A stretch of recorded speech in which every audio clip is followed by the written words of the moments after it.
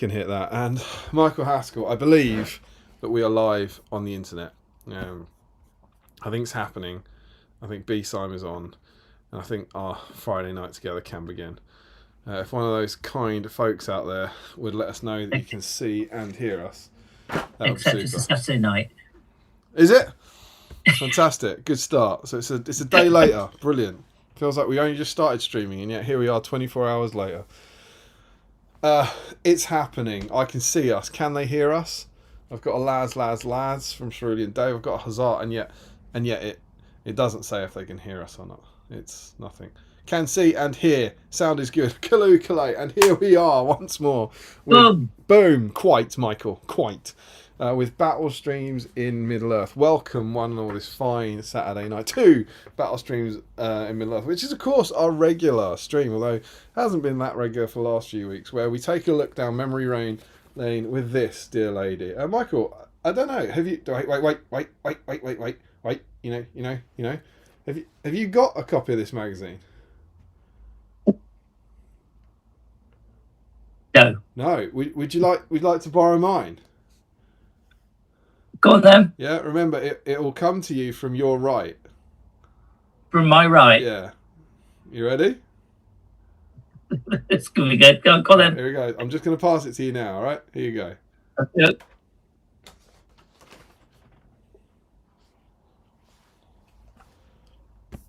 I mean, I don't know if that will happen live, but it looked to me like it got horribly laggy during our fantastic handover. I think it might have done, actually. Which is great. That's exactly what you need to start. Who knows? I hope everyone's having a good laugh already. Well, I'm just watching to see how great we are, really. But well, yes, it is. It's taking ages, isn't it? Yeah. Is there a bit? God, it is. It's a way behind. Well, that's not too bad. That was not too bad. Marks out of 10, everyone. I reckon that's probably about a 6 or 7. Oh, you've seen it. Mine had obviously paused. How was it? I haven't seen it, and now I've hit live and it's caught up. Well, it wasn't an absolute disaster. Well, the night is young. So there we go. This is, of course. So, Michael, you've got my copy now, but fortunately, I've got a spare here just in case. We're the Blue Peach generation. Quite. And for those overseas, we'll explain it to you another time. Here's one I bought earlier. And basically we've been working our way through Battle Games of Middle-earth over the last 6 years, if you can imagine it. But whilst it is called Battle Games in Middle-earth, the magazine, what we actually did was we changed that. We decided we're not going to call it Battle Games in Middle-earth, and we're going to change the title of it, and we changed it to Battle Streams in Middle-earth. Bit of a think piece. Yeah, a lot of people don't get it. A lot of people don't see what we're doing there, but that's why we have to explain it each and every time. And in these streams, we ask our global community of wonderful BSIMers, of wonderful nerds, to come together and hang out and just hobby with us, because it's fun to hobby, isn't it, Michael? Yep, it's fun to hobby, and it's fun to just spend some time together chewing what's been going on in the world of SBG and life and everything. Absolutely. And we decided it'd be fun to hang out and paint together, mainly. And we'd need some way of knowing what to paint. And so what we did is we thought we'd paint the models that came with the magazine, and that would be a theme. And then we'd all hang out and paint together just for the joy of the hobby. So not because you need to paint these models for your armies, but just because it's fun to paint. That was the kind of ultimate aim of it. And so, oh my God, I've got the wrong mug. I'm a mess, Michael Haskell. Do I step in? Yeah, you're gonna have to. I've just got a Starbucks mug.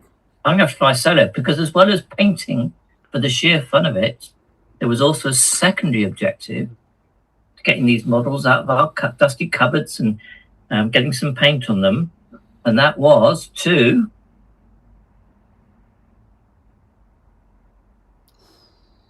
clear our backlogs. There you go. Or to buy a mug in Starbucks. Battle Streams in Middle-earth does not condone not paying your taxes. So the point is just to hang out. So that's a great incentive, right? Hanging out together is a great incentive, and painting together and clearing your backlog is a great incentive. But there'll be some people out there, Michael, who that's not incentive enough. And is there any more incentive to get involved tonight? You mean, is there some more excitement we can inject into proceedings? I don't know. I mean, I don't know if there is, but I'm just wondering if you knew of any. I think there is. No. So, if this wonderful institution that's called Battle Streams in Middle-earth, we have a patron thing going, and if you become a patron, you can you qualify for 8 purple dice with the BSIME logo on. Ta-da! But if you participate, and you remain on theme on a particular evening, and tonight's theme is Balin, and we'll go into that a little bit more, you can get yourself entered into a roll-off draw to win a very precious black BSIME dice, which rolls amazingly well. Well, that's not too bad. Perfect. You were playing as good. It was a roll-off. Yeah. That's all you needed. You were a hill tribesman trying to wound Olwyn with hatred and a two-handed weapon. Boom. Efficient. So yeah. Or you had an elven blade, or is that no? That's It's probably 5+ or 2+. 3, isn't it? Yeah. So this is a black Battle Streams of Middle-earth dice. Oof. The only way to win one of these is to win our draw off by being on theme. Remember, oh god, it's out of the tray. Look at that. Oh, yeah. 6. So that's the only way you can get hold of one of these. So Michael, could you tell these fine things? How do they enter the draw? What do they need to do? Okay, so you've given a subtle clue already, and talked about the fact that when we focus on a particular Battle Games magazine, we try and use the model or models, which did come, but mostly it's a model. We try and use that as the theme, but we don't just confine ourselves to the model that came with the magazine. We try and think a little bit more broadly. So the model that came with issue 85 was the great Balin, that wonderful dwarf. There he is. In his initial incarnation, Classic Balin, of course. The classic Balin in the world of SBG. But of course, Balin has had lots and lots of additional models because of his starring role in the Hobbit trilogy. Quite right. So what we've decided, and I'll keep on straight and narrow because I think this is from the last stream. What we decided it's a test now. It's a test, Michael. It is all variants of Balin are eligible to get yourself entered into the roll-off at the end of the stream for that special black dice. Now, when we say variants, there are all sorts of models that you can play in the game that represent Balin. But as we know from the Fellowship of the Ring, they also came across Balin's tomb. So what we decided is that if you want to work on, and I think there are 2 versions of Balin's tomb out there, There's 2. we would include those in the roster of models that you can paint It is to Balin, get right? yourself eligible. It is Balin. He's there. Indeed, yes. So I don't know how. Did someone count? Wasn't it? Is it 8 or 9 or something in total? I believe it's 8. I believe it's 8 It is Balins. 8. Yeah. 8 Balins. Would you like to try? Oh my goodness! All right. So you got the 2 tombs already. 2 dooms. You've got the metal one, So original GW metal. the original one. Yeah, came with the metal. So you've got the original Thorin's Company one that came with the that limited edition set that sort of hung around for a while. Plastic. Escape from Goblin Town. So then you got the Champions of Erebor one. Champions Variable Balin. We then got an alternative set of sculpts for Thorin's Company. And then we got The four Young dragons. Balin. And then Young Balins. That's 4. 4 Hobbit. That's 7.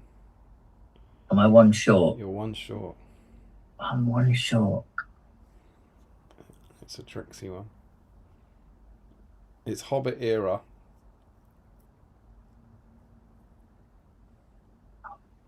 It's not available anymore. The stream is probably screaming at me right now. The what is screaming at you? Probably the rest of the stream is screaming at me, saying you're dunderhead, Michael. The stream? Oh yes, in the boom. Well done. Yes, barrel in his little barrel incarnation. Balin. Yes. Balin. How could I forget? There you go. So there's 8 Balins available.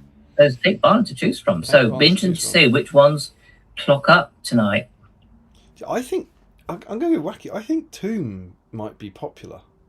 Well, I was tempted, but I came across. I think I put up in the stream earlier. I've got the Champions of Erebor one, and I thought I painted him, but I hadn't done. He's still sitting in his undercoat version. There you go. So I thought I'd dig that one out and get some paint on him tonight. I just feel like there might be a lot of people with either that tomb piece of scenery or even the display base, from Battle Games of Middle Earth, that have had it sitting there with no reason to paint it, and this might be a good time for it. Maybe. Yep.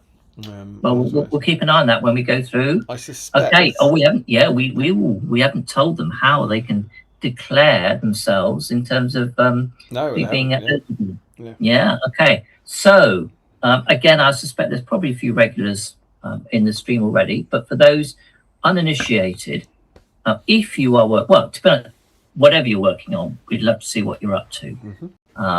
But if you're working on a Balin, what you need to do to get yourself into the dice competition is in the Facebook, on Facebook, in the Great British Hobby League. Is it Hobby League? Hobbit League. There is a whip thread that should be fairly easy to find, and you simply pop your entry into that whip thread. Quite a few people will do this is how it looked at the start of the evening, and this is how it looked at the end of the evening, or periodically throughout, whatever.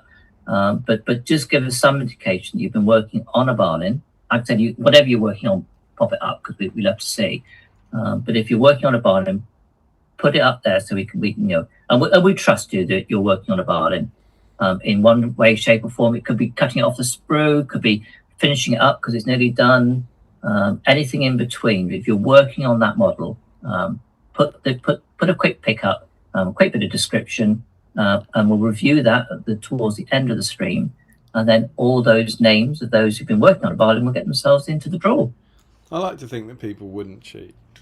I think people people know that it's that Santa's watching.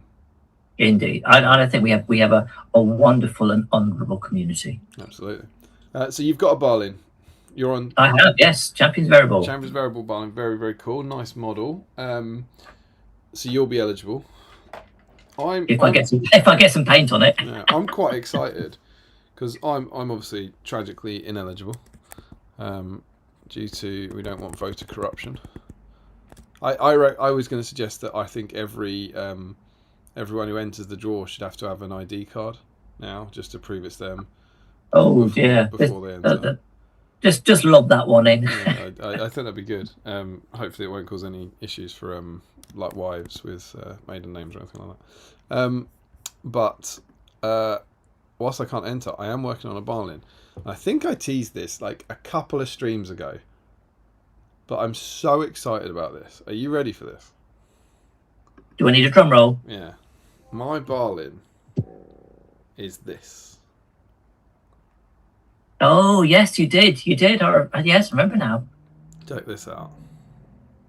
Was that a Mr. Frederick's piece of work, wasn't it? This was a Dave Fredericks conversion for me years and years ago, which is obviously the GW Balin with the like metal GW Balin with the Escape from Goblin Town, like the Hobbit era Balin head sculpted into the original GW beard.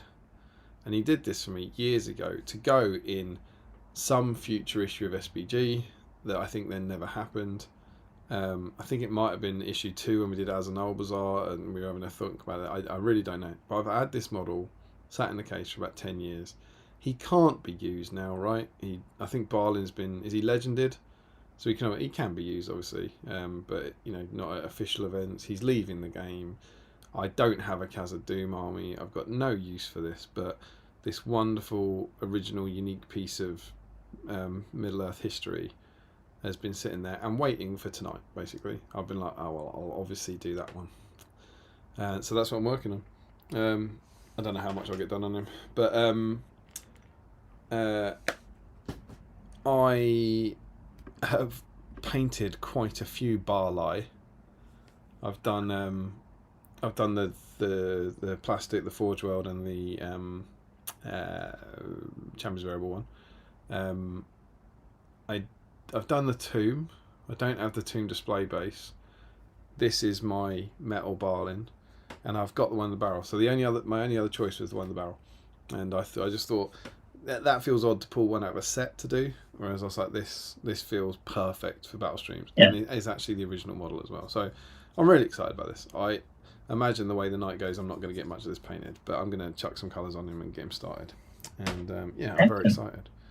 I mean, you're right about the because I was thinking the Champion's Erebor, the face is a really good sculpt, and it's the same with the Escape from Goblin Town one. I think they like really captured the likeness. I am going to use the painting guide though, because it's it's just the head that's different. So I'm going to follow this painting guide to help me, because he is. Now, I was never quite sure because I have done the metal one. I did it years and years ago, and I think I did it about the same sort of time. I think I mentioned before that the boys and I went to a couple of the hobby camps that GW used to do Warhammer World, and one of those I did with them. I got a load of dwarves, and I think I did the metal Balin around that time. And I wasn't alive to the magazines then, so I just did it with the scheme I fancied. So, and that's probably coloured how I see their colour scheme now. Yeah.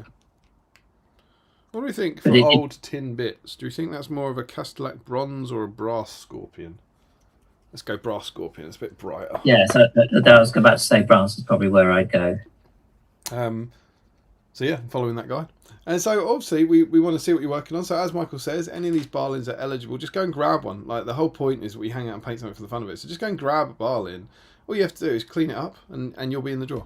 Do a little bit of progress on it and maybe you'll paint it and maybe it'll be fun. And that's our night. Maybe we'll hang out together and maybe it'll be fun. That's a rubbish kind of blurb for this. Maybe it'll be fun. Will be fun. Yeah, it will be fun.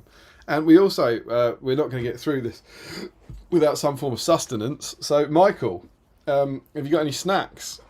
I have, yes. I'm always wary of snacks, in case, if it's sort of salty or chocolatey and you get your sticky mitts. But I have succumbed, and people who don't know, I do like to shop at M&S. So I have succumbed to some outrageously, because it says on the box, chocolatey dark chocolate rounds. Dark chocolate. Oh, they look good. Is that a biscuit? They are. Is that pure chocolate? Or is that a biscuit? It's a biscuit inside, but it's nice thick chocolate that goes around it. But there's a little tiny picture on the edge that gives you some idea of the biscuit to chocolate ratio. That looks fantastic. Highly recommended. They do an orange milk one. I wish they'd do a dark milk, but so if anyone knows anyone from M&S that can influence it, please do a dark orange. Do we have the M&S chief of product in tonight? Or just someone who knows him or her. Absolutely. Oh, very, very nice. Anything else to go with that, to wash that down? Well, I finished my glass of wine, so I've just got a bit of a Coke left over, which I'll probably use to just help me keep me awake a little bit. And will the glass of wine be replenished? Maybe, but probably not. Fair enough. What about your good stuff? What have you rustled up? Well, I in a shock twist, I was panicked and unprepared for this stream. I was very, very well prepared, but then we ended up doing a bit of family stuff, and I kind of prioritised that as I should. And then it was suddenly like 7:10. I was like, oh my god, I haven't streamed in 5 weeks. The desk isn't clear.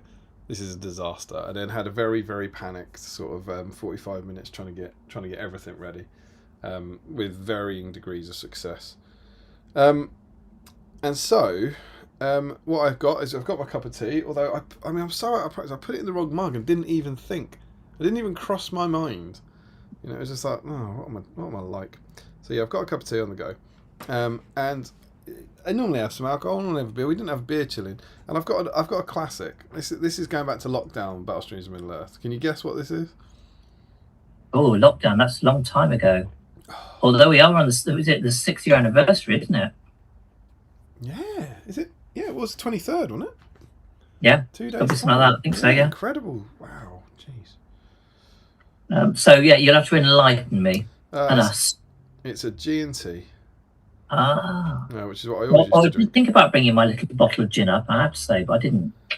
So something a little stronger than normal for me tonight, which I feel I might need. And then again, I didn't have any snacks. So what I've basically done is raid my little BSIME snack cupboard. So I've got a purist, genuine American Twinkie to get us through.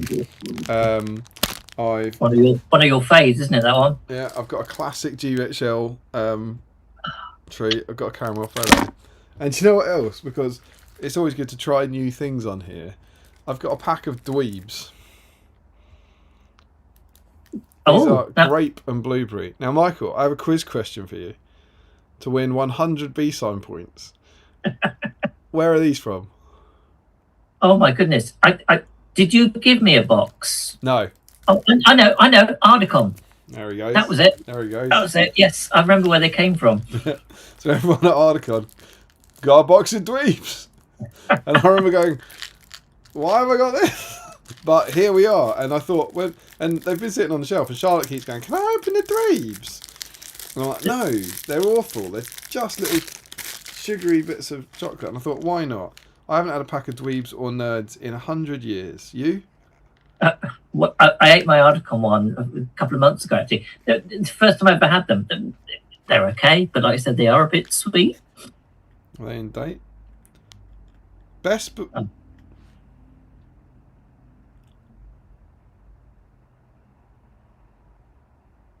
Go on, best before.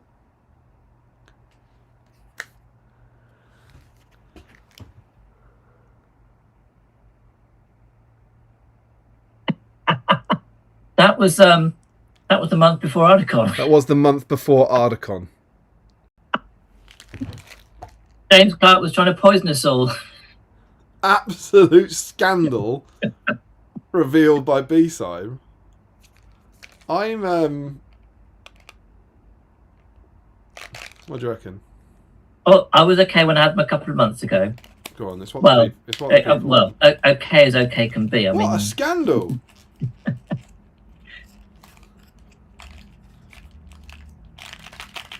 They're quite sticky. I think I had to get a little sort of spoon thing to get them out. And they all stuck together. I'm going to put this in the bin. Unbelievable. Who do we call? Ghostbusters. And the police, I think. That's remarkable scenes. It's almost like there was a bunch of out-of-date dweebs going cheap. Perish the thought. Well, perish the dweebs. Incredible scenes. I hope no one ate those. And yeah, I've waited the best part of a year and I'm not eating them. So there we go. I've got less snacks than I had. That's what I was going to say, to bring you down to a Twinkie and a Freddo. That's not a bad combo, though. And a cup of tea. I will just answer this one while we're talking about it, because I noticed that Sean Clark's gone, are they normally sticky, or is it because they've gone off? My memory is that they're loose and they tip out. They're not meant to be congealed. They are sticky, but they're not meant to be congealed into one lump. They're meant to pour out. That's what a fresh dweeb or nerd would do. Mine were sticking to each other. They didn't pour out as such, but they weren't a glutinous blob. But they were certainly go on that trajectory. Do you know what never goes out of date? A Twinkie. Ever dependable. Oh. There we go. So, make sure you're putting your photos in the whip thread on the Gibbet show of what you're working on and what you're eating to get you through tonight, and we'll get stuck in. I'm trying to think if we've got anything else. Oh, I know what I've forgotten to do. Oh, yeah. I've got my T-shirt out, my BSIME T-shirt, and I've got to put it on. You got to rep the brand. I didn't even remember the cup, mate. That's it. Just hold it up for a while. Hold it up every 5 minutes or so. No, never mind. So there we go. And of course, later tonight, we're going to be having a look through this magazine. We'll dig into this and we'll have a chat through it and see what was going on in issue 85 of Battle Games Middle Earth. I know it sounds weird. I know this is very little difference from 84. Yeah, it's just one more, right? But in our little host thread, it was like, whoa, we got 6 left. Yeah. When we were playing, I was like, there's 6 issues left. Kind of mad. It's that halfway point through the 80s, and then you realise it's Yeah. Every issue is going to feel slightly more and more melancholic, I think, as we go on. So yeah, that's exciting. And I will actually say one other bit of admin because we know it. I know the next stream. The next stream is in 2 weeks' time. It's on Good Friday. So I know that some people watch at the start and then kind of don't make it to the end and maybe don't catch up.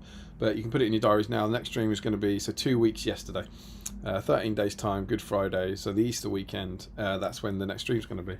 And sounds like a good way to start the Easter weekend to me. Yeah, and you know what issue 86 is? Bunch of Haradrim rubbish. So no, thank you. We're having Easter week. We're having an Easter special. It's going to be excellent.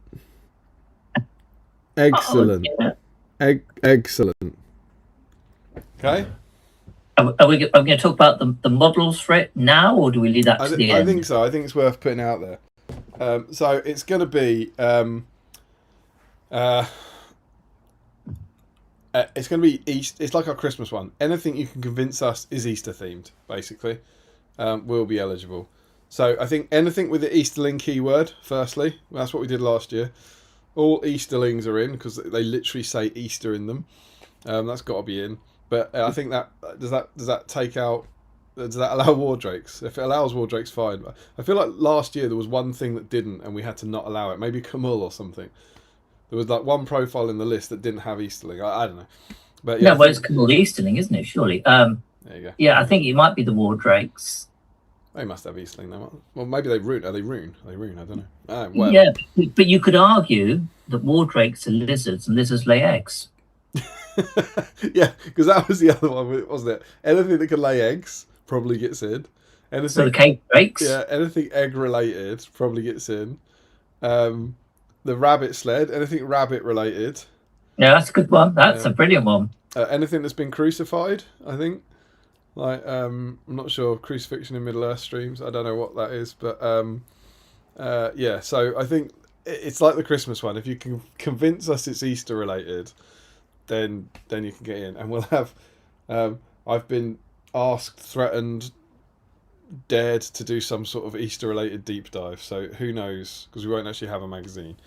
Maybe we'll have some other stuff to talk about though. Maybe more on that later. But yeah, so that's in 2 weeks' time. We'll be back, and it'll be an Easter themed special. So yeah, maybe a good time to dig out an old Easterling model or something. Is there anything in your backlog that feels like you might be painting for that? I'm not sure. I mean, I have started some Easterlings. I did a test model. It's still up here actually because I was trying the contrast on it because because there's so many of them. I thought can I do it in contrast? And I think I can actually. So that's one possibility. I'm sort of. I quite want to do the rabbit sleigh, although I wasn't particularly enamoured by it in the film. But having seen Harry, for example, struggle trying to put it together, I'm a little bit wary. Yeah. But I'll have to face it at some point. It's in a box in the back garage, so it will need its time in the sun at some point. Just to save us, I think they're topical comments. Joe Holzman asked if the Eastari will be in, and I'm going to say no because that's just a pun. That's changing the word Istari to Eastari. That's not got Easter in it. But Calman says Dulgord or Wraiths as they resurrect. I think, yeah, and we said that anything that resurrects could be in. So probably Gandalf. Gandalf gets in, right? Yeah. Glorfindel, I reckon. Anyone who gets resurrected. So, yeah. Who knows? Who knows? Plenty of scope. Yeah, indeed. So yeah, and then we'll all, the snacks write themselves. We'll eat some Easter eggs. We'll hang out, and we'll celebrate the bank holiday, and allow you to gorge yourself on your combination of chocolate and rabbits and religion in whichever measure you choose to sup from. Talking of Easter egg, what I could have brought up my stream snack. I have a small little box of Cadbury's cream eggs, but they're the white chocolate ones. Oh, wow. Because I rather love the white chocolate. So I don't believe they're a bit naughty. So there we go. I hope you hang out with us for a few hours this fine Saturday night. We'll give dice away. We'll have a laugh. It'll be good. Before we have a laugh, should we make everyone miserable? Well, it's not miserable as such, but it's sad. It's not been great.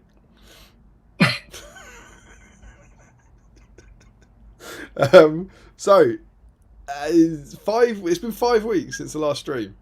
5 weeks since the last stream, and that's unusual, particularly since we started battle streams 2.0. I think it's been pretty good. I think it's been pretty regular, right? I think it's been about 2 or 3 weeks, and we got stuck into that with our wonderful guest hosts, including yourself, for the last 18 months.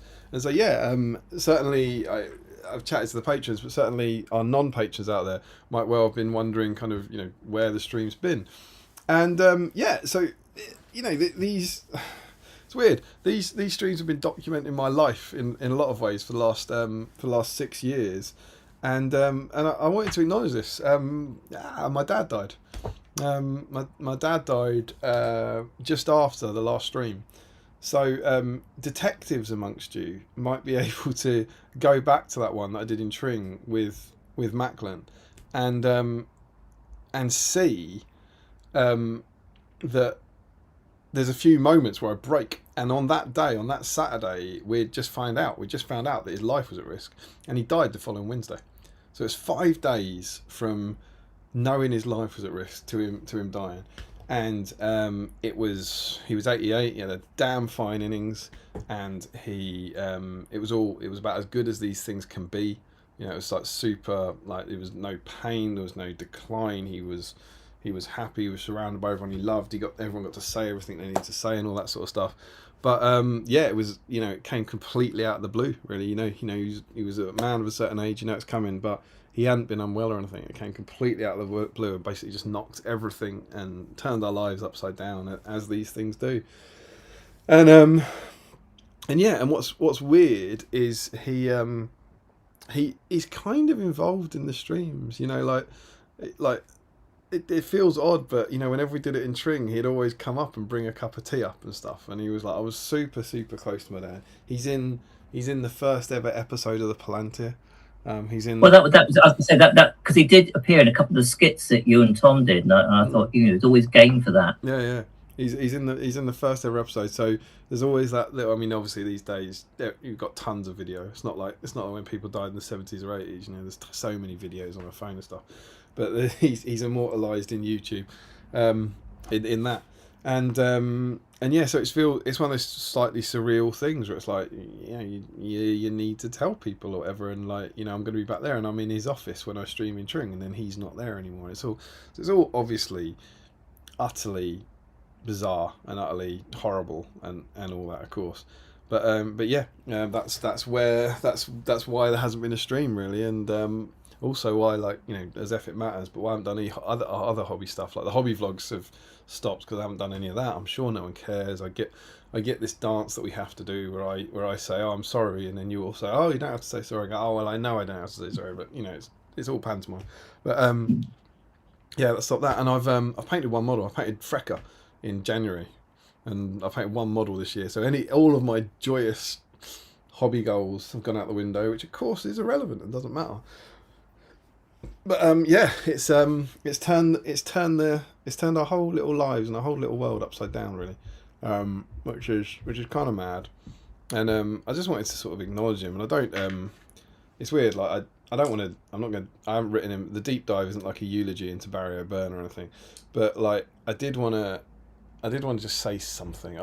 I'm not religious, and I don't particularly believe he's out there listening or anything, but it just feels right how much I've always chatted about how awesome my dad was, anecdotally, to say something. And there was one memory. He didn't like Lord of the Rings, he didn't really like Warhammer or anything like that. It would be completely disingenuous to say he got me into this. But it was one morning in, I want to say, about 1995, maybe 1996, and whichever white dwarf has the Dark Elves on it, the first ever Dark Elf army book. I think it was 187, I want to say. And I had a subscription, and it would always arrive on Saturday. And in those days, for our younger viewers, Games Workshop released stuff once a month. There wasn't any of this weekly released nonsense. It was like the first Saturday of every month, the White Dwarf came out, and all the stuff for all the systems came out on the same day. And I remember my White Dwarf arrived on a Saturday, and we had no plans, and it was the Dark Elf one, and in it there was an advert for the Beast Lord Rakarth, which was this awesome dragon, like metal dragon, Metal Dragon Dark Elf Rider, which obviously before White Dwarf had arrived, I didn't know existed, and I certainly didn't want. And it turned up, and I thought it was the coolest thing I'd ever seen. And I was just staring at it, going, wow, this is so. So how old were you at this point? I don't know, 44. 15 maybe, something like that. That 15, 14, 16, something like that. I don't really know.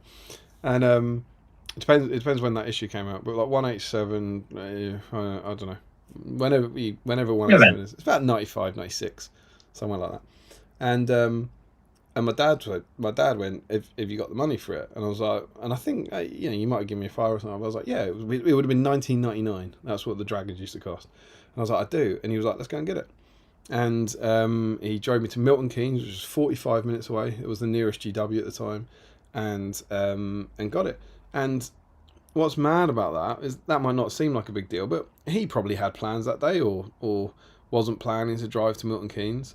But that morning, something came up, and his kid got really excited about it, and he had a way to make his child happy, and then instantly changed his plans for a Saturday to take me, and we had a lovely day out.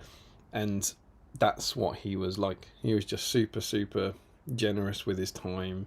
He was the kindest man I ever knew, the nicest man I ever knew, and he'd just do anything for anyone. He was just the best. And it's weird that not just because he died, but that I don't remember what I did the Saturday before or the Saturday after, but I remember that Saturday morning that year.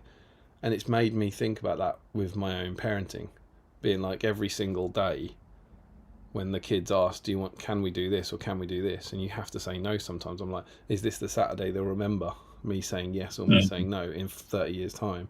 And trying to emulate my dad and be like a dad who says yes, I guess, which is what my dad always did. And he was top bloke. And yeah. So yeah, hence the gin. Hence the gin. Well, I'm sure. I mean, there were contributions from the BSIME patrons when you made us aware of this, and I'm sure there'll be contributions in the thread tonight. But I guess from all of us, condolences. And if we could, we give you an actual hug, but we'd have to give you a big metaphorical hug, and just hope that you and your family. I mean, it's an awful thing to have to go through.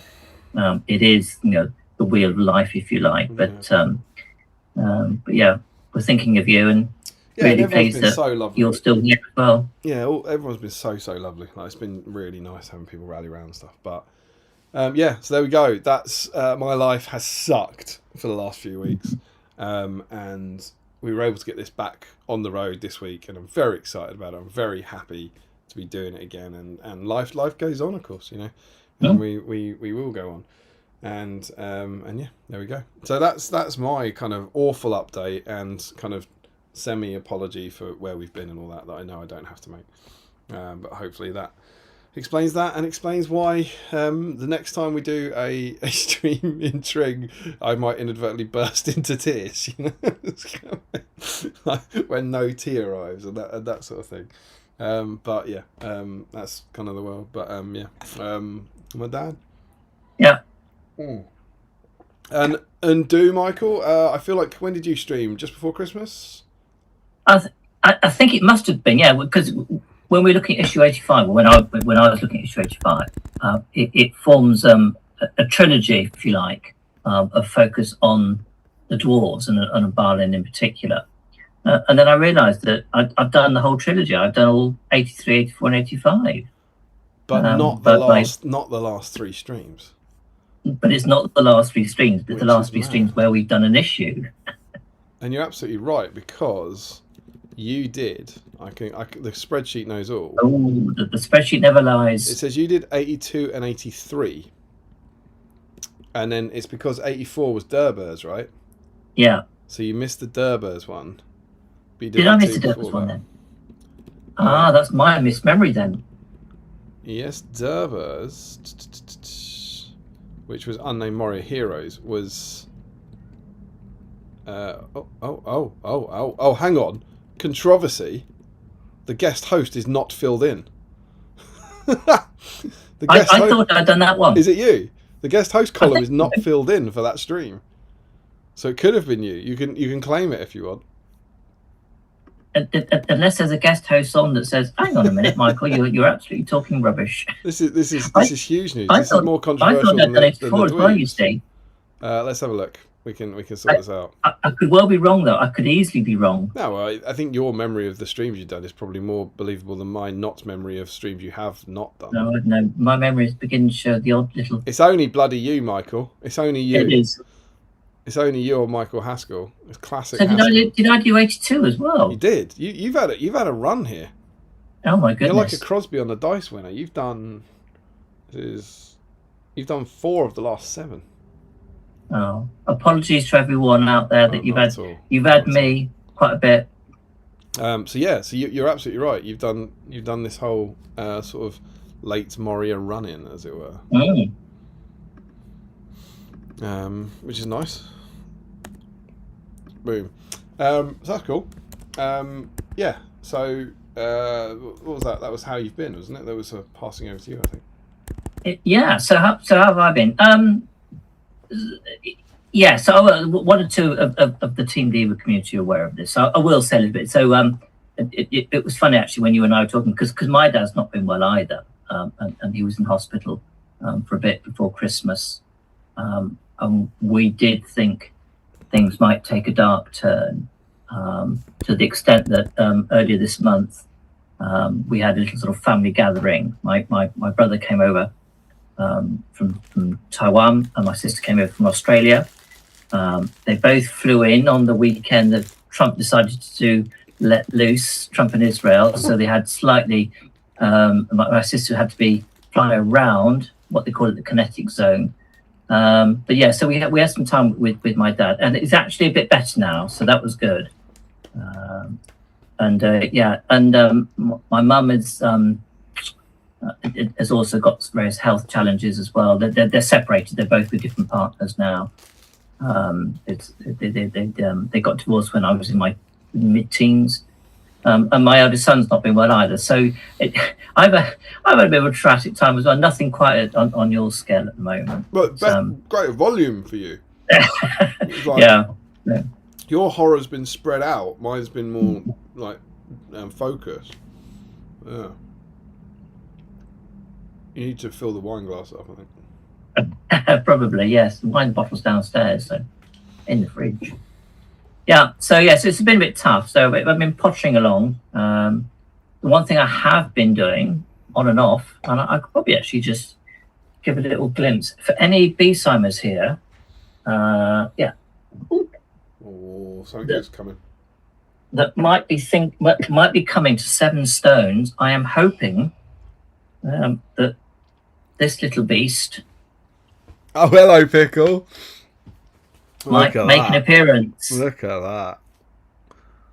That is magnificent. Do you want to tell anyone about your enjoyment of the assembly process? So this is I suspect everyone in the stream knows what this is. So I found this off eBay. It didn't come with any instructions. This whole bunch of pieces came. And I was trying to work out how it put together. I finally had to scour the internet to find some sort of instructions, or with plus a load of pictures to try and work out how it all went together. But yeah, since then it's been coming along quite nicely, and I've done a few additions to get all the chains and whatnot sorted. So I'm hoping it will. One of the boards at 7 Stones is the sort of battle or the aftermath or the tail end of the Pelennor engagement. So I'm sort of thinking at the moment that Grond could be part of the quotes scatter terrain, because it's quite a big scatter terrain piece. But potentially could be one of the bits that's just been left unattended. But I will do the great beasts that pull it along, and there's a couple of trolls to push it from behind, and there's the nice walkways on the top for putting your putting your orc archers up. So there's lots of potential for it, but I'm hoping I'll get that done as a new addition to grace the Seven Stones tables at the end of May. So am I. We should also say, I think, because I'm pretty sure this happened in the last 5 weeks, that Seven Stones tickets are now available. It is on sale, and at the moment, I think we have one team on the reserve list.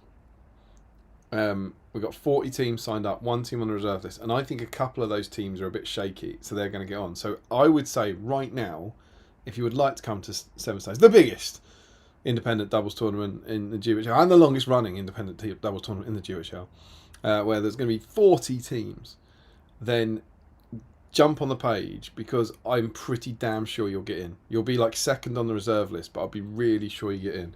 And you know, we don't have a reserve list really, so as soon as just anything happens and someone has to drop out, we will be looking for teams. So if you want to come and join us for a weekend of joyous, thematic, fluffy fun over the bank holiday weekend in May, get on there, and we'd love to have you. I'd love to just see the whole hall full of BSIMers. That would be absolutely awesome.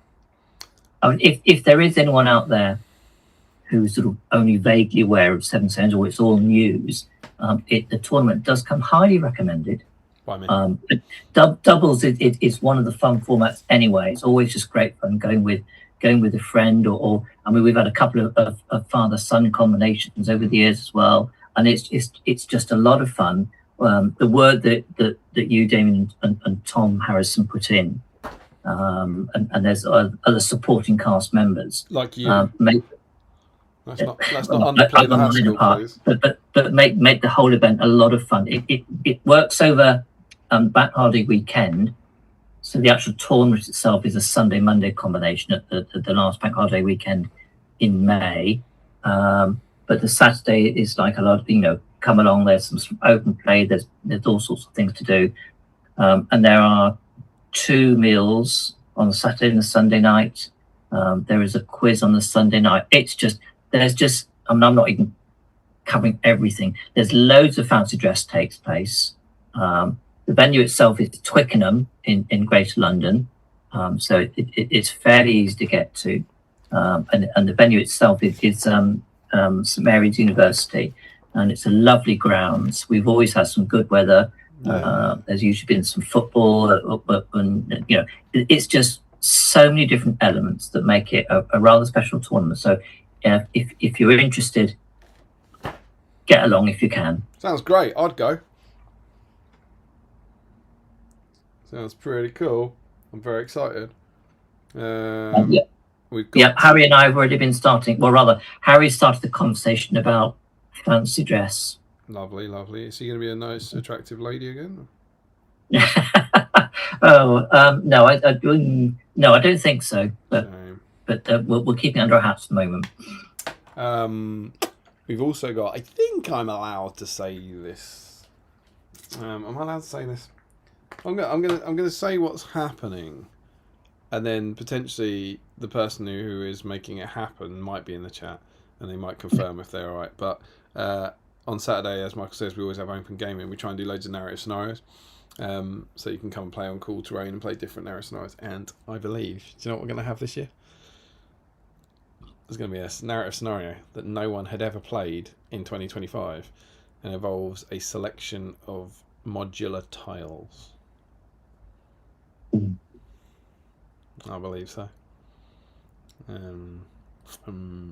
it might be a bit sticky. Might be a bit of a sticky situation. But that would be very, very cool if that comes up. It would, yes. So yeah, lots of fun. Loads of stuff to get ready for it. But yeah, it's pretty exciting. So 7 stones to come, for which, and of course, the point of this was not 7 stones. It was the fact that you were working on Grand. Right, it feels like we're nearly an hour in. We ought to peruse what the community's been saying. We should peruse what the community are up to, really, shouldn't we? We should do that. Are you all right to do the first shift? I am indeed. Yeah, right to get the ball rolling. Okay, so get to the very top here. Right. Okay. So, and I think we've got some various additional news items that I think we can pick up en route. So, right at the top, unsurprisingly, is Mr. Joe Holzman. Good evening, everyone. And then Cal's in. Good evening, gents. And then I've got Jack Brown saying hello. And then we have Sean Clark saying good evening. Now, Sean, and I think it was only earlier today, put in the BSIME patrons chat some wonderful news with a little picture to say that now keep on the straight and narrow here, Sean. But I believe this is your partner, and you're going to have a baby. Whee! Oh yes, Damien's got all the moves. So it's fantastic news. So congratulations, Sean. Back of the net. Yep. Say again? I said back of the net, like laddish men would in the 80s. Yeah. So you've got lots and lots to look forward to. So that was really, really good news. It's lovely news. It's wonderful. And then we got Frederick, who's saying hello there. I'm still getting ready, but I will be there soon. So it's nice because I know sometimes, Frederick, you can't always make the stream. So that's fantastic that you're here. Hope everyone is doing well. Ryan Pickering, good evening. Steve Ginley, yep. Evening all. And then Stephen Ryan, what? Evening all. No way. Let's see if I make it to the end. Do we know why he's saying such a thing, Michael Haskell? So the reason Stephen is curious as to whether he'll make it to the end is that his wife, Vicky, now, I think this is right. She's being induced. I believe so. This evening. Yeah, which means we're going to have another patron. Oh, hasn't gone off. No. Oh, there we go. There we go. We've done it now. There could be a baby. There could be a BSIME baby tonight. How cool would that be? And that's a nice. So we got one at the start of the baby journey and one potentially at the end of the baby journey. So and do you know what else? He said that she was being induced tonight, right? He didn't say how. Maybe it's us. There are certain things you can do to bring on birth. Maybe Battle Streams in Middle Earth is one of those. Along with things like red wine, isn't it? That's meant to be one of the ones. I think that the dirty thing is one as well. Oh dear. But anyway, I know it's an hour on, so Stephen, just wish you all the best and hope everything's going okay. All the love in the world to you both. I hope you have a wonderful, safe, happy, healthy night, and can't wait to hear your news. It's very exciting. Indeed, and lots of excitement on this stream. So, right. And then Frederick, looking forward to another great hobby session with lots of nonsense chat. Well, we haven't been nonsense chat. We've been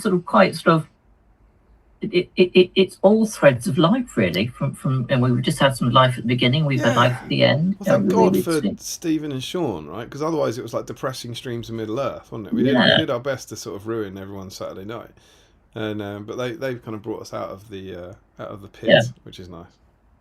I am sure we'll get a little bit of nonsense at some point in this evening's proceedings, but we'll see how we go. Michael Dublé, evening all. Then Ricky Drinks Paints. Good evening, everyone. Been very much looking forward to this. James Wilson, evening, everyone. And James, being a West Ham fan, will be on tenterhooks. Yeah. Thoughts and prayers. Do we have any Spurs fans? Do we have any? Because that's quite funny. I want West Ham. Like, Spurs have become my second team in that they are the only other team I will guarantee to watch every week, because it's just gold.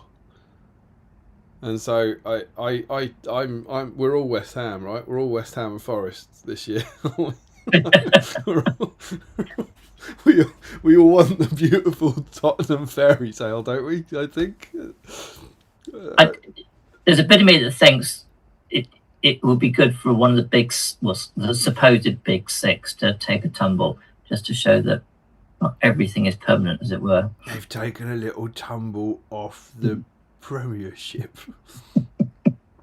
Right. Andy Clark. Hi, everyone. Looking forward to some late night hobbying. Yep. Richard Clammers in. Evening all. Hope all are well. Joe Holzman. Seeing as Frederick's not here to say it, where's the whip thread? No, it was there.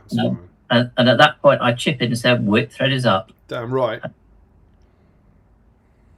And then James says, oh, right. Caroline Dave. Cerulean, I believe. Yeah, Cerulean. I can never say that name. But that's, which Dave is that one? That's, do we know? Anyway, it's lads. Lads.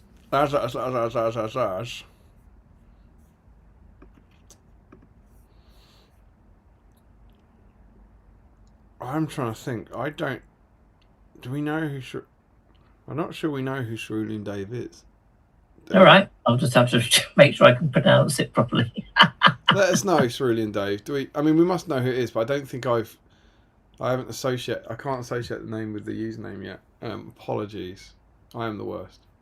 But yeah, Cerulean Dave. Let's tonight be the night where we make that psychological breakthrough. And by that psychological breakthrough, I mean you repeat something you've probably told us multiple times in the past. Yeah. So Jack Brown can see in here. Michael Dubé sound is good. Sean, transitions so early in the stream, you do treat us. Yeah, you know. And then Creative Woof. Let's just put the number 9. So I'm not quite sure what that's about. Right. Joe, I think the lag actually aided the transition. Could well be. Rich, I wonder if Michael is getting lagged because he's streaming the stream in high def as he reads the comments. Could try lowering the resolution to see if that helps his lag. I don't know. Who knows? And then we have Destro the Dexterous, Houstonian greetings all. Lovely to have you in, sir. And then, how do you say it again? Cerulean. Cerulean. Oh, come on. It's like Silmarillion, isn't it? Cerulean, that's how I should remember it. Oh, it's too much excitement, take it back. Joe Osman, just for clarity, is Balin's Tomb an entry or a bonus entry? It's an entry. It's an entry, isn't it? Yeah. It's an entry. But nice try, Joe. Imagine painting a Balin and putting him in a Balin's tomb. Michael was barreling away on naming those sculpts. There we go. There was a clue. I should have been watching the comments come in for a bit of a hint. Rich, I love Balin. I think he might be my favourite living character from the Hobbit movies. My I've favourite got some dead bad character news for you, man. in the Lord of the Ring movies. It's Vermin Brown. We'll get to this in a bit. When we look at the magazine, but I always, and I remember reading the Lord of the Rings. I loved that part of their journey, and maybe it's because it had that sort of slightly mysterious. It's like, it's like that classic Star Trek episode where they come across a ship floating in space. Yeah. And the crew have disappeared, or they're all knocked out, or something like, it's a mystery, and they got to unravel the mystery, and that always appealed to me, I think. Well, it is interesting, isn't it? Because I remember thinking, and this is the sort of thing that if I'd done a deep dive, I'd be good at. But we could reread the section, but I wouldn't be able to reread all the build up to it. But doesn't Gimli, certainly in the film, he thinks they're going to a dwarf kingdom, right? He's like, my cousin Balin will give us a royal welcome. Right, so royal welcome, yeah. In the film, that he thinks they're going to a fantastic dwarf kingdom, and in the books, I think they are, but they haven't heard anything. There's an additional bit. Is that right? Yes. There's an additional bit. That's my memory. That it's a long time since they've had any news, so they're sort of wondering, fearing. But they still think there might be. I'm sure there's a line there. There might be dwarves in here, or are we going to find dwarfs in here or something? Yeah. So there's a chance. There is a chance that they think they're going to find Balin in all his pomp, and Yep. Oh, Another little sort of respite spot. Mm. But in the end, it didn't quite turn out that way. And what isn't it wonderful? Well, I don't want to anger a certain sector of the internet, but one of my favourite things about Rings of Power is getting to see that kingdom, getting to see Khazad-dûm, getting to see a dwarf city really in its pomp. I think it's wonderful. I quite like the way they did that, especially with the use of the mirrors and so on. I thought that worked for me. It was one of the wonderful, wonderful things about Rings of Power, and that's why everybody likes it. GR Hobbies, good evening from Canada. A nice haircut, Damien. Thanks. I was chronically overdue last time, and then things happened that meant I was nowhere near my salon, and so I got even more overdue. So it looks even better because it was so it was like 14 weeks or something. I normally get it done after about 8. It was out of control, man. Can't watch for long. Brackets the fat. For long the fat. Boom boom. Yes. But I'll pop a whip in the thread to add to the hobby goodness. Looking forward to watching later this week. Cheers. And then Joe, I painted another set of the original Fellowship to put on the display the year before last. Very nice. I haven't gotten around to actually painting the display yet. Well, here's a good chance this evening, then, Joe. Rory Campbell, good evening, fellows. Rory, a service. And then Ricky drinks paint. Brilliant conversion, really jealous. Oh, that must be Balin. Speaking of it, Can I just chuck this out there, right? I'm following the guide here. The blonde beard, which it calls it in the guide, and it's he comes out white. We have a white beard, right? Yeah. Everyone knows Balin has a white beard. To paint Balin's hair and beard, first apply an even colour of vermin brown. I've just checked. Yeah, I read that earlier. Yeah. Do you know which one it is? Now. Vermin brown. Yeah. Not off the top of my head. And I think my conversion chart might be actually in another room. It's scrag brown. Is it? Yeah. It's orange. Then you dry brush vomit brown all over it, which I think is now something like Xandri dust. So you're putting yellow over the top. Then dry brush a series of progressively lighter tones with bubonic brown, which is possibly desert yellow, I think it's called. And then moving through desert yellow and bleach bone and then skull white. So we're dry brushing up from orange to white. What do you reckon, Michael? Go with a guide. I'm guessing that what they're trying to do is some sort of, I don't know, a sort of creamy coloured beard as well. Not pure white, but make it that sort of more. I'm so on board with that. I'm so on board with the cream beard. I just don't know if I can start from orange. It's a brownie orange. All right, I'll do it. Following the guide and following Michael Haskell. I'm painting Balin's beard orange because you told me to. Stupid idea. James says awesome work by Mr. Fredericks as usual. Yeah, no. And I'm ruining it.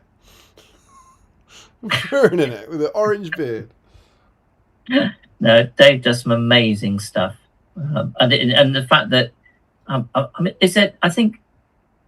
is there any version of the SBG magazine that he's not done something for? Or probably the first one he didn't, and then I reckon there's probably a couple. He's normally done something. He's always had like first refusal over pages, basically. He's of course kind of out of the hobby these days. But he's not in the next 2 because we're doing our War of the Rohirrim issues. But he will. There's certainly the plan and the hope is for him to return with his Devarama series next year. That'd be good. Then Chris Cooper, Balin's tomb equals Balin in heaviest armor. Yes. And then here we go. Sean Clark here. If Sean was on the money, has he got himself a gin? Oh, there you go. That's it. Yeah. He knows. Are they normally sticky, or is that because they've gone off? Yeah, that's the was it dweebs? Yeah, we answered that one. And then Sean had the perfect remedy, Yeah. Send them to Larry. Perfectly fine. it's good. It does seem like it's been a bit quiet on the Larry front tonight. He's not in, is he? But maybe I could send them to him for him to eat. I mean, is he going to join us late? I think possibly was. I can't quite remember the chat. Right, Frederick. Now have the stream running on my laptop, almost ready to join the fun. Getting my stuff ready for the hobby desk as we speak. Catching up live using double speed. Yeah, it's a game changer, double speed. Ricky drinks paint. Personally, wouldn't risk eating the mate, especially after that mad person last stream, the 20-year-old breakfast cereal.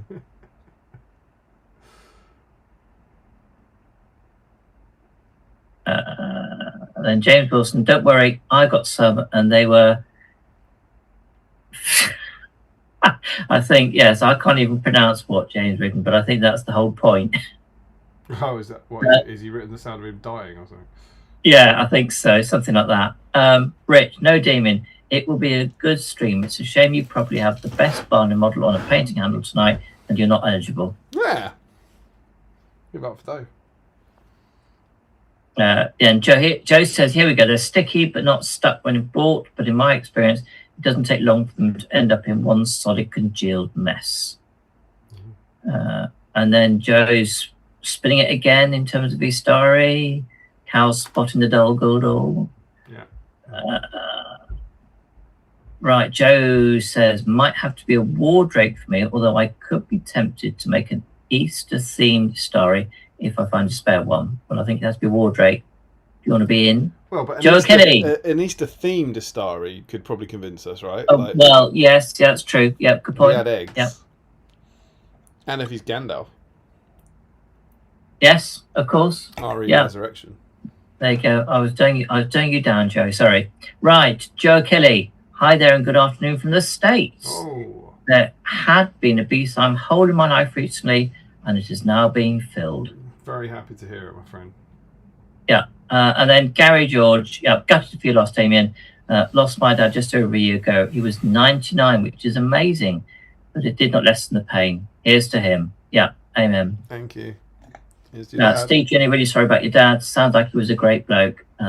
Ricky drinks big love, Damien. James, big hugs, Damien. And then, yeah, Stephen Ryan, sounds like a legend. Huge BSIME hugs being sent down the interwebs. Sean Clark, sounds like a top bloke. Ooh. Come on, where have I gone?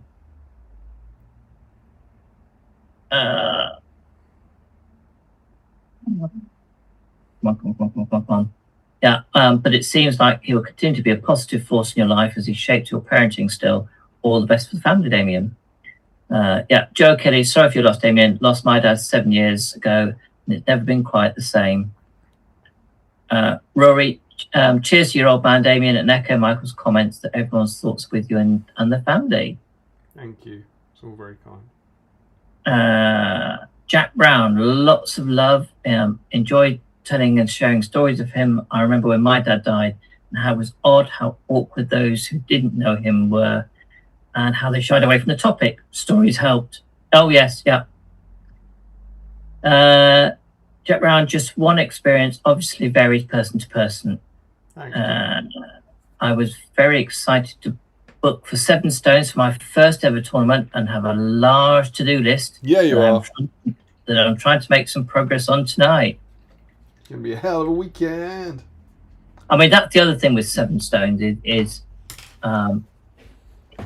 it is a doubles competition, but what you get, I mean, there are so many things like you just forgotten about. It's the combination of armies that you'll see on the tabletop, and I think you and Tom are very encouraging in coming up with very thematic options, and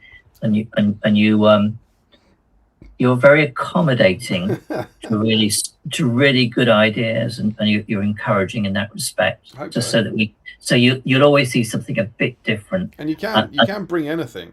I mean, you really can now. We've actually got. It's one of the weirdest things. We let people bring stuff for thematic reasons, but in the old rules, it was just like there wasn't really an allies matrix. That's what we used to say. Whereas now we've had to write a set of rules, largely based on the warband era, that were all in the pack, and we've done it for like our tournament and thematic break, but it's basically 6 pages of rules that fix the issues that people have with list building. So if you want to run a GVHL 100 with Warbands era good v evil, you can use our pack, and it's literally all the rules to just make it good v evil. And you have Warbands, you have a hero who leads their faction, all good, can ally with all good, and it just needed kind of 3 pages of slightly additional rules for like a few people had to have keywords added.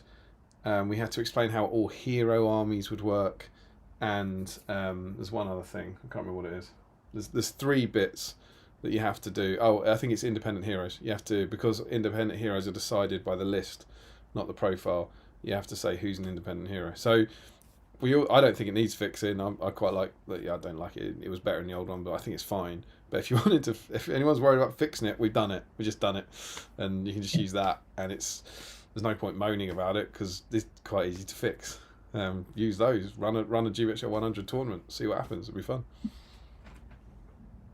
Right, and Chris Cooper is quite rightly taking me to task here when I mentioned the father-son combos over the years, because he's quite rightly pointed out there's been some father-daughter ones too. There have, you sexist pig. I know. That's why I said he's quite rightly taking me to task. Yes, Chris and his daughter Ruth have been at least, I want to say twice. Is it twice or is?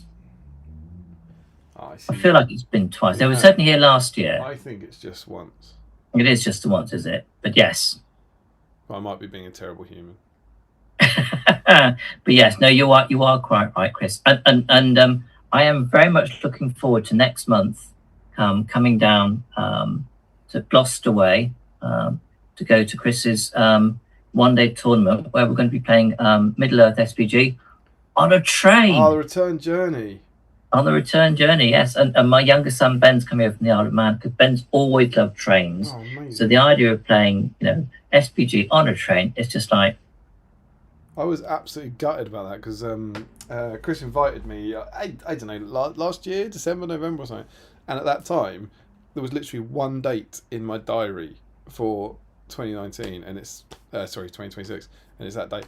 It's whatever date is in April, but we have a canal trip booked in for the family, and yeah, I was like, no, I was like, yeah, I'd love to, and I looked and went, no, I can't. And if it was any other day whatsoever in the year, I could have done. But yeah. Yeah, well, we'll report back, but it sounded like it'd be a lot of fun.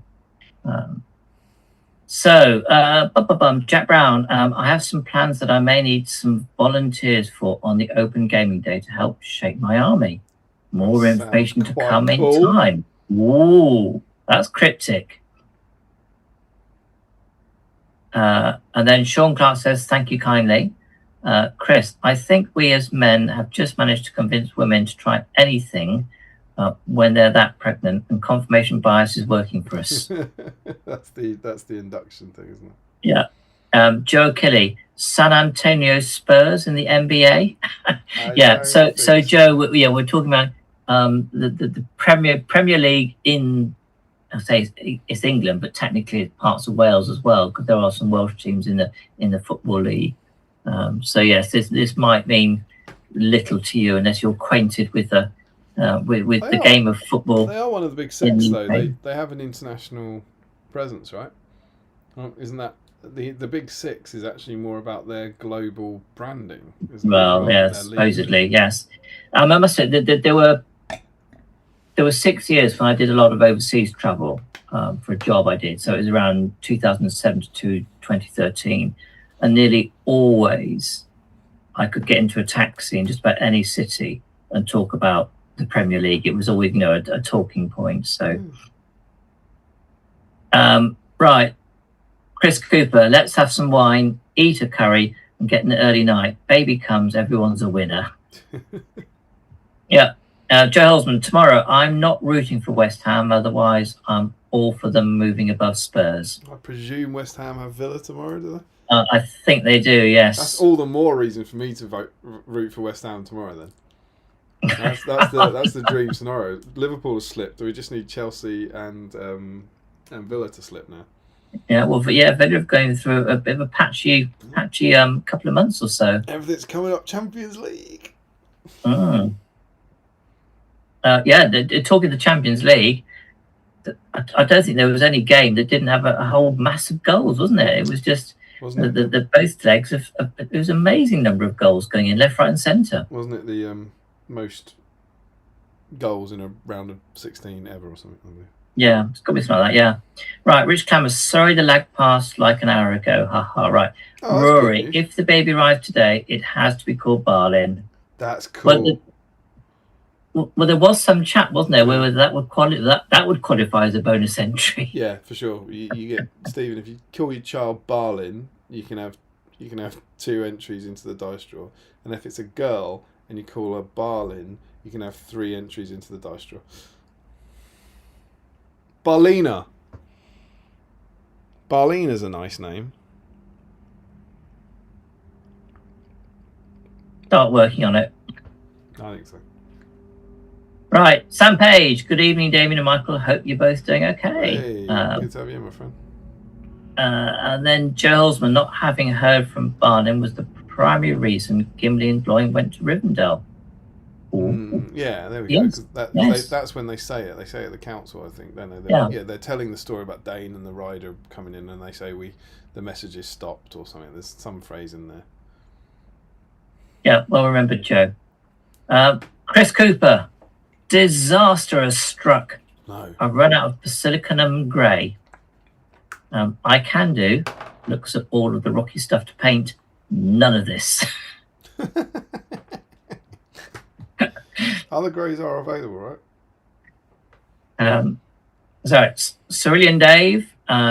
Is Dave Shearer? Oh, of course it is. Dave Shearer. Of course it's Dave Shearer. Oh, slap heads time here. Yes, Dave. Of course it is. Who changed his name during his brief incursion into Pokemon cards on YouTube and keeps forgetting he hasn't changed it back. If it helps, we keep forgetting as well. So, I don't know if anyone is into Pokemon on this thread. It was way before my time, and not even, I don't think even time with the boys. But my wife works for the Entertainer, and I believe on Friday she had to go in early because they were having some Pokemon deliveries, and I think whatever came in sold quite quickly on that Friday morning. I haven't actually managed to ask her who was doing the buying, but Pokemon is still very, very popular, I believe. Yeah, for sure. There's loads of sort of rage bait videos online as well about sellout stuff. I went down. I've never bought a pack of Pokemon cards. I've never played a Pokemon game in my life, but I ended up tumbling down the YouTube algorithm Pokemon rabbit hole for a while, watching some Coop's Collection, who's like a really nice guy who gives cards to kids and stuff.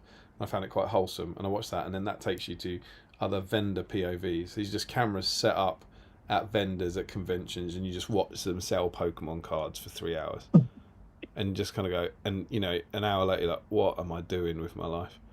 And not what are they doing with life? That's fine. Why am I watching? I don't enjoy this. And part of that then takes you to the videos of angry people going into shops on Pokemon release day to find that the shop staff have bought their pre-orders so that no one else can buy them, and then they yell at them angrily, possibly justifiably. And again, you're like, why am I watching very, very angry people yelling at potentially corrupt people or potential innocent people about something I don't care about? And I think about that, and then I watch it, and then 3 days later I'm like, why don't I ever get anything done? I have said, YouTube is something I will dip into for things that I want to watch. I've so far not really had that sort of 2 hours where you've just been suddenly going from one thing to the next and suddenly losing your time. I've managed, and maybe it's just because it still feels I don't know, not unnatural, but it's still sort of new, I suppose, and not something I feel terribly comfortable with. I don't know, but it's not something I've been sucked into. Sorry? That's also because you're a proper grown-up, and I'm a moron. I'm more than a grown-up. I'm a blinking old man. Yeah, but you're doing life right, mate. Right. Joe said, I think you should do it, Damien.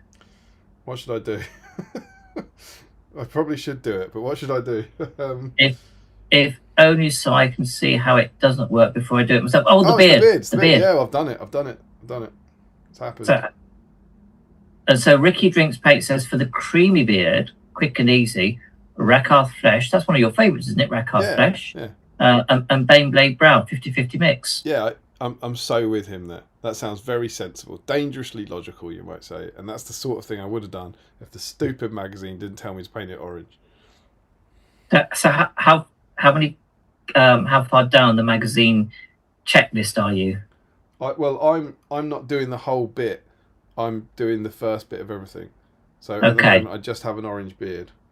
So it's just had the was it the vermin fur first, which is now scrag brown.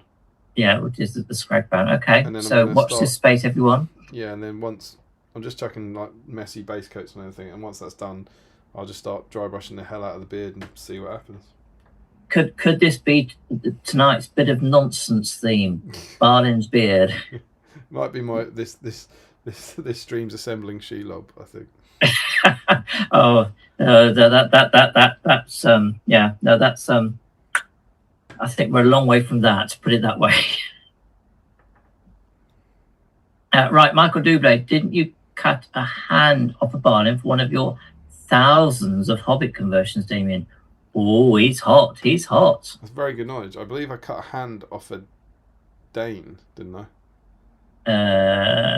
No, hang on. It was Balin. It was. I had a Finecast Dane and Finecast Balin pack. And Dane's been turned into a statue, and I still had the Finecast Balin.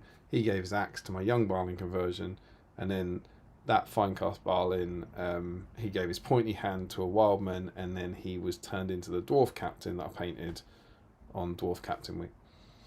So yes, it wasn't for a Hobbit. He was so close. It wasn't a Hobbit. It went to a Wildman. So you were behaving like Sid out of Toy Story. Yeah. Except that everyone ended up having the right number of arms and legs. Yeah, for sure.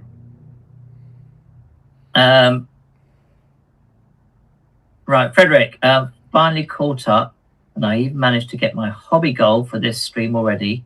Got sand on Balin's base. We'll put an update on the whip thread. Well done, Frederick. Assembling my Thorin's company years and years ago was actually what won me my first black BSIME dice. There you go. I assembled the whole kit during the stream and won a dice, then never touched them again. If it helps, it helps. Yeah, but they're there. You've made progress. Here we go. Yeah, Jack Brown. The thing I am bringing is in no way an army list, and I won't fully know what is in my army or the army rules until the Saturday. That's pretty cool. The plot thickens. Yeah, so if you want to, if you're going to Seven Stones, it sounds like it's worth coming on the Saturday. It's always worth coming on the Saturday. It's my favourite day. You've got the whole weekend ahead. You play some casual games. People come in, have hugs. It is a nice chill. Yeah. 7 Rocks really sounds like a cool event. Have to go there at some point. Shame it's abroad. Yeah. It's but yes, if you can get us over here one year, Frederick. I know you do very well coming to Articons and whatnot. But yeah, Seven Stones is definitely one to try and tick off on the list at some point. Chris Cooper, I have it on secret authority that Ruth and her partner are playing outside even the rules that Damien has been generous with. They are indeed. Oh, God. The mystery is just, the mysteries are piling up for Seven Stones. Right, yeah. And Chris just confirms Ruth and I have only been the once, yeah. This guy Then Frederick, what you're telling me people can just house rule stuff they don't like about the current rules? Apparently, yeah. Is that really more reasonable than being perpetually angry on the internet? I believe it is. It's kind of remarkable. I will say in the defence of the anger on that one, it's you can't just house rule it for a tournament, right? You know, do you know what I mean? You can house rule. You can do whatever you want. You can come around my house and we'll play a game and oh yeah, use that, use that. If you're gonna have a tournament, you can't. What I think we've proven, is that you can fix the competitive scene. If fix is the word, in 6 pages. Like, do you know what I mean? That's the thing. You can fix it for a tournament so easily, should you want to. And it didn't really occur to me that that's what we were doing. We were doing it so that you could bring second age Thingol, you know, with some elves leading some dwarfs, and have that, or just a captain leading Harad with a captain leading Easterling, because that's what, you know, that's why we were doing it. At the end of it, it's like, hey, this is also a match play guide for using this edition without any army lists. Cool. You're welcome. Yeah. Smashed it. Fixed it. Right. Where are we? Frederick. Yes, here we go. Overseas. We talked about my overseas job. Are we getting back to Is Michael a Spy talk? Was that a thing at one point? It was, yeah. And we think it was, yes. Yeah, well, if I think about some of the places I went to then, which are probably not places I'd want to be in now, so I think about like Moscow. That's what you were saying. Beirut, that's what you were saying. Kiev. You're talking about the places. Yeah. Right. Okay. Michael Doublé. Chelsea got thumped by the mighty Everton today. Yes. In our neck of the woods, we have a day we'll be very happy with that. And he sometimes is on these streams as well. Frederick, I know it's footy streams in Middle Earth again. Yeah. Stephen Ryan says, right, let me run it by Vicky. Mm-hmm. That must be about calling her Balina. Right. Joe Helsman, if I promise to name my future firstborn Balin Balina, do I get a bonus entry tonight? I don't think so. I think the child has to be named that. I think. Otherwise, we could all just make up fictional children.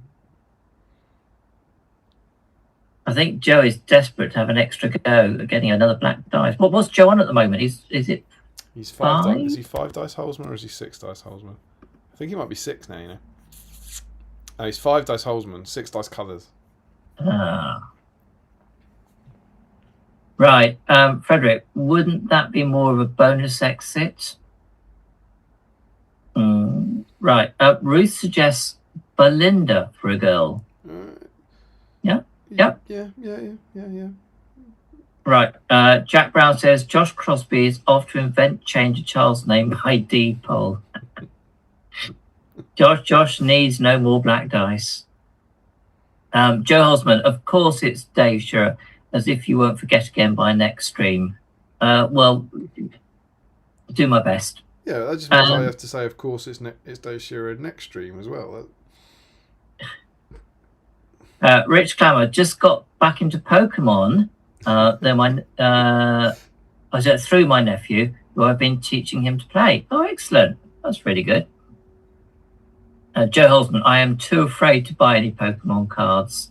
I go from I'll just buy one pack to I must have them all way too quick. Yes, I'm with you, Joy. I am. If I get into something, even if I sort of dip a toe, if I like it, I can suddenly find I want to go way in too quickly. I believe you famously have to catch them all. Well, yeah, that is the strapline, isn't it? Oh.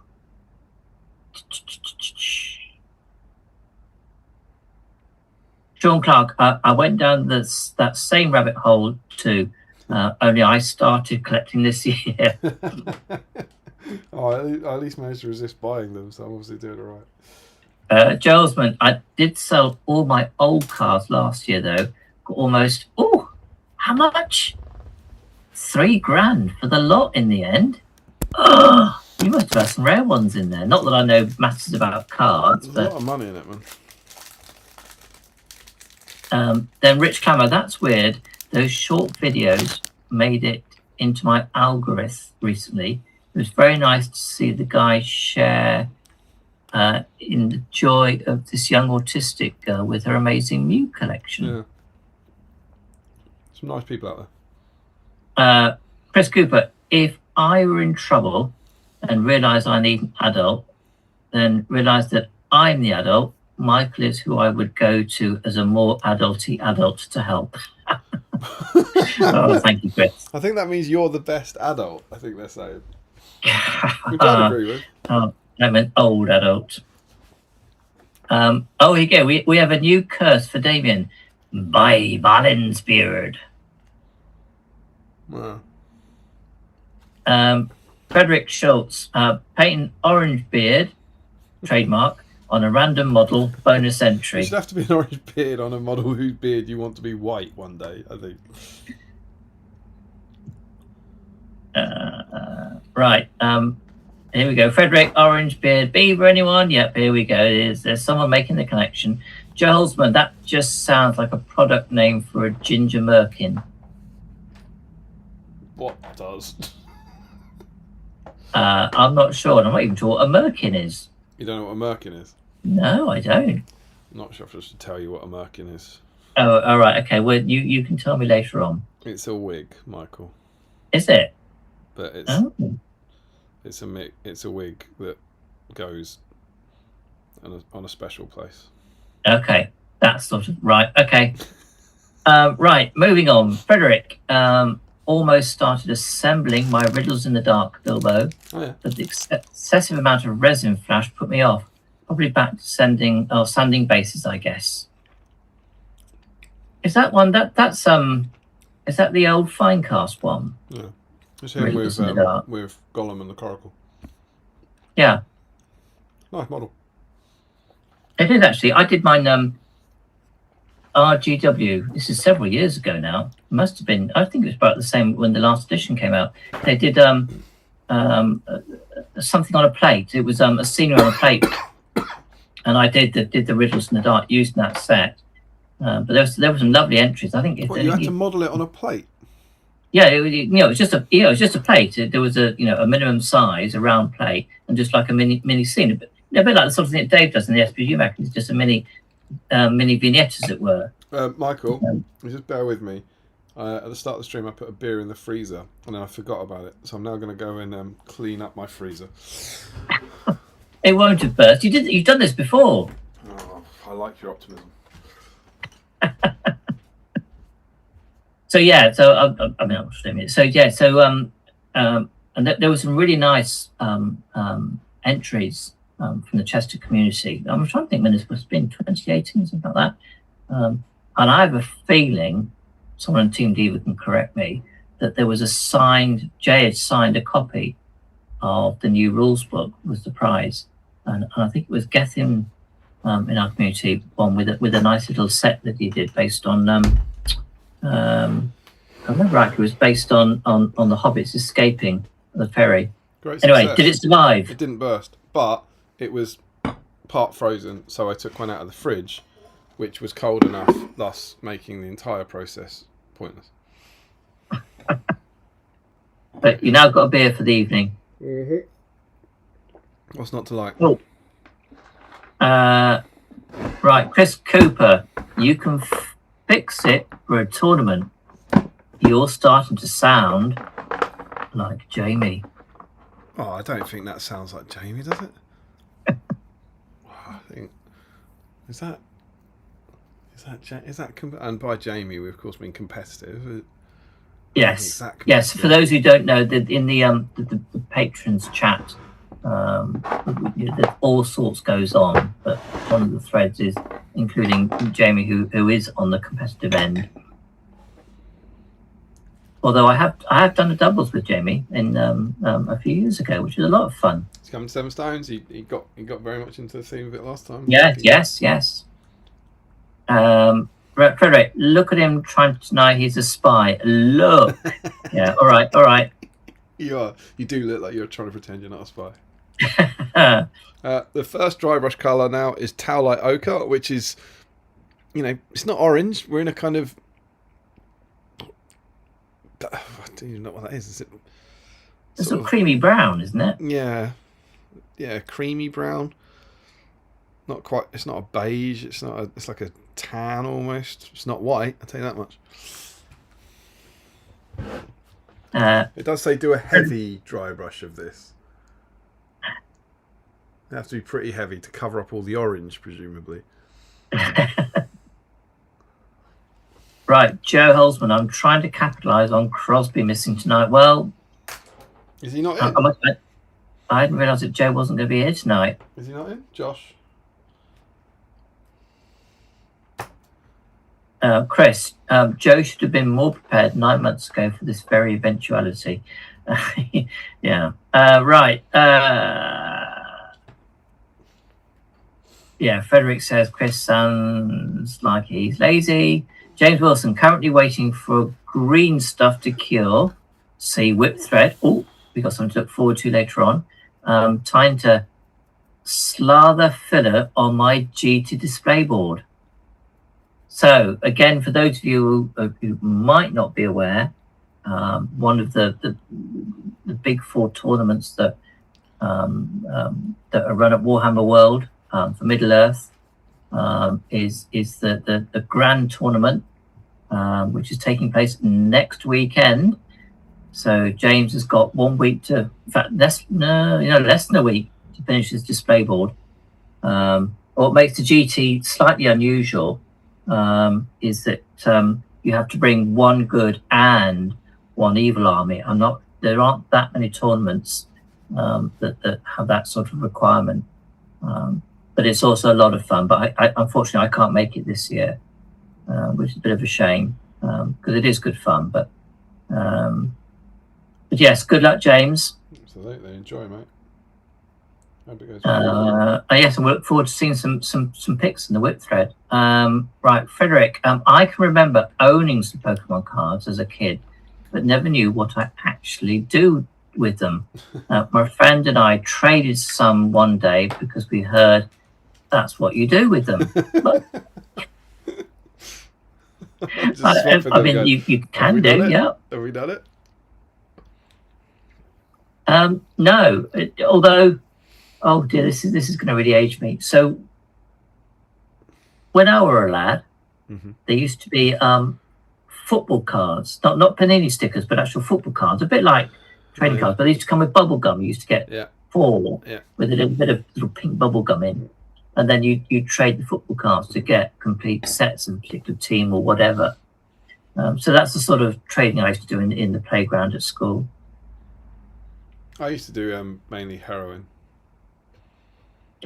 I was in the period between football cards and Pokemon cards, and all we had was Class A drugs, and they were addictive. I'll tell you that much. Well, that's because you're near the orbit of London. That's what it was. I was out in the sticks in Oxfordshire.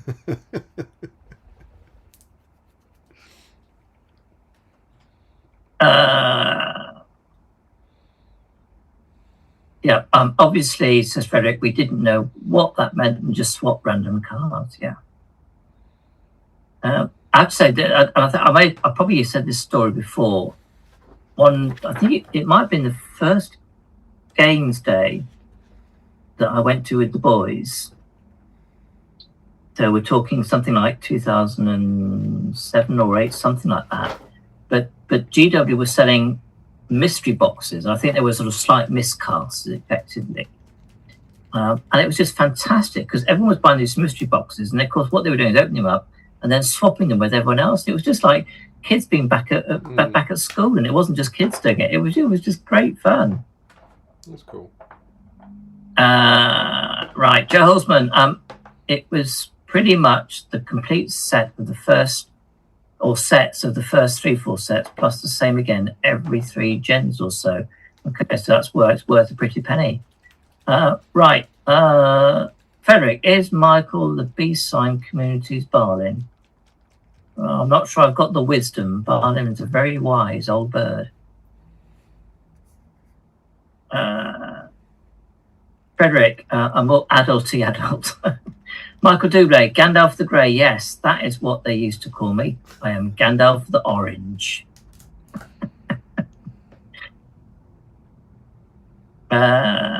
Orange beard beaver. Yeah, yeah. Oh, here we go. Right. I will just say the words, and you can tell me who it is. Worry not. Larry is here. I think it's Larry. We are saved. That mystery one wasn't as tricky as you thought it might be, I think. Right. Frederick, only ever out beer in the freezer once. That must be 16th or 17th birthday, I believe. Forgot them all. Had to clean up the mess. My parents weren't happy. Yeah. I mean, it's an extreme measure. You have to remember it, but it does work. But there's an optimum thing. Even if I got it out and it had frozen enough that you can drink it, so that's pointless. You need to put it in for about 10 minutes, and then you'll be fine. Set an alarm clock. Yeah. Or as modern people do, set an alarm on their mobile. Quite. And then, Larry says, I'm so sorry, Michael. No, it just all adds to the fun, Larry. Joe Holzman, it's an ochre? Ochre. Oh, the colour, yeah. Oh, I think when I said what colour is it, he's saying it's an ochre. It's clever. Yeah. Then Frederick, the Patreon chat is going all googly eyes at the moment for some reason. Yeah, some people are playing around with the background on the Patreon chat. Mischievous children, that's what that is. Yeah.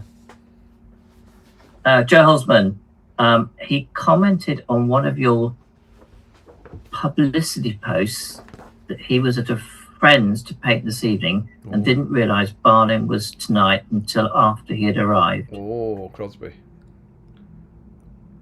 I wouldn't rule out Crosby leaving the friends, getting a Balin and returning, frankly. Watch this space. And then Larry said it's a bit light for an ochre, Joe. Callum, Far Brothers in. Oh, wonderful.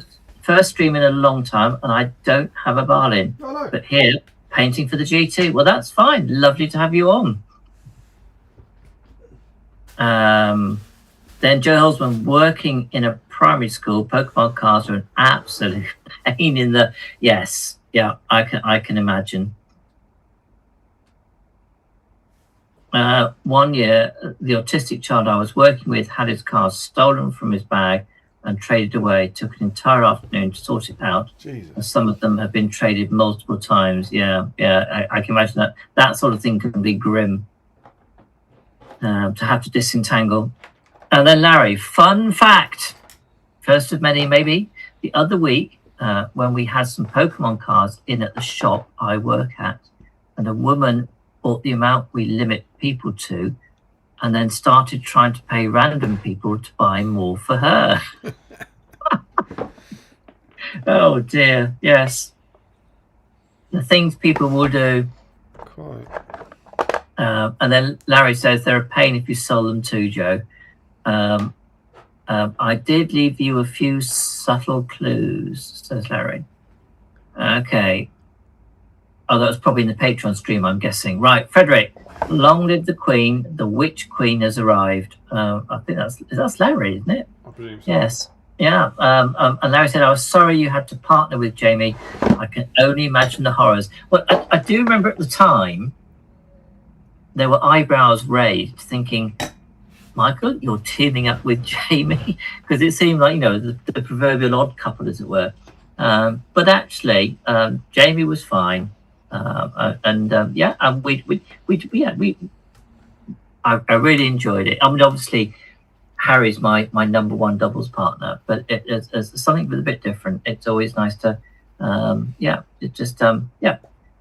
I mean, like I said, I enjoy doubles as a format. I just like playing with a partner because it's just someone to have a laugh with. If one of you is rolling bad dice, you can give it to the other person to roll the bad dice. Then Joe says, yeah, that sounds bad. I've also had some interesting experiences working with teenagers. Larry, I never got around to digging out the Balin I was wanting to work on, so I'll be touching up the base on my original Balin. And then Stephen Rice says, I'm about to start the orange beard. I thought he was going to say, I'm about to start having a baby.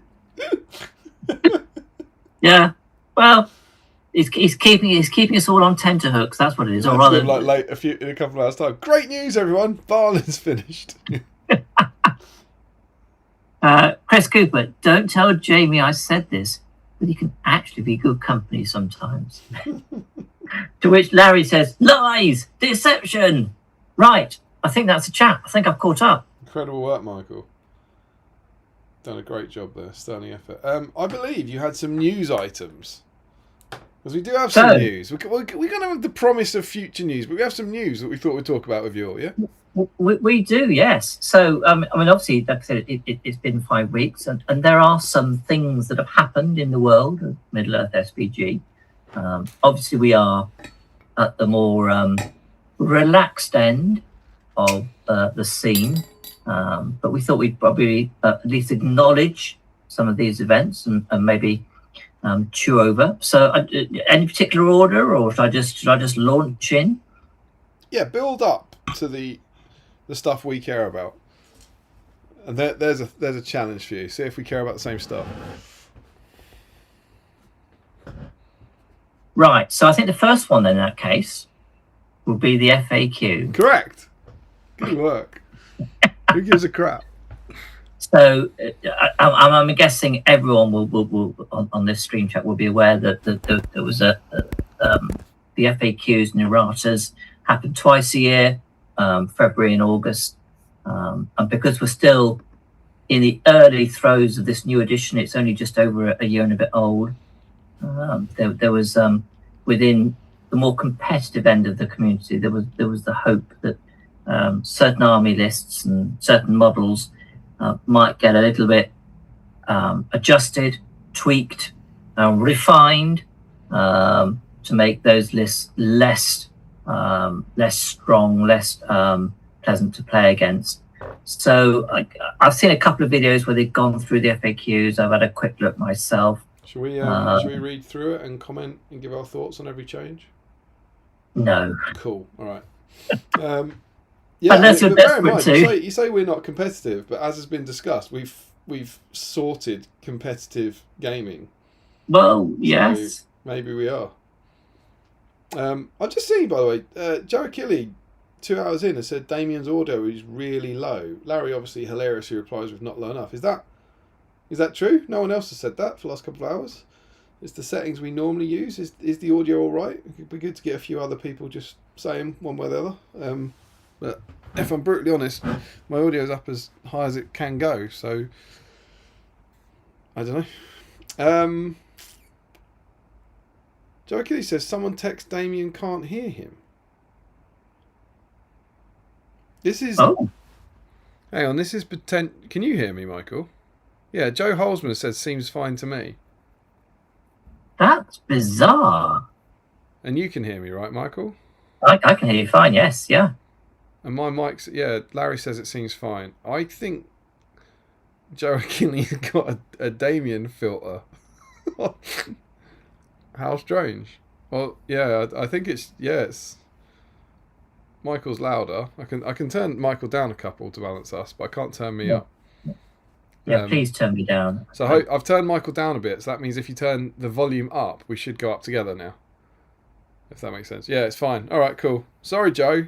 I don't know what to tell you, mate. Maybe lean more to the left. But that's bizarre. If only one of us has been fading away, that's distinctly odd. It's more weird. It's only happening to Joe. Well, I suppose it depends on, is our Hostonian greeting dexterous? Is he suffering on the same thing? Yeah, maybe it is the States. and then we have a Canadian in as well, didn't we? So Frederick, I think, is the next furthest away, isn't it? Mm.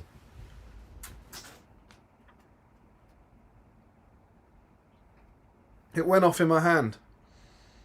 Did it?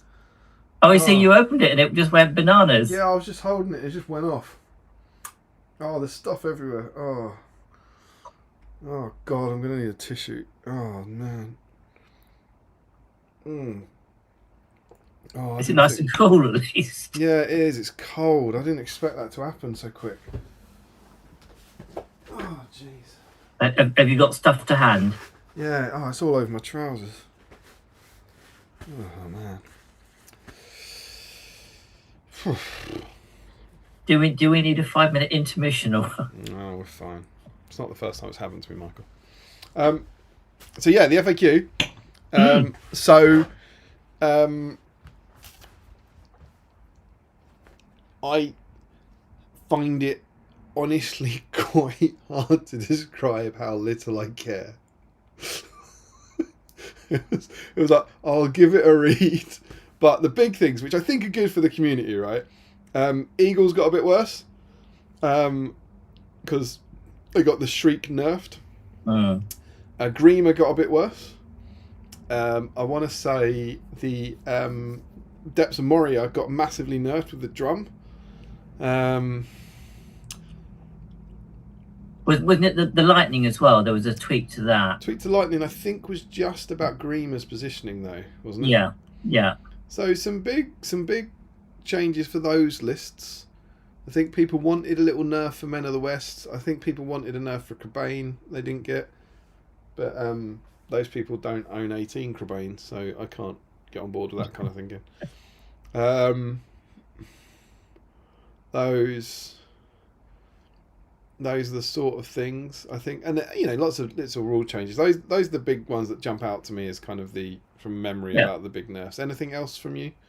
No, they were the ones that I would have rattled through. Dragonfire got a bit of a nerf, didn't it? I think. Yes, but then you didn't see Master Dragons anyway, so that's probably why that didn't sort of really register. I mean, I think that the point about, I know people said, well, why haven't Men of the West got it? I think intrinsically, because there were Depths of Moria in particular seemed to be quite far out in terms of its performance. So therefore, people were having to take this to try and address, or at least have a chance of facing off to that, which probably meant they were slightly prone to a Men of the West. So if you take that one away, then there's probably decent counters to Men of the West, which is why the team didn't think it needed an immediate nerf. Maybe. But yeah, so I mean, like all these things, you just have to see how it all pans out. I will say, I just wanted to chip in on one other thing that that I followed, because I know Harry did a stream about it. There was a guy, it's going to be where I'm appalling. I don't think we've met, but Adam Bird, I think it is, who ran a tournament and he's banned a bunch of lists. And then it's all kicked off, and then Harry did a stream about it. Should you be able to ban lists? Is that good for the game, whatever? And honestly, my take on it, and bear in mind, I think this is the idea that anyone can choose to go to any tournament, and this before you buy your ticket. I think it's good. We kind of almost do the opposite of Seven Stones, where I've always been in those early years of the GHO. I loved going to events where they did things differently. Like Felbeast were really dominant. I think Sam Page I think Sam's in, right, and he'll correct me about this, but way in the 2012 to 2016 era, where Ed was awesome with Felbeast and they were dominant.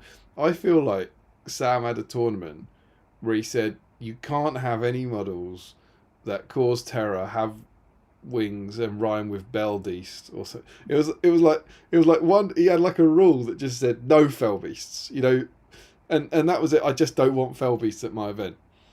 And it was like, okay, cool. And I think the idea that you would just go to an event and you couldn't, whatever it was, Army of the White Hand, Legolas, Depths of Moria, whatever. And then everyone would take different armies. And you'd have a tournament with different armies. I think that's all right. I think that's cool. Yeah, I don't think, I know it was, because it wasn't a live stream that Alex and Harry ran about. I think it was Alex that we're talking about, how we should approach tournaments. So I think I was sort of reasonably relaxed. And the thing is, we're lucky in the UK because there are so many different tournaments. There's so many. I mean, you could go to a tournament every week almost of the year, and there's still others that you wouldn't get to. So, so I'm reasonably relaxed about having specific, different TOs doing slightly different things for their tournaments. I think it's as long as they make it clear what they're trying to aspire to in running this tournament. What are the sorts of players, the sorts of games they want to be played at? Is it that 80, 90, 100 point wizard? Just try and make sure that if you do attend, you try and sort of get with the program, as it were, and try and adhere to the vibe the TO is trying to trying to foster. I think it's fundamentally good for the community to have different events with different stuff. Yeah. I think that's a good thing. The only observation I've seen that's against that is that when we do get to something like, say, the Nations Cup or something like that, I believe we in the UK have a lot more variety in terms of the different sort of rules that our TOs want to put in. So we don't have as much practice just playing the standard sorts of armies in the standard sorts of scenarios that perhaps some of our continental cousins do. Would you like to guess how much I care if the British tournament scene negatively impacts our national team's ability to compete at the most competitive international event? Well, having said that, considering in the Nations Cup last year the English team won, so there's probably nothing in that really. I mean, they would care. Obviously, they would care, maybe, but they probably wouldn't care because it was, what is it, an 80 or 90? They wouldn't care because they wouldn't go to that tournament, right? I think. Yeah. I think it's good. I loved all that stuff where you did like, maybe you still get it now, but like, no models over 150 points at this event, and what's something people really don't like? Just no Crebain at this event. I think that's fine. I think that's great. It's just this event, no Crebain, because I don't want Crebain at there, and then everyone will take different things. Cool. Yeah. I think. I did also like the critique that I always say lack of self-awareness. I don't think that's the word, but there were people going, but this is a fine idea, but you've got the list wrong. Like the list of banned models isn't right. And then they would give their list of banned models. It should be this. And then someone underneath there would go, no, it shouldn't. It should be this. Do you see? You must see. You must see that everyone's list will be a different list. Yeah. This is his event and his list. That's all you could ever do. There's never be a right list. I did see something in Old World that I thought was quite fun, and it's not remotely the worlds I float in now, but I did wonder if there might be a TO or a group of TOs who might like this. But they were saying that there's a type of comp that's used by a lot of tournaments. I think it's the square base one. I'm not sure. That would the armies that are doing worse, they give more points. So if you're like they have their rankings, so they know, and we could get these rankings, I suspect, and say that like Besiege of the Hornburg, rubbish, right? So if you went to 1,000-point tournament with Besiege of the Hornburg, you might get 1,100 points. And if you went to a 1,000-point tournament with Depths of Moria, you might get 800 points. Yeah. So the best lists have their total reduced a bit. The worst list has their total go up, and it's like a balancing thing. Now, obviously, someone needs to moderate that, but I thought that was quite cool. And again, if someone wanted to do that, at their event, and you put it in the pack and say, these are the lists that have podiumed the most at the GBHL events. If you take one of these, you have to have 100 points less, or 50 points less. Don't know. These are the ones that have never podiumed. You get 100 bonus points. Yeah, it'd be interesting if someone picks up that and run through that idea. I guess the challenge in that to some extent is because we get an FAQ with a tweaking. Quite what's bad or what's good will adjust over time. So you've got to think about how far back in the stats do you look to try and draw up those tiers, if you like. But yes, nothing. You should have the kind of the ultimate thing of it's my house, my rules. Do you know what I mean? You should be able to go, yeah, maybe I'm wrong. Anyway, it's the Loki meme. Right. It's the Loki meme, right? Very sad. Anyway, the tier is perfectly entitled to come up with because they're putting the effort in. They want to see a particular sort of tournament. So it's fine for them to come up with the ground rules they want to see. And like I said, cool. And then it's just making sure that you as a wanting to attend, that you understand the vibe they want to try and foster and try and honor that, as it were. But I'm thinking about this for the first time properly. But like, imagine if that was the rule, that if you took an army that had podiumed, say last year, first year of the edition, any time in 2025, you lost 100 points, and then you so whatever it is, and this is balanced for your tournament, so your tournament is 1,000 points. I'm saying, right? You lose it, and then any one that hasn't got a podium at all, you get an extra 100 points. I reckon that's enough to make you take a list that's never podiumed, right?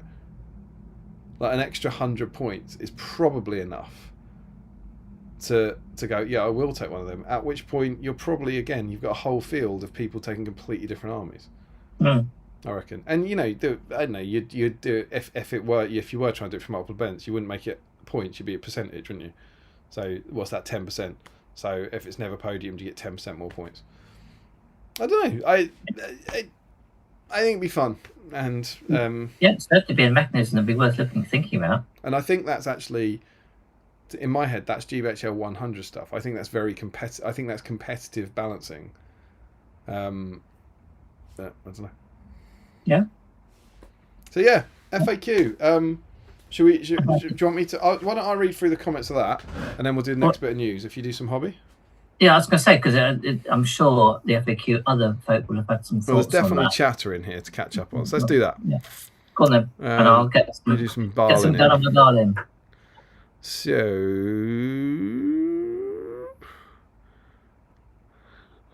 we get into the audio. Are you going to reveal the news, or are you going to forget to include it on the graphic? I don't know what that means. It sounds like satire. Then we've all got the audio distance to the States. All good here. Wait, Larry obviously says, wait, how come I have to hear Damien? Because he's hilarious and he has different jokes every week. Frederick says the problem might be a Joe Achilles thing. Joe Achilles says, my ears, what's happened to my eyes? Lol.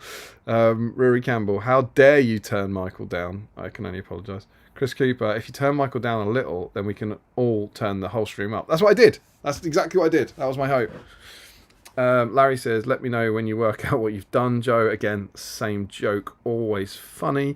Frederick says, Michael might be slightly louder, but not crazy. Michael might be slightly louder, but not crazy. So the good news is, Michael, Frederick doesn't think you're crazy. I think he's a little mad. Look at the way he shakes that pot. There's a little bit of wildness in his eyes there. You know, you can see he's a little bit mental. And I still have to remember, when I shake my pots now, to do it visibly. Yeah, and look into the camera. They love it. Joe's showing Larry the Damien filter. Frederick wonders if it's headphones, more balance issues. Frederick says, is it tariffs on UK audio, maybe? Oh, boom, satire. And Larry said, is Damien downing a beer now? Well, I was trying to. But alas, as I said, it went off in my hand. I hope it didn't sound suggestive when I said such a thing. Frederick says, no, Damien, no, don't talk about it going off in your hand. Cerulean Dave says, don't have... Oh, see, they're making it dirty.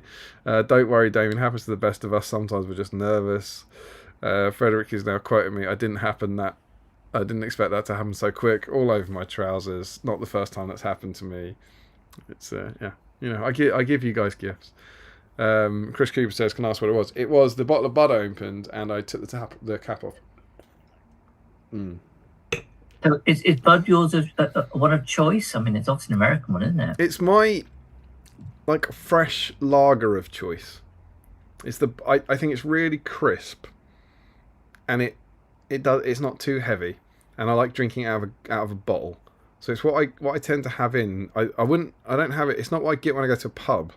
When I go to a pub, I tend to go for an Asahi or a Moretti or a Mahou or a San Miguel, something like that. Quite like the Spanish beers. But as a bottle, it's just always been my go-to lager. Yourself, Michael? Well, I'm not a great sort of lager or beer drinker, so yeah, if I drink, it's basically when we go to say the one when we go to the Water's Edge or something like that. I'll just have San Miguel or Peroni or something like that. But yeah, that's the sort of thing I do really. It's wine at home. Frederick Schultz says so many mug quotes. Great / terrible seeds. Joe correctly chooses it for my beer. Richard Clammer says, not the first time something has exploded all over Damien's face. He's obviously talking about the way that Mark Stone blows his glittery load all over my Exactly. face in Yes. the Yeah. shower Yeah. at Throwing Skulls every That's week. what I was thinking. Yeah, that's the only thing. And Joe also says, correction, I hope it was his beer. Frederick Schultz really appreciates the Moria nerf. Depths is the only thing my brother really plays this edition due to lack of options, and he's my main casual opponent. That's cool. So a competitive change having positive impact for casual games. Nice to see. Joe Holsman says Breathe Fire was absolutely ranked to play against. It's better now. Better as in not horrible to face. Larry says, I'll swap these around. Sam Page says, your memory is absolutely correct, Damien. It was basically no flyers. And I think it was an area where the flyers were eagles and eagles were awful. So he put, that's it. I think I'm getting closer to it. I think he put no flyers in, but what that meant in effect for the competitive scene was no fell beasts. Does that make sense? Like no one was bringing eagles and Gulliver. It was that sort of thing. It was like no flyers meant no fell beasts. But yeah, I remember it being some sort of thing that didn't say no fell beasts, but it meant no fell beasts. I have to say, one of my early, and it wasn't Warhammer World, and it might have been a GT, I can't remember now, but one of my early experiences when I started to do tournament playing, and it must have been 2 editions ago now, was playing Ed and his fell beast. So I'm pleased I got to play him the once, as it were, with his fell beast. I used to really like those games because my army at the time, the Furkers, was such a good matchup against it, and we had some great games. And he was still, I would argue, I don't know if he's the best player I've ever played, but I think him with that army was the best player and army I've ever played. So from 2012 to 2018, I would bet, you have to pick one, who's going to win a game to save your life. It's Ed playing with his fell beasts. I don't think I've ever known anyone. I'd give honourable mentions to like David Reed with his Lothlorien and Jay with his Lake Town, I think, but like Ed with the fell beast had such a phenomenal win rate. That he, except against me, which was nice. Larry says, I came close to beating Ed at that one too. He made a custom scenario specifically designed to counter Fellbeast. I don't remember the scenario. It was Warganation. Was that to beat Fellbeast? I don't think I ever twigged that. I did beat Ed at Warganation actually, but he didn't have Fellbeast. He said, was always crazy to see so many wargs on the table moving for everything else. That was an amazing game where you had to have about 20 wargs. Did you ever play Warganation at one of Sam's tournaments? No. My memory is that at the end of... Must have been a limit. Was there a limit? There was a warg chief, and then maybe there could only be so many on the table. But you rolled for them like Maelstrom, and wargs ran onto the table, and then VPs were determined by how many wargs you killed. And so it was when VPs weren't capped. So in theory, you had to kind of fight each other's armies, but you also had to go hunting wargs. And so in theory, you could get like 30, 40 VPs. Now, did you cover that in an early GBHL YouTube? Either that or in the Palantir or something. I vaguely remember we would have done tournament reviews for it. Yeah. Was this one in the pub in East Grinstead? Yeah, best venue ever. Dorset Arms in East Grinstead. So good. Yeah. I will have. Look, I've told this story before. I don't know if I've told it on this stream, but people might have heard it. But my favourite, maybe I don't know. We had a great tournament there where James Long, me, Ed, and Jay were all in the run-in to win, and we had all beaten each other. It was one of those weird things where I beat Jay, James beat me, and then Jay must have beaten James. You know, that kind of rock, paper, scissors thing? Yeah. And going into the last round, Jay was something like 30 victory points ahead, and I was playing Ed at Warganation, and he had like this all-hero mashup. And I remember I had my Furkers, and he charged Aragorn on horse into like 3 berserkers and rolled 2 high on his 3 dice. And I made a squeaking noise and then killed Aragorn in the first turn. And then basically, that was the game over. And he had Tom Bombadil for maximum filth.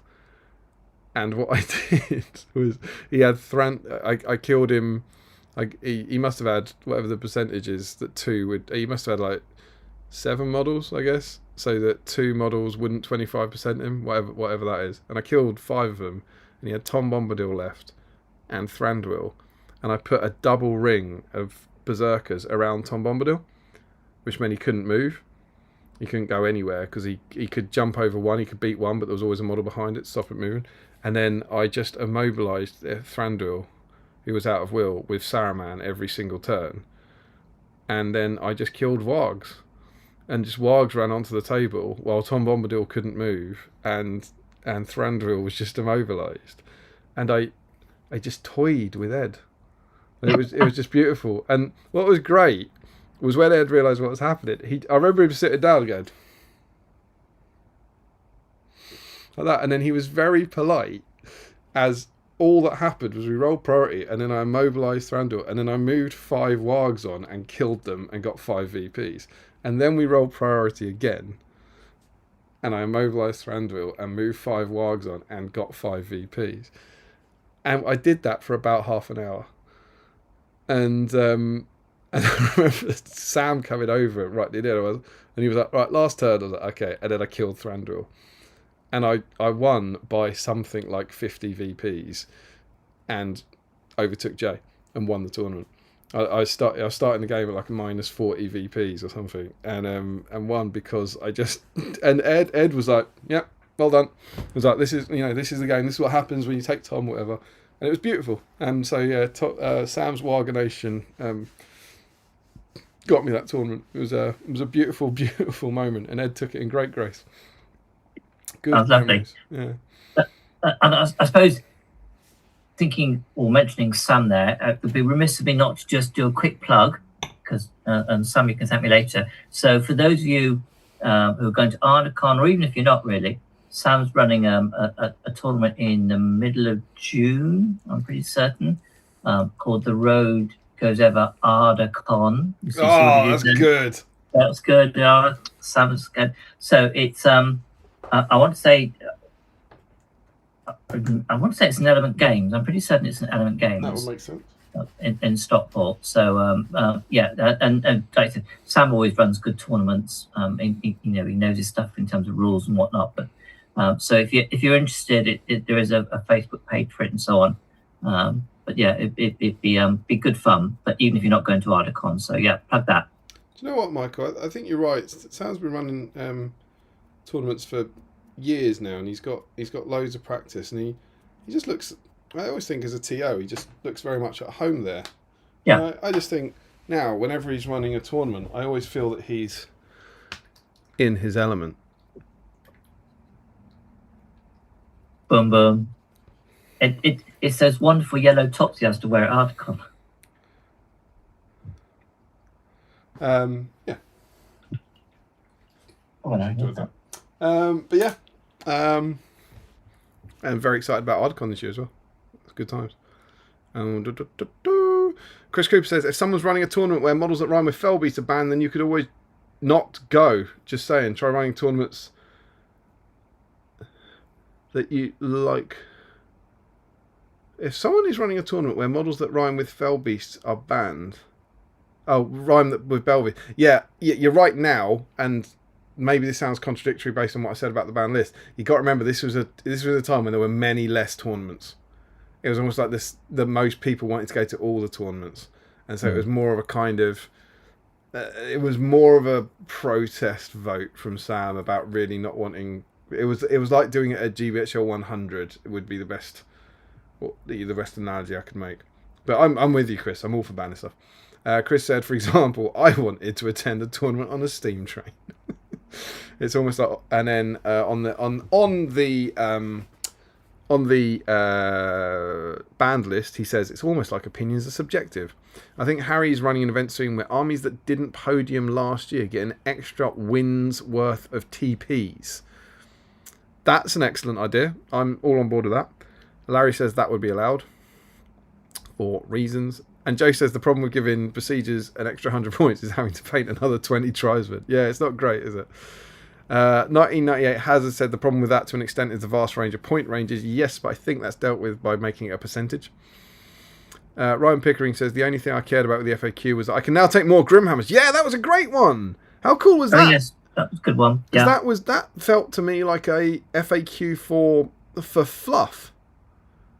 Like, so Grimhammer's Army of Thor can now take 50% throwing weapons, which means you can have a box of Grimhammers and a box of Warriors of Erebor. And that's great, because no one is taking Army of Thor to make because they're competitive, because they are absolute toilet. But it does mean that if you love Thor, as I do, and love the Army of Thor, you can now take what your collection is probably made up of. So I think that's awesome. Sam Page. I like Grimhammers because I think they're probably one of the easiest models to paint. Yeah, really beautiful one as well. Pagey says Squarebase Comp just adds points to underperforming armies. Oh, so I think he's saying they don't take away them at the other end. I think the worst get an extra 800 points at. Whoa! An 800 at 2,000. Is that real? That was insane. And Larry says that his comment, I think, about that would be allowed was a joke about the thing you haven't mentioned yet. Cool. Joe Osman, the worst bit is the way he holds eye contact while shaking the box. Sean Clark said, Buzzwise was the first beer I enjoyed the taste of, stealing one from my dad and whisking it off to my bedroom drink. I have a really big memory of being like 17-ish, going to a house party on New Year's Eve and taking Bud.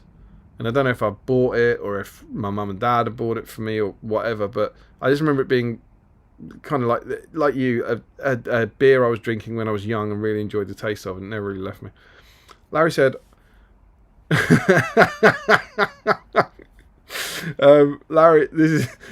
This is Larry watching me. I think watching me. Maybe he's done this to him as well.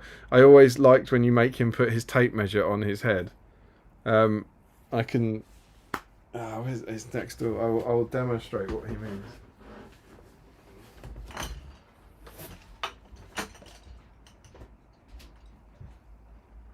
Tape measure on your head.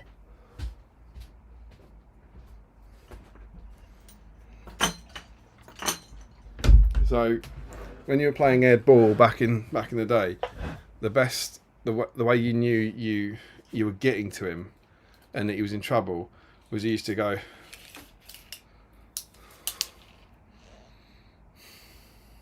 That was the tell, was it? And to do that, and if the tape measure got onto the head, and he also used to have a do-rag. He'd have like a do-rag in his pocket, and it's like a. Right, if that and you're always like, yeah, this is working. This is good. This is going well. I've caught up with Larry, which will annoy him. Larry says the Wargs moved before priority, so you could quite easily stop them casting. Stop them casting? Stop the Felbeast casting? Oh, is he saying that did they charge?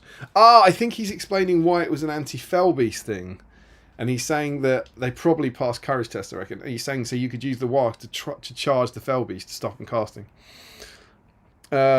Stevie Ryan says, me too, Sean. Nicked a handful and took them to my mates as Muffy Buds. Then they realised they were baby buds, so mini bottles, and 50-year-old Stephen was very disappointed. Sam Page, pretty sure Warg Nation popped up on the plans here a couple of times. Sure it does. Don't know if you've seen, Damien, but Mid-Sussex Wargamers have moved out of the Dorset Arms. I didn't know that. It doesn't surprise me, I guess. I didn't think they were still there, but that is a massive shame. I love that pub so much.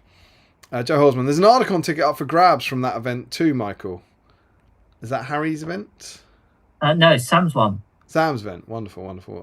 Oh, of course it is. Sam Page. The road goes ever Ardicon, June 13th, 14th, 700 points. It's also my birthday weekend. Nick says she'll also be there. Well, happy birthday for a couple of months. Sam says, thanks, Michael. Presumably for the plug. Yeah. And so Larry says, no, it was about you forgetting to put it on the graphic. And that is about something that we talk about. And I've now twigged. Larry says, the cardboard models thing was about my Battle Games Middle-earth tournament. Oh, yes, of course. He wants to run a Battle Games tournament where all the models are the card cutouts. And I did manage to get him. Yeah, so Larry's saying he did manage to get him to do tape measure on some rare occasions. Was that just talking to you in the bar, though, rather than when you were playing a game? Joe Achille, loving the Budweiser section. You should eat your Twinkie while I drink it. Well, I hate to break it to you, but I've eaten my Twinkie. Oh, it's all gone, is it? Yeah, it's long gone, mate. Long gone. What about the Freddo? Is it still there? Long gone. Long gone. And Larry says, I can't remember when the last time I graced the Dorset Arms with my presence. Yeah. Dark times. What a pub. Caught up. Michael, next bit of news, please, sir. Next bit of news. Okay. What would be the third least interesting? If it helps, I can only remember two more, which I think are the most interesting. I can't remember what the third one is, or technically the fourth one, I suppose. I don't know. Okay, so I think so the top two are the most. All right, so I'm going to go for the third one, made to order. Oh, that was one of the two I remembered. So I don't know what the second one is. This is exciting. Yeah. So okay, all right. So I think in the last stream they had announced the made to order. I don't think they trailed it. I don't think there were dates, though, were they? It just said early March or something. I think you're completely right there. I think we did know about it, but there were no dates.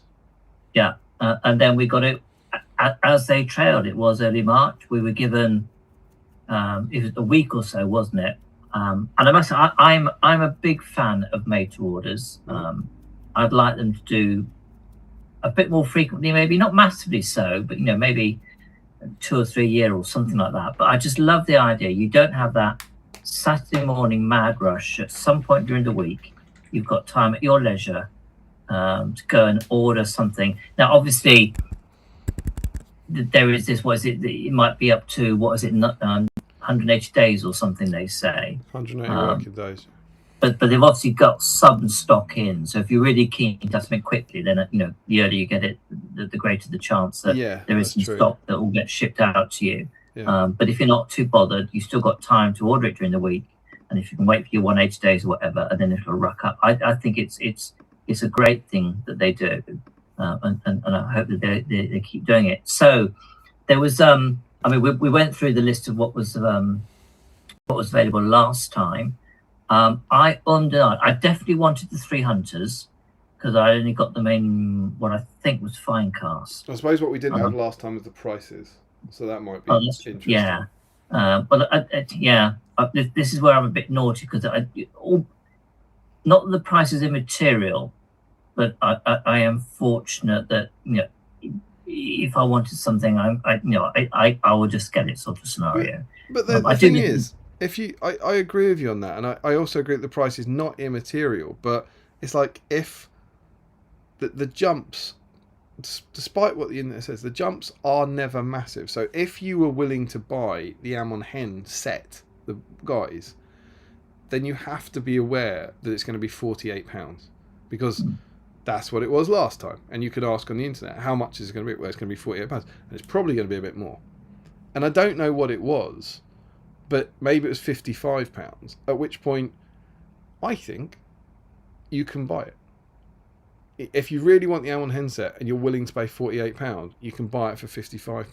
Is my take on that stuff. It's always the Arnorian Knights thing again, or the werewolves. It's like I wanted 2 werewolves. I can't believe I don't know what are they.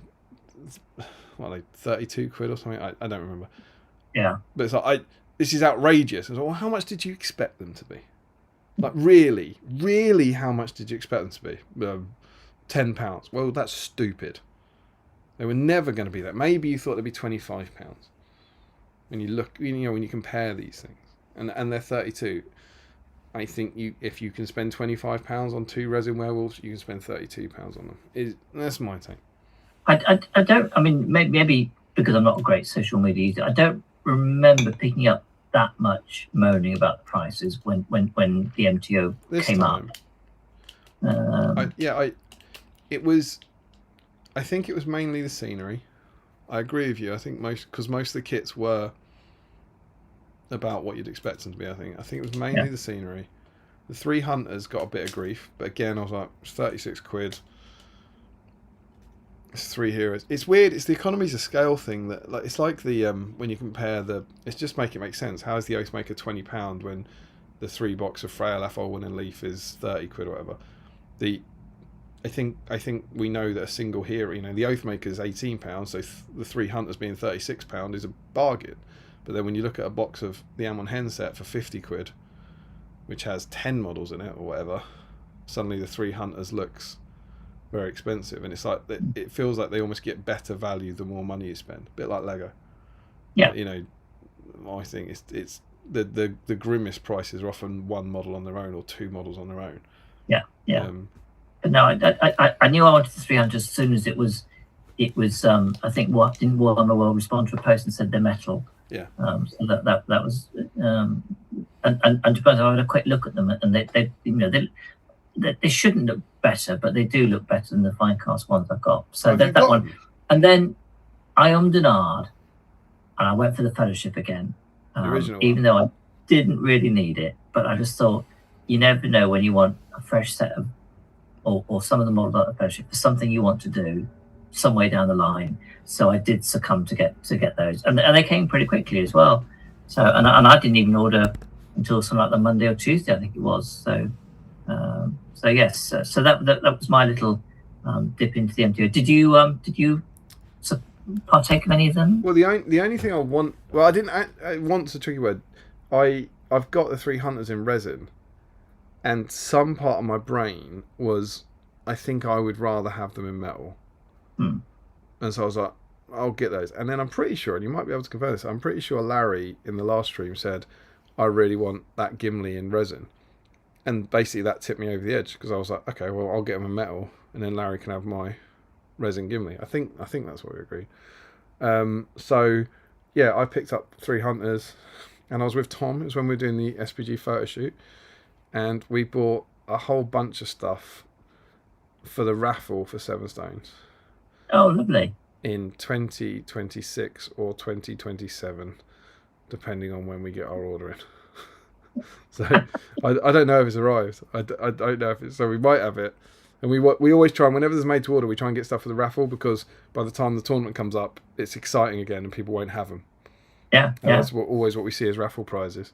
So I don't actually know if they've arrived.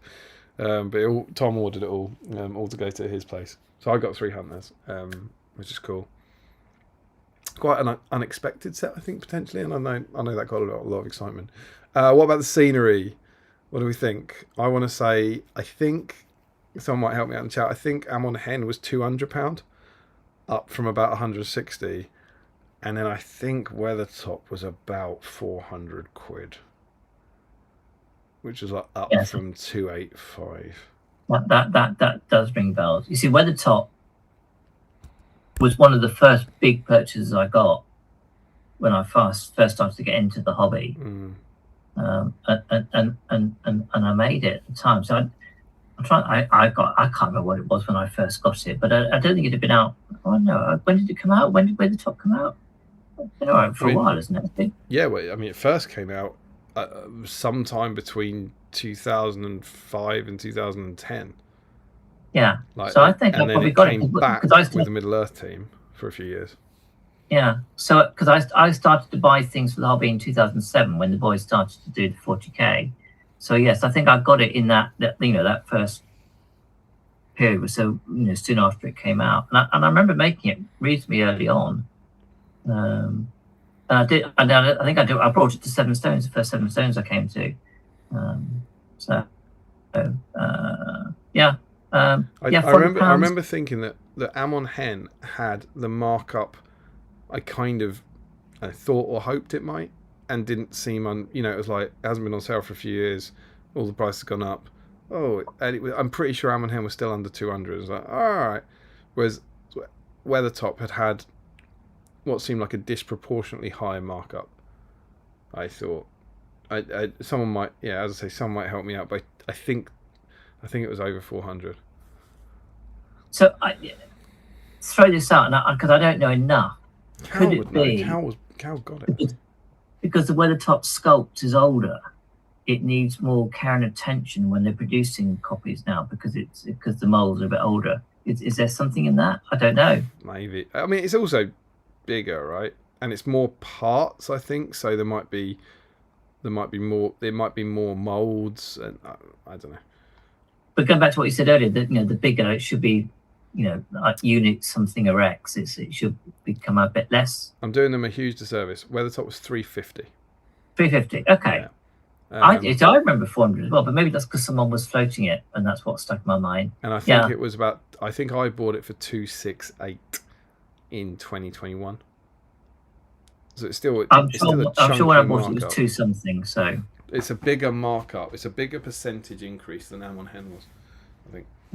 But I guess I don't know what the word is. Lucky, relieved that I'd already picked both of them up, so I wasn't tempted. I think it's awesome to have the opportunity to buy them again. They're really interesting things to come back on a made to order, but they're obviously they're a big financial commitment. And I don't. One of our esteemed friends who, esteemed collector friends who shall remain nameless, and I definitely haven't already named, was saying, "Is it worth it?" And I kind of said, well, like Weathertop, I was like, probably not. Like, really? And I was like, it's beautiful, it's cool, it sits in that cupboard, comes out for Severstones once a year, and is a nightmare to play across. Is it worth 350 quid? No. Am I glad I've got it? Yeah. Yeah, I enjoyed making it because it was one of the first big things I've done. Because it is quite iconic. I enjoyed it. I did recognise at the time some of the impracticalities about the way the figures could move and manoeuvre within it. Yeah. It's not just everyone knows about the arches. You can't move a model through the arches. Everyone knows about that. But it's more the fact that, let's say it's 12 inches wide. There's 6 inches where you basically can't stand models. It's all undulating slopes and stuff. Yeah. And then a tiny 6-inch circle that you have to reach over to get in the art. It's just deeply impractical for play. It looks beautiful, but it's deeply impractical to use. Amon Hen is far more. Amon Hen's still got a high slope. You can't really stand a lot on it, but you can move models up the stairs and you can have them on the top, and it's smaller on the table as well. Yeah, I think Amon Hen's better personally, and it's cheaper. Yeah. Oh, this is good. Like Joe, I say Joe's being freaky and stalking me, but he's not, because I remember in our discussion I put this in. So I bought Weathertop for 268 in September 2020, so 270 quid, and Amon Hen for 145. So Weathertop has gone up by 80 quid, right, which is basically 33% of the price, yeah? So just under 33% of the price. Whereas Ricky Jones Paints has said Amon Hen was 175. So Amon Hen has only gone up by 30 quid, which is much closer to 20%. Like 20% of the price. So do you see what I mean? Not only is it a smaller chunk of money, it's a smaller percentage of the cost. And I think if you look at that Amon Hen and go, oh, 175 quid, sure. But when you look at that Weathertop and say, is the Weathertop, that's twice as much. Is Weathertop worth twice as much as Amon Hen? Yeah, I don't think so. Is that a nodding that it is? I think I'm agreeing with you. Yes, if you look at it from that perspective. I was also just thinking, Saturday night, whatever we are away from the end of the day, and people having to do mental maths, it's great. But yeah, so let's find out what the people thought about the made to order. Yeah, what did everyone go for? Was anyone particularly excited about anything?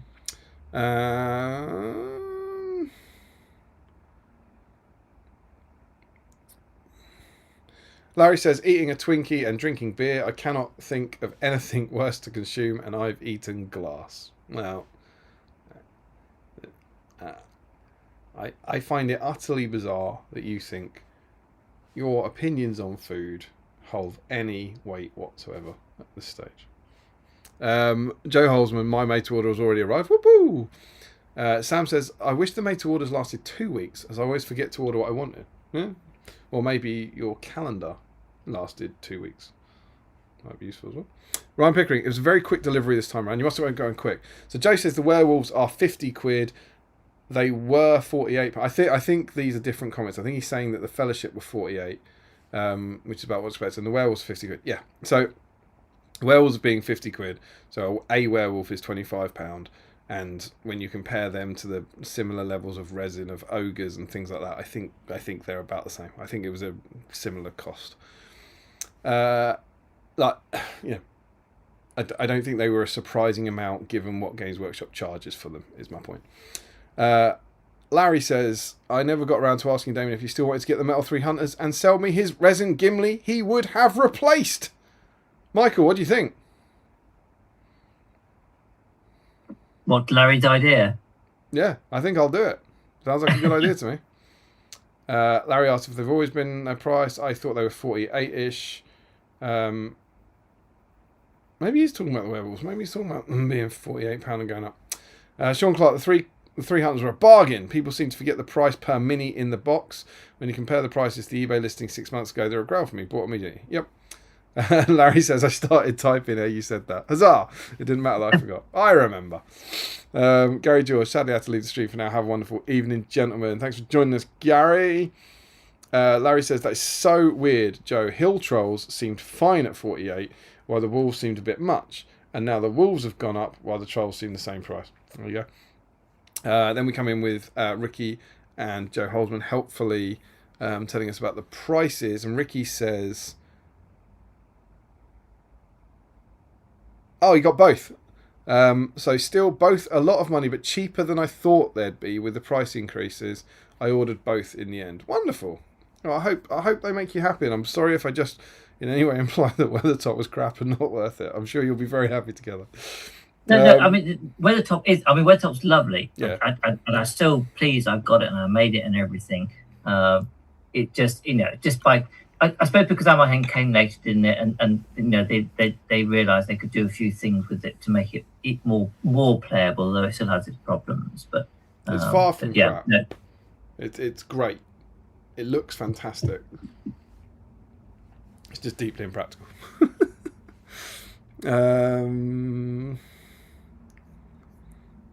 And then there's going to be some people are pulling me up on the fact that Weathertop was actually £350 and 50p.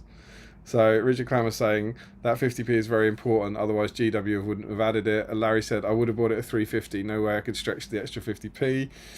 Joe Holzman, I was very positive about to make to order. A load of stuff I didn't have or need, plus one thing I did. Larry says the only thing Larry was tempted by was Amon Hen, but he resisted it in the end. And yeah, Joe's confirming the werewolves have gone up to £50.50 from 48. Richard Clammer bought Amon Hen in June 2024 for £171.50, which means it barely went up in 2 years, and got Weathertop for £255 in April 2017. So Weathertop went up about 13 quid in about 3 years. And Joe knows about trolls and werewolves because he's got lots. That's put Larry off getting some, made me tempted to get more trolls. Joe confirms the trolls are very hard to use. The more wolves and chieftains you bring, the fewer wargs you have to paint. That was a typo. I should have said lots of things I had and didn't need. I've caught up, Michael. And so now we're on to the top 2 most exciting news items. And we know what the most exciting news item is. But I don't know what the 4th one is. So I might get the strong way round, but I'm going to go for... So in my second place was the Walcom article. Oh, of course. Yeah, that's one I forgot. Yeah. It's only... That's all right. I've got the right way around there. Yeah. So we've already mentioned the fact that there is the grand tournament taking place next weekend, and James has mentioned he's got work on his board to do, and I guess there must be other in the stream that have also beavering away at their armies. Beavering, Michael.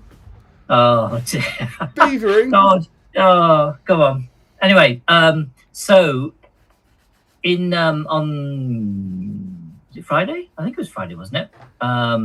There was an article in the Warcom. Now they'd done this previously ahead of a tournament. They did it for the Throne of Skulls, where they had some of the staff who were going to Throne of Skulls talk about their army lists, and they had some lovely pictures of the work that they were doing at the time. But this time round, they've gone for 3 stalwarts of the community. And Cal. Oh, you meanie. So it was Phil Beale, Tom Thorpe, and our team diva, our very own Cal SW. So they're all going to GT. I haven't actually spoken to Cal in terms of when they got in touch and when they wrote the article and so on and so forth. But all the work by all three of them. Looks absolutely amazing. Yeah. And I've mentioned before, the GT, because it's a good and evil. So what a lot of people try and do is find a thematic pairing across that good and evil divide as part of what they take to the tournament. So so they were sort of leaning into that as well. I mean, all three. The painting standard looked fantastic. Cal's used the basis of what he did at Throne of Skulls, and then sort of gone beyond that, as it were. I'm trying to. Tom's gone for some. I want to say it was Arnorish, wasn't it? Yeah, Tom was doing Arnor. Yeah, but as one of the ones. And then Phil was doing. Oh, I can't remember what Phil was doing now. Off the top of my head. There was lots of conversions, but then Phil always did lots of conversions. He's doing the Grief of Aomer. That was it, yes. The Grief of Aomer were remembered. So if you've not checked out the article, it's worth a peruse, worth a read. And how lovely that they're doing like community articles again. Like, yes. How awesome is it that they're reaching out to those guys, stalwarts of the kind of Warhammer world scene, and I think that's really good. I think it's all for the good when they do that sort of stuff.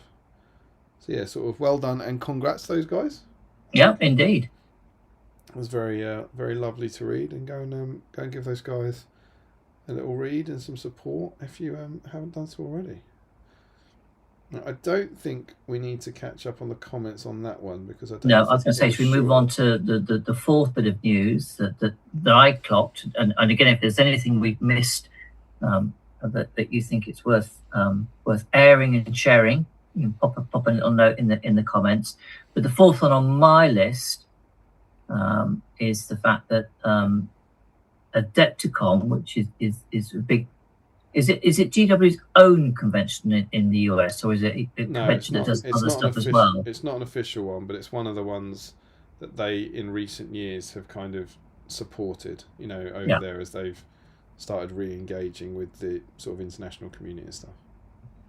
So there's lots of new announcements across all of GW's games, and they did this.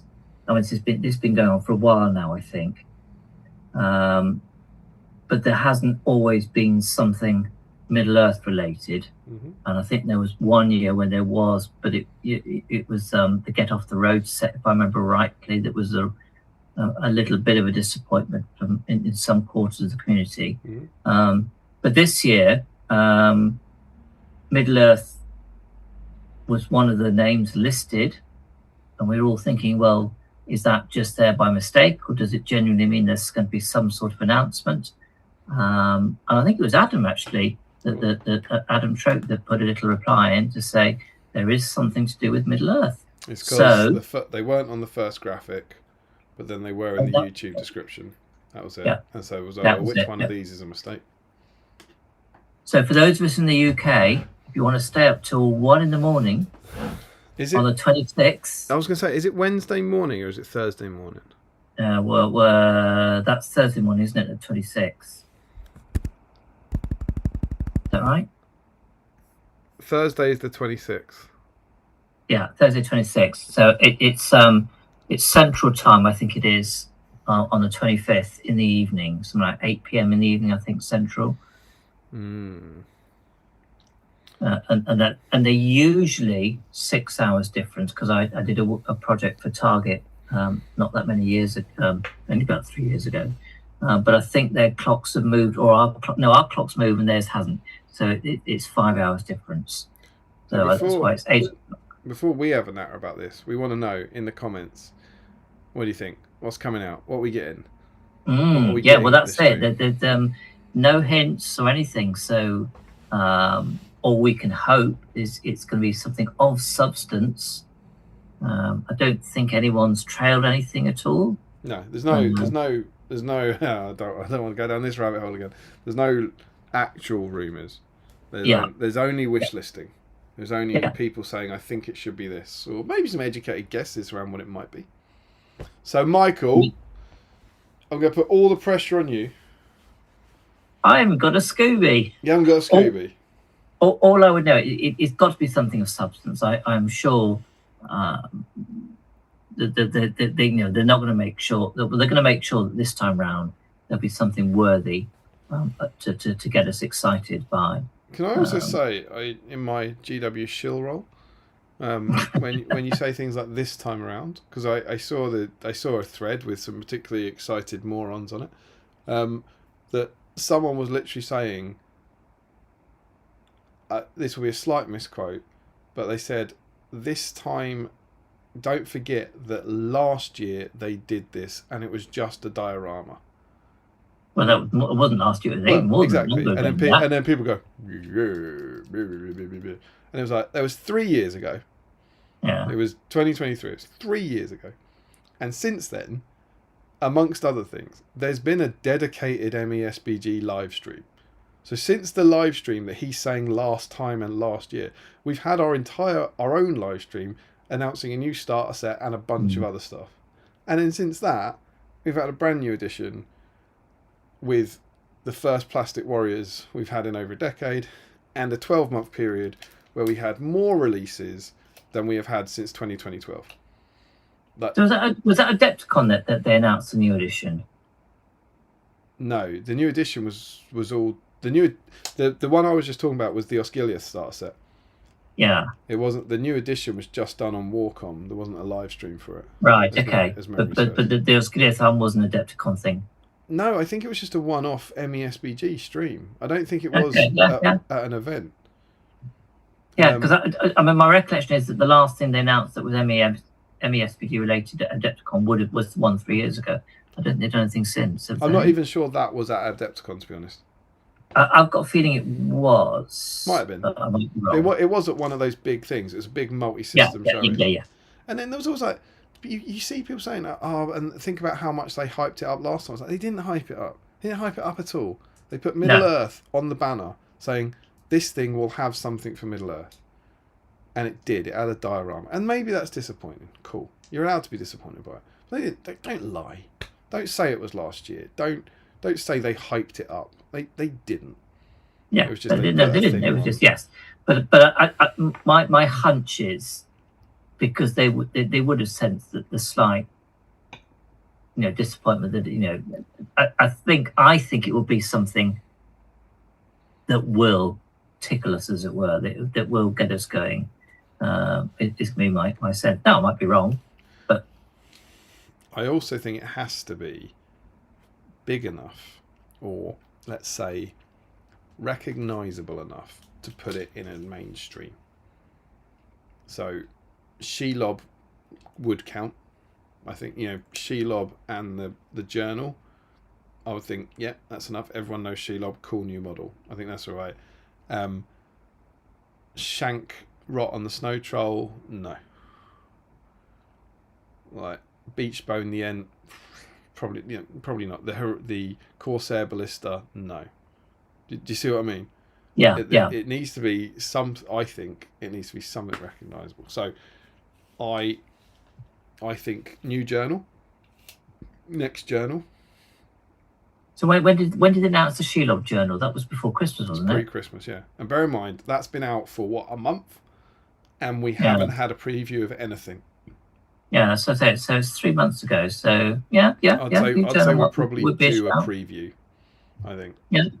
So I think new journal, and I think at least one new kit would be, I think. And if we say new kit, we're saying plastic, aren't we? I think so. Because I don't think we do anything now apart from plastic. Apart from NTOs. We had resin. It depends. That's true. Yeah. It depends on what you believe. Because we had a big drop in May, maybe June, of like things like Beachbone, the Ballista, whatever else came out at that time in resin, Theodred, and I think all of that was done pre the new edition. I think the reason that was such a weird, bizarre, eclectic mix was that was all done. So I think and I could be wrong, the last new resin thing we had would be Lord Thorn, Frecker, Shankrot and the Snow Troll. I think those are the newest kits that have been designed in Forge World resin. Where the Catapult Troll land? I think that's earlier. You said that was one of the old ones. Yeah. Okay. I think that's all. I think the War of the Rohirrim and Shelob is the newest stuff that's been sculpted. Mm. I think. Yeah, makes sense, wouldn't it? Yeah. And I could be wrong on that. In that case, there hasn't been a resin release. Not a release. There hasn't been a resin model made in a year. But maybe I'm wrong. I don't know. So maybe some resins. So Michael, well, I don't know. That's where I'll start. I think journal and plastic kit. Yeah. An accompanying plastic kit that goes with it, sort of thing. Dare you go next? Dare you elaborate? Well, in terms of what it might be. Oh my goodness. Well, I suppose if you think about the current starter set, the War of the Rohirrim, we've got those wonderful plastic Rohan infantry. You can't help thinking, shouldn't there at some point be some matching cavalry to go with it?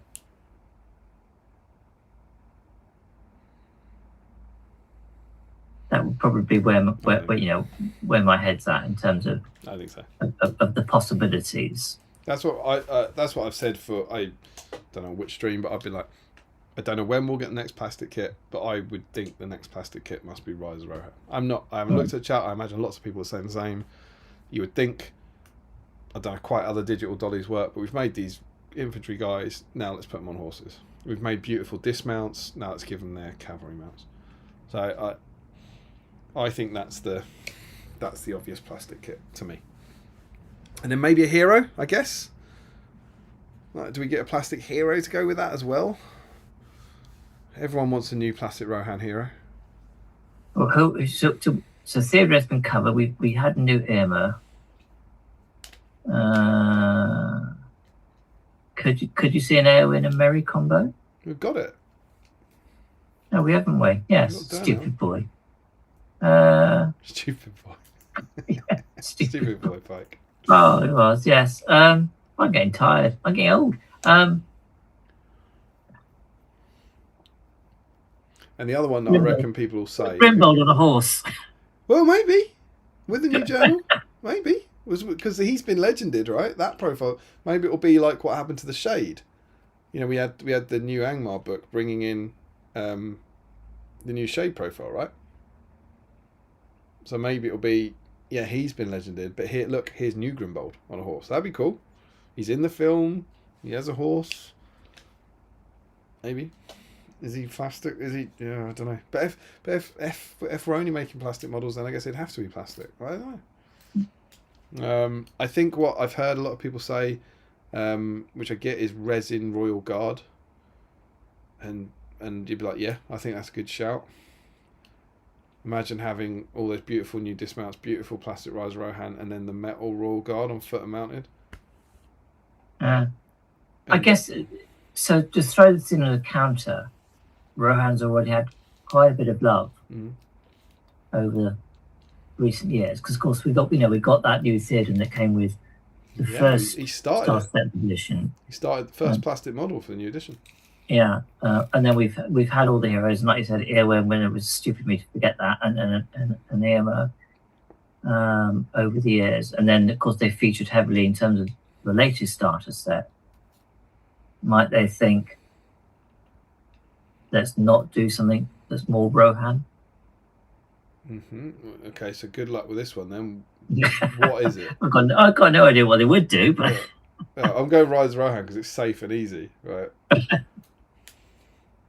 yeah, maybe.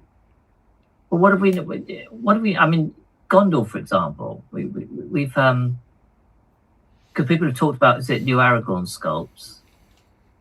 We have had a Denethor. They want Aragorn the King, right? Yeah, and then have been nasty about, we haven't had a new Boromir for a while. They also want, but that's not the Boromir we want, right? The Boromir we want is Fellowship Boromir, but White Tower Boromir, new one. I mean, the only new Faramir we had is in his Ranger guys. So yeah, I mean, Minas Tirith might be a possibility. Their core as well. I think in my head, if you're the product manager and you're like, what am I remaking? Because it's like, let's hope, because we don't know, right? Because we've only had the starter box set plastics, so we don't know if we're going to get new anything else. Maybe it was just for that starter box, but let's assume this is the start of redoing the range. You kind of feel like you start with Rohan, Gondor, Mordor, Isengard, right? Those are the kind of battle host ones. They seem to be what they call their four factions. Those, yeah. Rohan, Isengard, Mordor, Gondor opposing each other. And then people get, you got the Moria, and then you've got the Last Alliance. I don't know. They're all quite old plastic kits. The thing that gets me about them, I would, if I was doing it, and I think I'd do Rise of Rohan next, and then you'd have to do Royal Guard. You'd have to, because they are the most. They're nice models to look at, but they're not nice models to paint. And as has been said many times, the mounted Royal Guard are the most catastrophically priced models in the entire range, right?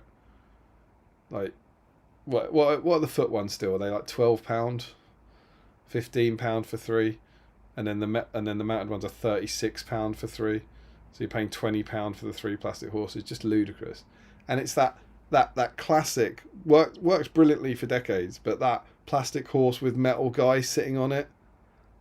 And these are your elites next to new beautiful plastic Rise of Rohan. You have to, I don't know. I'd want, and then that's it. You don't have to worry about Outriders. You don't have to worry about Sons of Ale. I think you want new edition Royal Guard, don't you? Certainly an enticing prospect. I think so. Whether or not there's a hero that fits in that or not. Okay, so all right. So here's the thing then. So we agree that we think it might be Rise of Rohan. What's the journal? That's a good question. What would the journal be? Well, if the journals follow the pattern they've done so far, so they're primarily narrative scenarios. So I suppose, you've got things like, the Rohan, you've got things like the Theodred's scenarios, Lords of Ice and stuff like that. That's 2 towers, right? Yes, you've got the skirmishes that lead up to Helm's Deep. You'd have to assume it's related in some way, I think. Yeah. But there's plenty of scope for little narrative scenarios, aren't there, in terms of leaving Edoras, Aragorn being out on his own, and the Warg attack. I think the treachery of Gollum has blown everything wide open. It made perfect sense that the War of the Rohirrim would be the first one, and then it did not make perfect sense that the treachery of Gollum was the second one. It was like, I think it's the 2 towers. No, sorry, it's Fellowship, isn't it? Or it's Siege of Gondor again, or whatever, or War in Rohan, or one of the ones of Quest of the Ring Bearer. It's something we've had before, and that's what's quite fun. We have no clue. No clue what's it. It could be the Adventures of Tariel. It could be. That would make someone very happy, wouldn't it? Yeah, maybe intelligent people, I guess. What would be like Shelob need new? What's a monster that needs a new kit? Shelob must have been pretty high up the list. Maybe a troll chieftain. Maybe Sauron. Oh, Sauron, Lost Alliance. Felbeast is. Yeah, the Balrog's got a plastic one though. I don't think they're making a new plastic Balrog, are they? I know, but you could make such a good Balrog now. You could, and a bigger one, and that would be worthy of putting on a live stream. Oh, I don't hate that, Michael.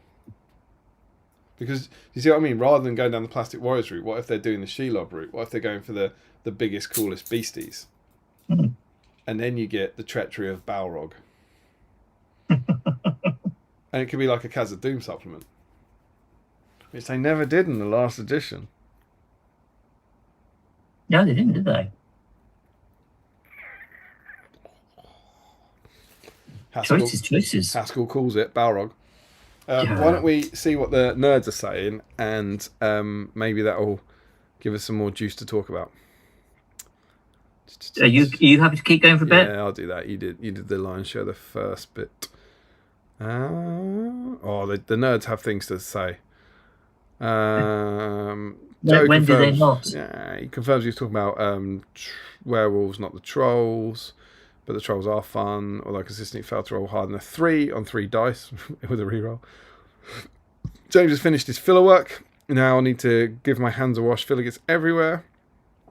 Joe says, "Did it go off in your hands?" And James says it did not.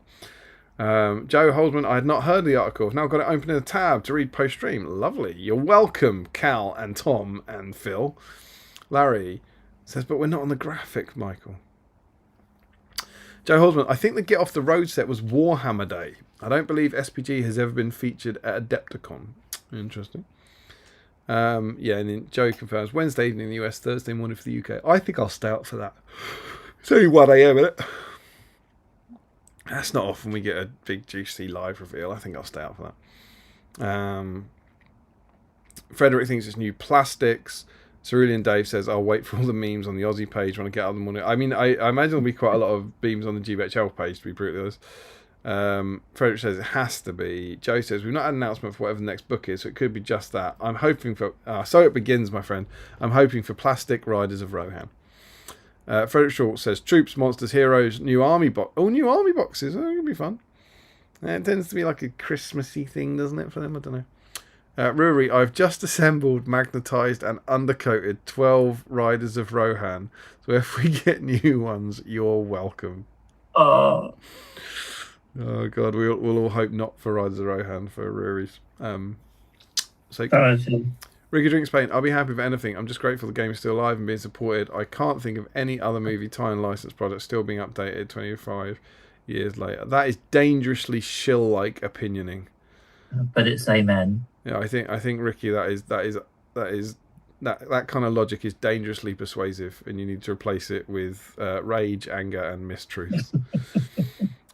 Chris Cooper says, I've heard that it's definitely going to be a diorama of Legolas sliding down the stairs at Helm's Deep.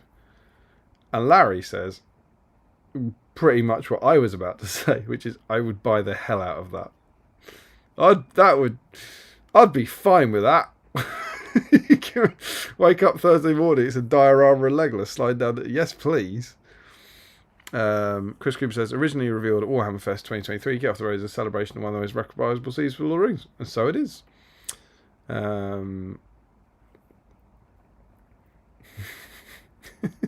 Frederick says, yeah, okay, Damien, that all makes perfect sense. But have you maybe considered the possibility that the person in question also stopped paying attention 3 years ago, is perpetually insincere, angry, and also really hates the War of the Rohirrim? It's true. It could be. I did overlook that. Chris Cooper would also buy the Legolas diorama. Larry says, I'm just annoyed I normally have to get up early on Thursdays. He says, I don't think it'll be any of those things, Damien. They've all been revealed together. I think it'll be something new. This must be a humorous satire on the fact that I listed things that have already been out. Chris Cooper says, Last Alliance Journal. What do we think? Last Alliance. What do you reckon now, Michael? There's a lot of clamour for that. Has been for a long time. They've been clamouring for a Last Alliance supplement for, probably as long as I've been back involved in the game. Since 2018 and the mention of Anarian. I guess the problem with that is potentially the limitations of what you can do in terms of narrative scenarios with it. Because it was only the opening bit of the film, really, wasn't it? And it was a big battle. You could definitely bust it wide opener. You could go to the book and you could also just make it up, as they do sometimes. You could just turn it into a bunch of smaller scenarios. My fear for that is how much they need to do. If you think they had the new starter box set that had 2 hero sprues and 2 warrior sprues. And then since then we've had Shelob. And really, I know you don't have to do it all, but a new Last Alliance supplement is a new Elf sprue, a new Mordor Orc sprue, a new Numenor sprue, then Isildur and Elendil, Gil-galad and you wouldn't get Elrond now because they've done him, but Gil-galad. So maybe it's the three: Gil-galad, Isildur, and Elendil, and then Sauron. It's a lot. I would be. I mean, what a reveal. I mean, that would be worthy of a real, like a box set. Maybe it's a new starter box set. Maybe, no one said that yet. Maybe it's War of the Rohirrim has done its time. That's certainly a starter box. Because we have had. I mean, the early edition had 2 starter boxes, didn't it? In terms of Theoden and then Faramir. But that's like, that's definitely worthy of a place on a live stream. But I think it's too much. Because I mean, we did have when Elrond came out, didn't we? We had, was it Gil-galad's banner bearer, didn't we? It's Gil-galad's banner. Yeah, that was a bonus on the sprue. Yeah. You can't help thinking that surely at some point. Maybe it's the elves. There have been, I would accept there's been rumours. I don't know how much I trust them, but there's been people saying the elves are done. I've heard the elves are done. I don't know if I trust these people. Well, what you mean? What, Rivendell elves, or just elves in there in turrets? Like Rivendell, like Last Alliance elves. They're done. I think it was Andreas, the Norwegian Viking. I think he said it for years.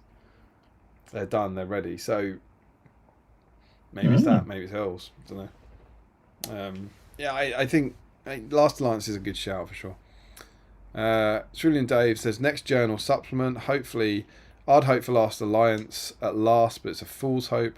Chris Cooper, new kit could still be Forge World resin. It could be. Frederick Shaw says the last time they did a disappointing live stream, I got so angry I lost my sense of time and also missed all releases they did since then. This has to be just as bad as that time last year, surely. That is literally what he said. And Larry says that does seem reasonable.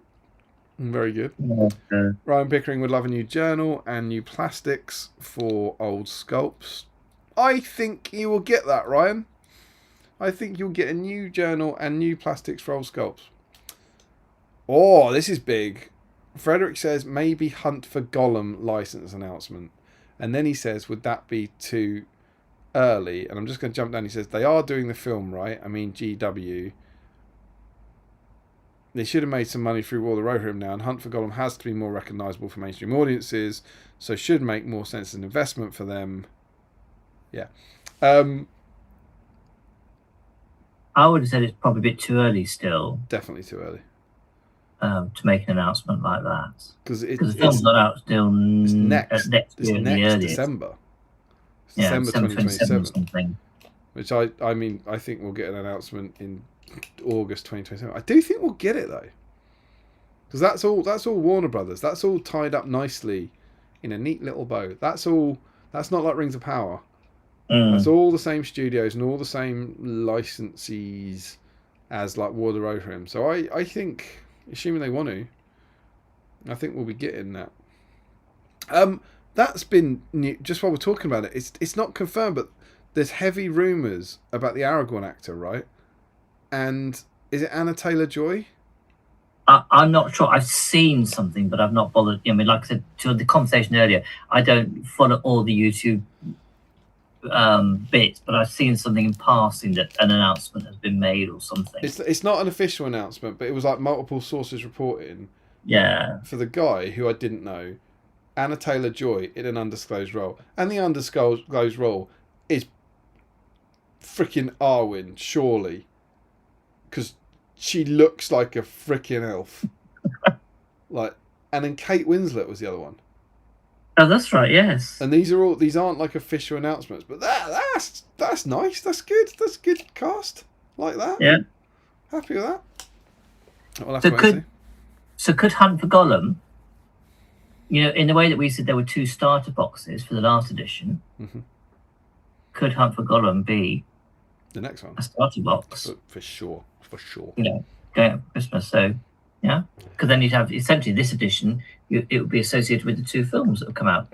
Yeah, I think who knows how early they work, but I think right now you're planning.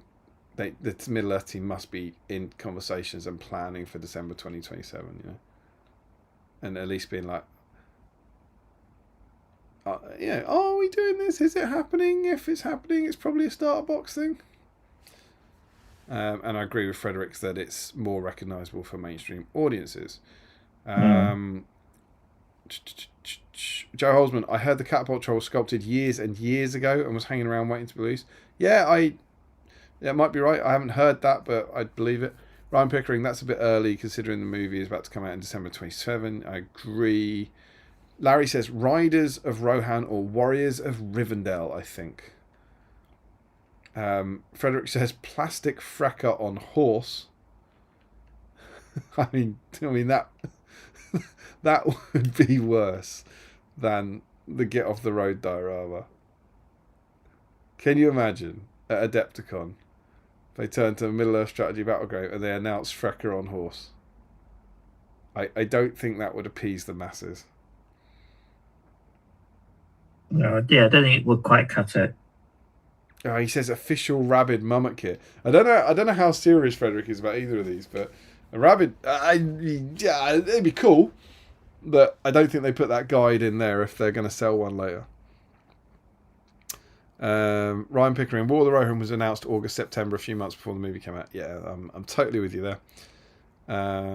Larry, Rivendell Warriors have a digital sculpt and they kept their model as sword and ball guys. Yep. This is Larry's thing. I don't think you're bad, mate, but this is your baby, right? This is just you. It's like I've still got the profile and they've got the digital model. They must be coming soon. It's like I get why you're saying it, and I hope you're right, my friend. Joe Holzman, are there any Rohan? I think he's talking about Rohan heroes they haven't done in plastic or forge rod. Just gambling would be. Oh, gambling! Foot and mounted gambling. Yeah. With banner and without. Yeah, with that, yeah. And he's right. That's the only one of the named heroes they haven't done, right? You know, like I'm not including like Daewine and Elfhelm when they've got like relatively new resin things, but Gambling's just an old metal sculpt. That would fit right in there with Riders Rohan, wouldn't it? And if you did that, would you do Harmer as well? Dear sweet Harmer, isn't he? Is Harmer still about? Oh yeah, he's still about, isn't he? He didn't get legend. Yeah. Give him a horse. Give the poor bastard a horse. Because we do see him on a horse. Famously so. Yeah. No, I think that's yes. Running through my list of heroes, I did gambling because I'm not a Rohan player normally, so gambling just. And it's so easy to see how it's so easy how you put the arm on, and it'll be a sculpted banner, sculpted horse banner. Oh yeah, no freehand white horses anymore. I want that. And then right underneath, actually, Ricky Drinks Paint says plastic gambling with a nice sculpted flag, so you don't have to do the dreaded freehand horse. Yeah, that's good. Yeah. Ryan Pickering, new gambling and Harmer with Harmer mounted model, so he's not left out in Road to Helm's Deep. Larry says Resin Royal Guard. Resin Royal Guard, but still with the ancient, super expensive plastic horses. That's ultimate trolling from GW. Frederick thinks a new plastic Aragorn and Gollum kit. Maybe. Callum Farbrother says, thanks guys, looking forward to seeing the Barnes and the Mourner. Richard Clammer, I'd like to see some more Corsair models or a supplement to give a scenario for the new Corsair siege bow. I think that's unlikely. Sean Clark, I'm calling Boromir and Lurtz Fellowship Anniversary. Surely now's the time. That would be pretty cool.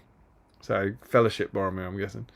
Jakey, I'm torn between new Aragorn and plastic Minas Tirith Warriors or new plastic Mordor. That's 3 kits there. I think they're all very good suggestions. See all of those happen. 60%. Chris Cooper says... in terms of they must celebrate this anniversary, 60% of years is a 5-year or a 0, so either 5-year or 10, 20, 30-year anniversary for one of the Lord of the Rings films. They come thick and fast. I think we're talking about Royal Guard here, where Joe says they're horrid to paint. Somehow they have too many details and too few details.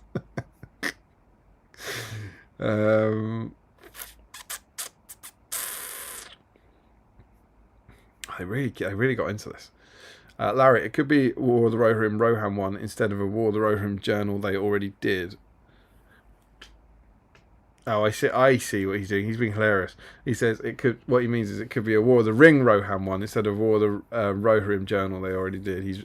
He's making he's using clever use of the fact that they have the same acronym, initialism. Sorry, Richard Clammer. I think the Royal Guard pricing is worse when compared to Rise of Rohan. You pay £10 more for 3 less horses and no Riders of Rohan to get 3 Metal Royal Guard. Yeah, they're awful. Larry says, also, Damien's comment got me curious. So this year they have only released 2 new Forge World models, both for Heresy. Oh, that's interesting then. You see, because I don't follow the game system, so I've got no idea what's going on there in terms of what they're releasing and in what format, as it were. Well, neither do I, but I think Larry might have found some corroborating evidence for my standpoint. Maybe they're winding down on resin across the board. And I wonder what that would mean for us. Because we've only had like heroes in the Shelob kit and those 2 for the starter box. So like, it feels like we're a long way off getting Royal Guard in plastic. But if that's the only thing they're making, guess we have to. Do we get plastic Royal Guard? Oh, that'd be good, wouldn't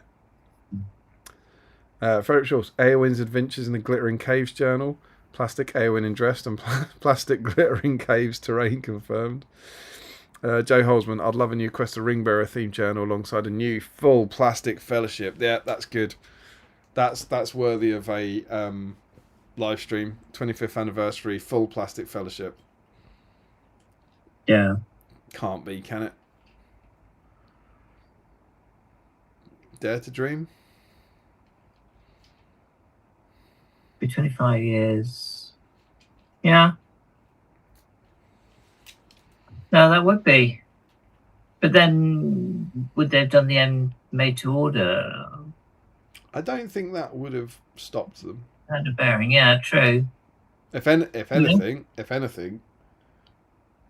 even me in my GW Shield phase would be, that's the way to do it, right? You put out a made to order, get them all to buy those ones, and then you announce the new plastic one, get them to buy those ones. Yeah, that's true. And I don't think they've done as many of them as people kind of think they have, because the Aragorn wouldn't count because he's in the. It depends what you're going to do, but even if you count the Elven cloaks, he's got Anduril. Legolas and Gimli are fine, albeit post Lothlorien. Gandalf is Gandalf the White, so we haven't got a plastic Gandalf the Grey. Merry and Pippin are fine, they're post Lothlorien. In the Treebeard kit. We don't have Frodo and Sam. We don't have Boromir. So I definitely don't. We're always like, oh, we haven't had a few of the new Fellowship. I think there's quite a few of them we haven't got.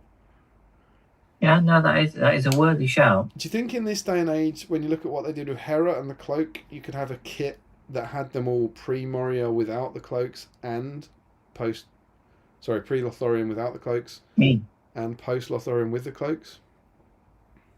That'd be some very clever sculpting. Well, that's what Hera is, right? You get both versions. It's not just a sculpt. It's not just. Have you done Hera? Have you put it together? No, I haven't. So it's not just a cloak that clips on. It's a completely different body and different arms. It's almost like you get like Hera legs. It's the same for the mountain one. You get Hera legs and Hera head, but then everything in between, like the arms and the body, is completely. You get 2. You get 4, I suppose. Interesting, yeah.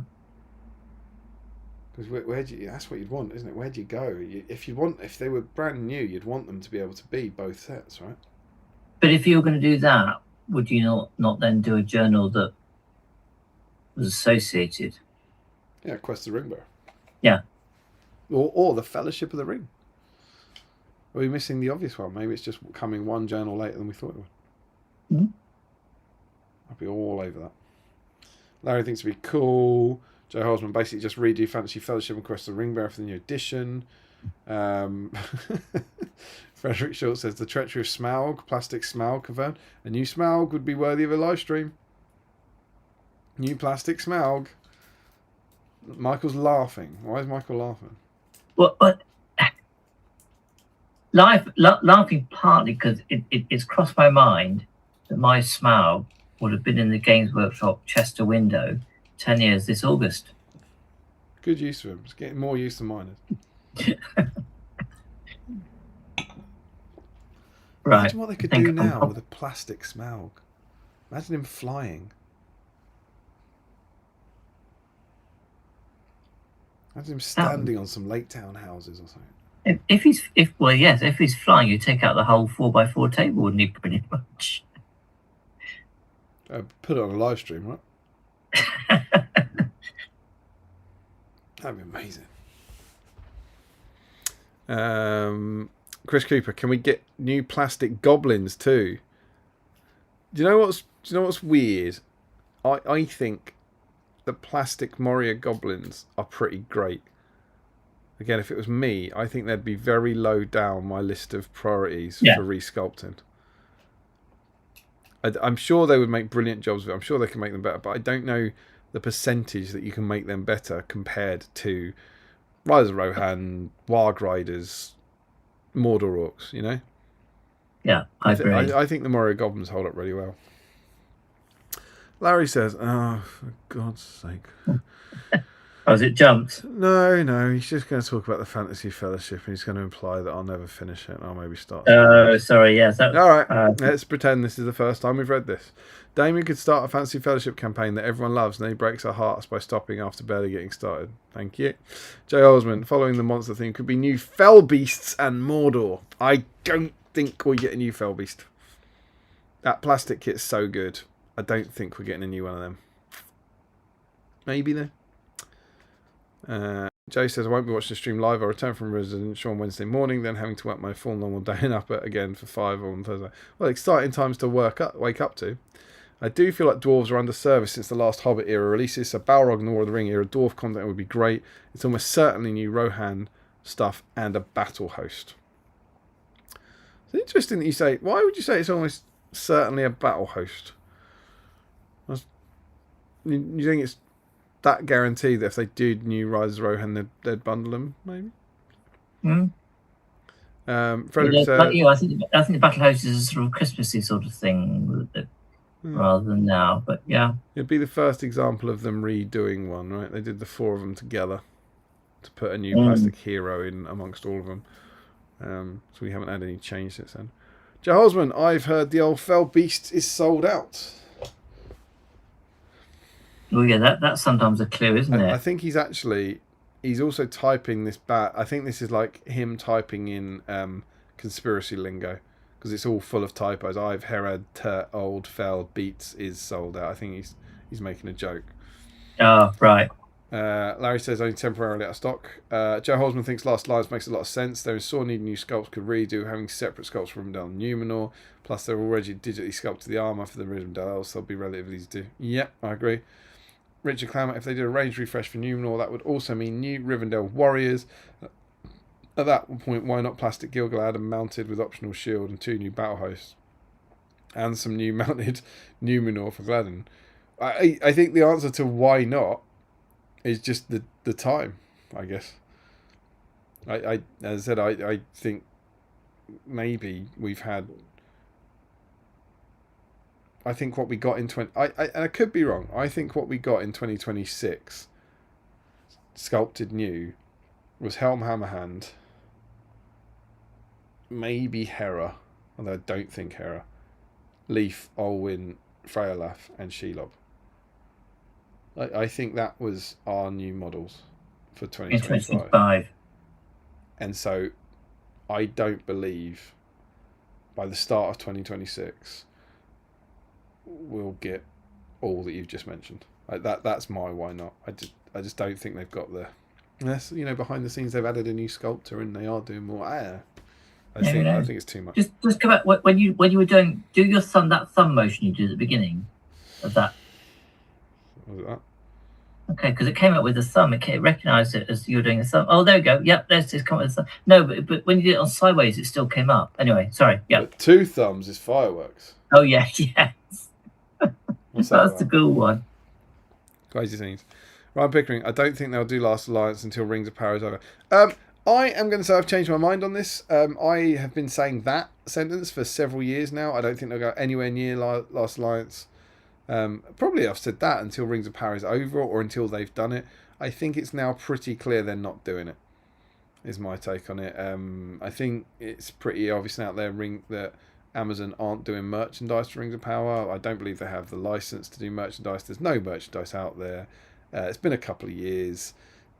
It would greatly surprise me if Amazon now start doing merchandise for it and then GW start doing models for it. So I think maybe they didn't do Last Alliance at the start because they were investigating it, but now I would suggest Last Alliance is back on the table potentially. Just be my take on that. Well, this is a big one. Larry says, if there's a new supplement, do you think there'll be new rules in this one? And Joe Holzman humorously Larry's him right in the face by saying, probably, Laz. All the others have had rules. I think what Larry's referring to is profiles or new army lists. What do you think, Michael? So we've had 2 supplements so far, haven't we? Yeah.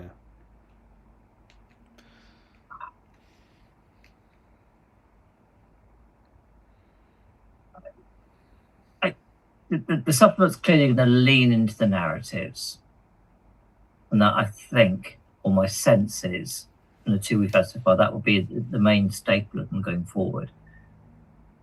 But will there be any other new rules, new profiles? Surely you can't say that there's never. Yeah. Surely there's always going to be the possibility. There's got to be new stuff at some point. Yes. Yeah. No. Yeah. I think so. Yeah. Depends on the supplement though. Depends what it is. Yeah. Or maybe we're just in a period where we get, War of the Rohirrim came out August, September, maybe September. Yeah, I think some of that. Treachery of Shelob is January. So 3 months apart, 4 months apart. Yeah. So it might be that if we get an announcement next week, comes out 2 months. Get a supplement every 4 months ish. That's quite close to. So maybe there's a couple of years where we just get loads and loads of narrative supplements, and then there's a new profiles book or something. Yeah. Maybe they're all going to be like this for a while, and then there's another book which is here's your new match playbook. So I don't know. Yeah, maybe. Not sure. I mean, you can't. I mean, just thinking about it when there's the new film, and hopefully they're going to have the rights to do stuff. There's got to be new profiles, new going to come with that. Well, maybe that's it. Maybe they wait till Hunt for Gollum. Talking of which, Frederick says, could Hunt for Gollum also be a new edition? He says, I mean, look at how fast they're going through editions on the other games. Some of the more businessy things, what you see is what you get rules, are more in line with other systems now. And then you talk. I would say it's too early. If we talk about December 2027 for the Hunt for Gollum film, that feels too early to be doing a new edition. It'd be 3 years, right? Yeah, that feels too short. But maybe Osgiliath, maybe 1.5. Yeah. Maybe a a version that includes all the FAQs up to that point. Something like that. Yeah. He's right though. Most of the games are on a 3-year cycle. Ours, as of yet, isn't. Ours is far closer to a 6-year cycle. Doesn't mean they couldn't bring it forward, but that'll be an interesting one. Larry says, that right? So it's things like 40k. I know 40k. Yeah, 40k and Sigma. Reasonably. They're 3 years. That seems quite short to me as well, to be honest. That's what the people think. Well. Larry says, though Hunt for Gollum feels like it would be more like Mines of Moria Goblin Town than the big army starters of recent years. Yeah, really know what the game's going to be. Well, you get the impression that Hunt for Gollum is going to be a bit like Fellowship. It's going to be more small forces, individual based. It's not going to be the bigger bigger engagements that we see in Two Towers and Return. So maybe knowing how they like to weave things together, I think there'll be big battles. I think there'll be like, I don't know, like there's the bit about how he escapes from Lothlorien. I think that'll be like an orc attack on Lothlorien. You know, and maybe you'll see some of the other battle. Maybe you'll see like a battle in the east or something, and they'll shift the timeline a bit. Some of the stuff, I could just see them, if you're doing that kind of Lord of the Rings film, wanting a big battle at some point. And having to sort of not necessarily engineer it, but shift the timeline, enlarge something. I could definitely see it as a starter set though. You can imagine having, I don't know, a new orc sprue, Aragorn, Gandalf, and Gollum. And then maybe, I don't know what he's going to have. Is he going to have Ranger friends? Maybe new plastic Rangers. That can be used as Gondorian Rangers. Well, the Rangers we've got at the moment, there's several different armies they could make an appearance in, aren't there? Yeah. I could definitely see it as a box set. And then Frederick says, but Freka should have a horse. He has one in the films. We see it in the stables. I like to say Saruman, who has a horse model without ever having a horse scene in the films, but obviously joking here. Yep, agree. Yeah. And Frederick goes, yes, Gemling foot mount with all the options.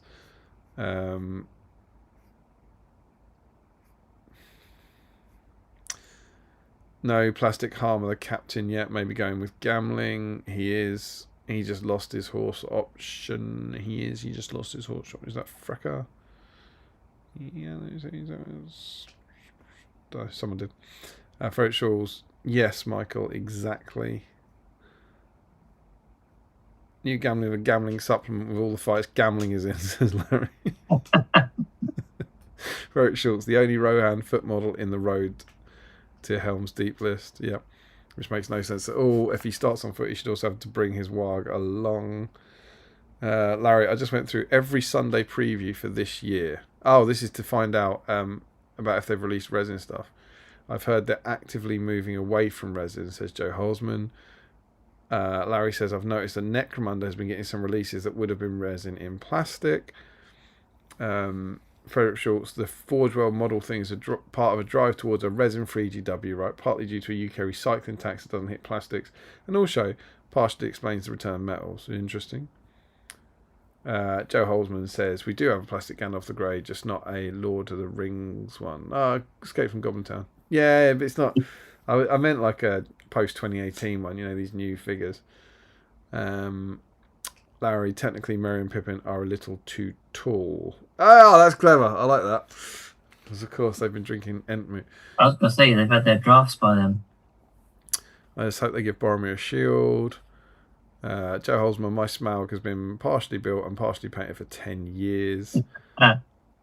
Which is nearly as big an achievement as Michael. Larry says, plastic Smaug with him rearing up covered in molten gold, everyone's favourite stream. I think I was meant to say scene. Do you mind taking over while I go for a wee? Yep, I can do that. On Joe Holzman, they've got that awful blockiness to them, though. What's that? Who's got an awful blockiness to them? I think you might mean the Moria Goblins there, because Larry says, I think the plastic goblins are great, but their big weakness is their lack of pose variety. And Joe says, the solid plastic between the arms and the body, they look really uniform. You got that? Yeah, I'm narrowing on it. Oh. Yeah, here we go. Right. Frederick Schultz. Yeah. And Larry's saying they look really uniform. Right. Frederick, hard disagree. The Moria Goblins really need replacements. Well, you can say that for most of the range that's been out for 20, 25 years and so on. I think it's sort of relative to some of the other stuff that's there. It's been a while since I've painted Moria Goblins, but I don't remember there. You know where some of the plastic warriors, where some of the bits of cloth sort of phase into the other. It's not quite delineated, and I don't remember that being quite the same problem with the Moray goblins. They seem to be reasonably well sculpted in that respect. Larry, you know what you could do to stop me bringing up the Fantasy Fellowship? Oh, yeah, I'll try and tell Damien that when he comes back. Joe, the last time they did Battle Host, weren't they announced in August? Possibly. I don't have a memory of that, but yes, I think you might be right. It sort of rings bells, I suppose.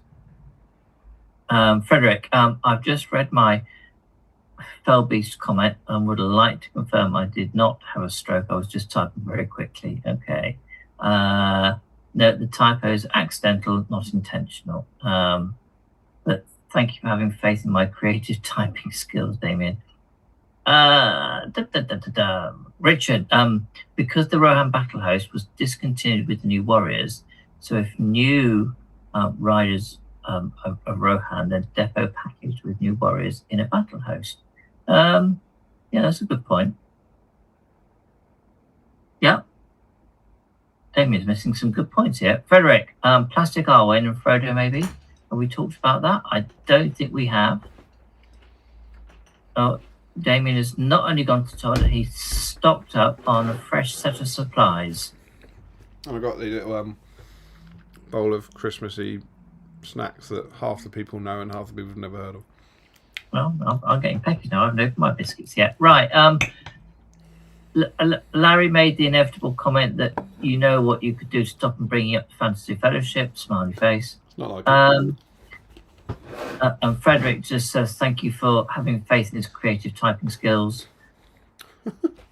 And Richard made a good point, because the Rohan Battle Host was discontinued because of the new Warriors. Yeah. So new riders of Rohan then defo packaged with new Warriors in a Battle Host. Yeah, makes sense. Yeah. And then Frederick said Plastic Arwen and Frodo, maybe. We talked about that. Plastic Arwen and Frodo. So what, both on foot and then a combo mounted? Yeah, because I mean, they've done that with both Merry and Pippin, having that optional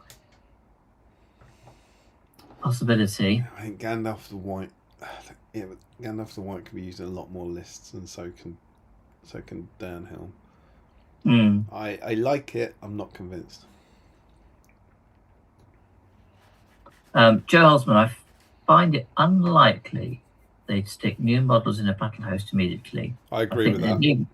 Leave it a while to sell more sets at full price before discounting it in a Battle Host. I agree with that. Frederick, feels like that's the only one left, except maybe Warg Attack, Legolas and Gimli.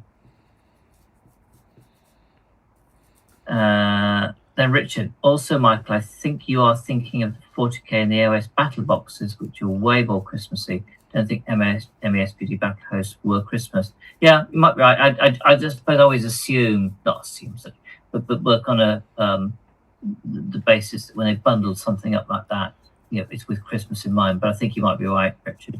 You might be right about the MESPG ones, but big boxes are quite a traditionally Christmassy thing. Yeah. Joe Holzman, Harmer. Frederick, of course they've been drinking Entmoot. Damien, what?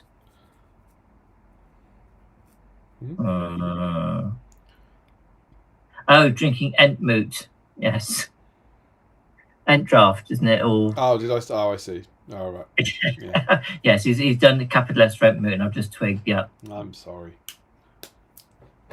I've got Harry on our minds. I think we were at a Warhammer World Doubles event. This is Joe, when the Sunday article went up announcing a Middle-earth stream for the following weekend.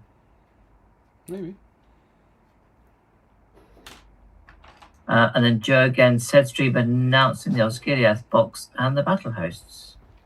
Oh, were the battle hosts in the same stream, were they? Maybe. Maybe, yeah. Although it's possible I'm combining two streams from different times there. Yeah, it is yeah. I must. Apart from some of the big new edition type changes, I start to lose track of some of the other stuff that happens in my memory. Larry, if they bring out new riders, I would be incredibly surprised if we see them first in a discounted battle box host, or battle host box, battle box host. They would want people to buy them a full price for a bit first. That's I think someone made that point as well a bit earlier. Richard, how new was the Witch King plastic before it made it into the Mordor battle host? I think it's different when it's a single hero that some people might want to pick up for their armies compared to a box of warriors where there are 5 army lists, 6 army lists, where you need 4 boxes of them. That would be my take on that. You don't buy 4 mounted Witch Kings, but you might buy 4 boxes of Rise Rohan. So, at the moment, I'm listening to an audiobook all about Philip II, King of Spain in the later 16th century. He was the one that sent the Spanish Armada. And at some point during his reign, he became did he become King of Portugal? But he controlled Portugal. And that's the point at which the Spanish Empire, they could say legitimately the sun never shone, that never set on the Spanish Empire. So I think we might be getting close to that from a BSIME perspective, because Mr. Warwick Griggs has in to say, "Good day now, guys. Hope you're all well. Just popping in to say hi." What an intro! What? I didn't know where you were going with that. That was incredible. I know. Well, we've got Canadian, we've got a couple of Americans, we've now got Australia. Surely, Warwick's just had a birthday. On BSIME. Warwick's had an Australian birthday, I believe. Yes, yeah. So I hope all is going well. I see your occasional pictures in my Facebook feed, and it sounds like you're all settling in well in Perth. So I hope you're enjoying it. I believe, in fact, I know Australia is having a general election. Because when I talked to my sister this morning, she was sitting down to watch the results come in. Well, Warwick can't be affected that. He can't be allowed to vote, sure. And what's unusual about Australia is that they have compulsory voting. You get fined if you don't vote. And their outgoing head of state doesn't claim it's a fix.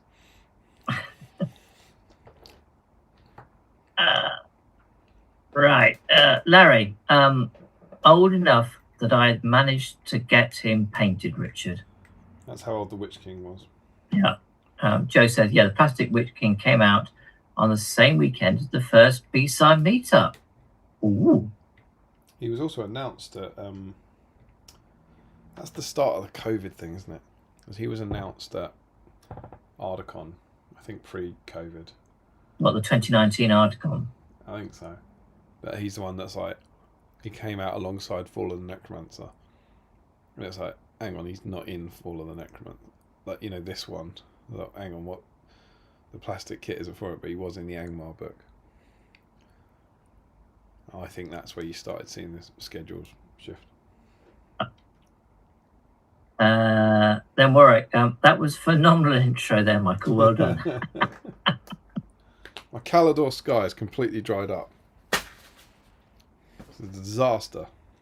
Oh, well, yeah. Who was it said that disaster earlier on about the fact? Well, was it Chris? Wasn't it Chris saying his Basilican Grey had run out?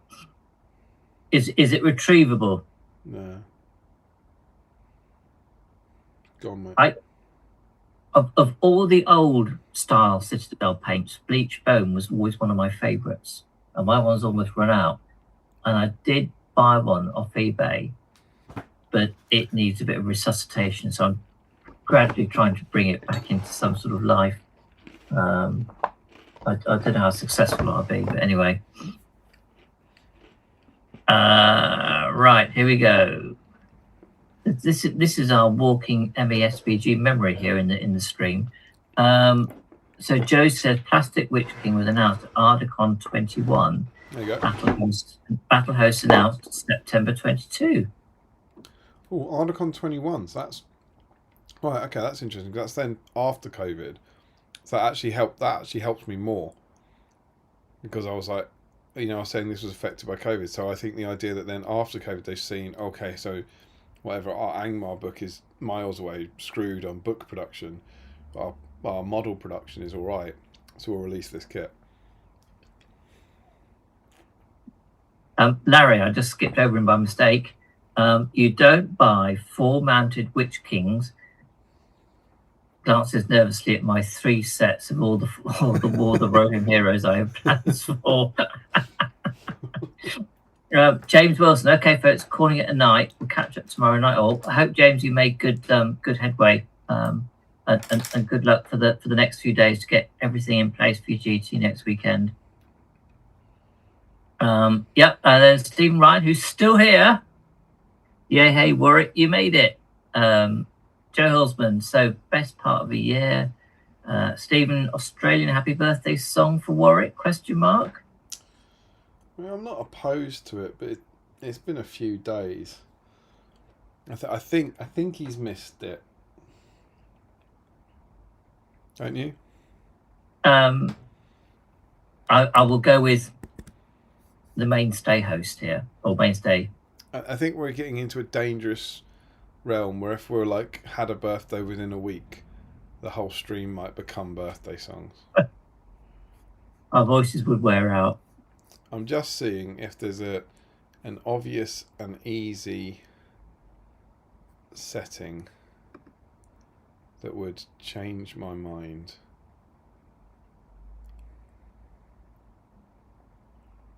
I'll keep rattling on while you're checking it out. Joe says it was post-COVID. Warcom has an article saying it was announced at Ardacon 21.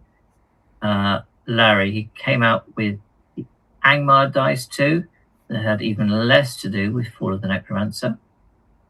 And then Joe said Warcom has another article dated September 22 announcing the battle host. Yeah, so obviously, yeah, because Warcom does have all the articles until they clear it all out, which they do from time to time. Yeah, Sean Clark says Bleached Bone was one of my favourites too, Michael. I think the name made me want to use it all the time. Yeah, there's something about the name as well. I always think of, I don't know, it's sort of skeletons left out in the hot sun to be bleached type idea. It has sort of that vibe, I suppose. It's a bit parody almost as well. Right. Oh, I see. Stephen Rice said, I just wanted to hear you try and sing in an Australian accent, smiley face. I'm not, I can't, I'm rubbish with accents. Here we go, Larry. Oh, here we go. What a surprise. I had a birthday last year. Can I get a song? The thing is, I don't hugely disagree with him this time. Richard Clammer, okay, that makes it pretty certain then that the Burrowhead battle host will be quite some time. Sad face. Ryan Pickering, I'm going to have to call it a night. We'll catch up in the morning. Thanks very much for joining us, Ryan. Warwick, it's not been that long, Damien. You're forgetting the time difference. Well, I've actually caught up, so that's it.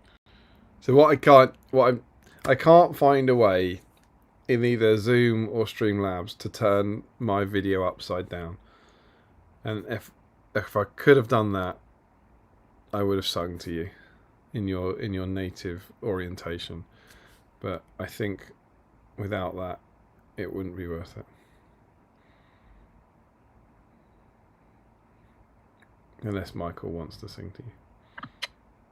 I can sing, but I can't do an Australian accent. It's funny. The first few years my sister was over there, she did pick up an Australian twang that was slightly disconcerting. You spent a large chunk of your childhood with your little sister, and she suddenly turns into this sort of slightly Australian type sounding little sister, although as an adult. But it has reversed slightly over over the last few years. I'm not quite sure whether it's because you're spending a bit more time in the UK with us or not. I don't know, but it does come out every now and again. You can get that Australian slant in there. I think, and I don't know how well this would go. I think I can do a slightly dirty Australian accent. I mean, do you want... Dreamers, you have been warned. Should I have a go? I've not had the opportunity to sing an Australian accent for a while. Should we try this? Go on then, go for it. Is it down there? Is it down there? Someone, happy birthday to you. Happy birthday to you. Happy birthday, you Pom. Happy birthday to you. How's that? That was very creditable. Thank you. I'll take that. Very creditable. Thanks. It was infinitely better than anything I could have rustled up. I don't think. Yeah, I just remember that I have to go quite low down there to find it. He's down there. My Australian's down there somewhere. I don't think I've. It's a kind of Ange Postecoglou kind of. It is what it is, mate. You know. Yeah. You know, the system's a system. We just got it. It's who we are. We're not going to change. You know, they're kind of. I'm down there. I don't think I can find like a kind of, is there a like brighter Gold Coast guy kind of up here somewhere? I don't know. Maybe there is. Maybe there still is some kind of guy up there. But I don't know. There you go. That's what I can do. There's for those further afield, there is a number of satire shows that do impersonations, but there's one on our Radio 4 called Dead Ringers, which can be very sharp, very funny, and I do remember them talking normally, being interviewed a few years ago about how they go about trying to find the pitch for the voice they want to impersonate, and the sorts of things that they try and do, as you were doing there, Damien, you know, trying to go down, they're trying to find the way in to impersonate someone. It was really quite interesting. It's good. Right. Okay. Right. Joe says you could just make him do the control out down arrow trick while you sing it. Or to turn his window upside down. Down. Yeah. Why should I have to turn myself upside down? Just turn your screen around. Don't just flip your screen over. Stephen Ryan says applause. French says, are we back to the early BSIME Damien is Lochy days now, or what? I was thinking about Lochy earlier. What was it? What was the connection point? I can't remember what it was now. It'll come back to me. Warwick, that was beautiful. Good effort. Michelle thinks it was more South African, but great effort. I think my South African's a bit better. I think I can do South African. South African's down there, isn't it? I think I'd actually be far more credible doing a South African one, I think I could get down there and happy birthday to... No, that makes it worse. I think I can do it. I think South African, I can speak it, but I can't sing happy birthday in it. Maybe. Yeah, well, that's pretty good South African or Afrikaans. But I don't think I can sing happy birthday. Happy birthday to you. I can't do it. Why can't I do that? Can I say happy birthday? Is it happy birthday? Is it the words happy birthday? Happy birthday to you. Happy birthday to you. Happy birthday from Johannesburg. Happy birthday to you. So we actually just need a streamer from South Africa and we'll be sorted. Yeah, was that creditable? That was very good. Yeah, and Larry says he also thought he had a hint of South African in there. And I must be, I've come across people where I've not been certain whether they're South African or Australian. There is, I think there is potential overlap.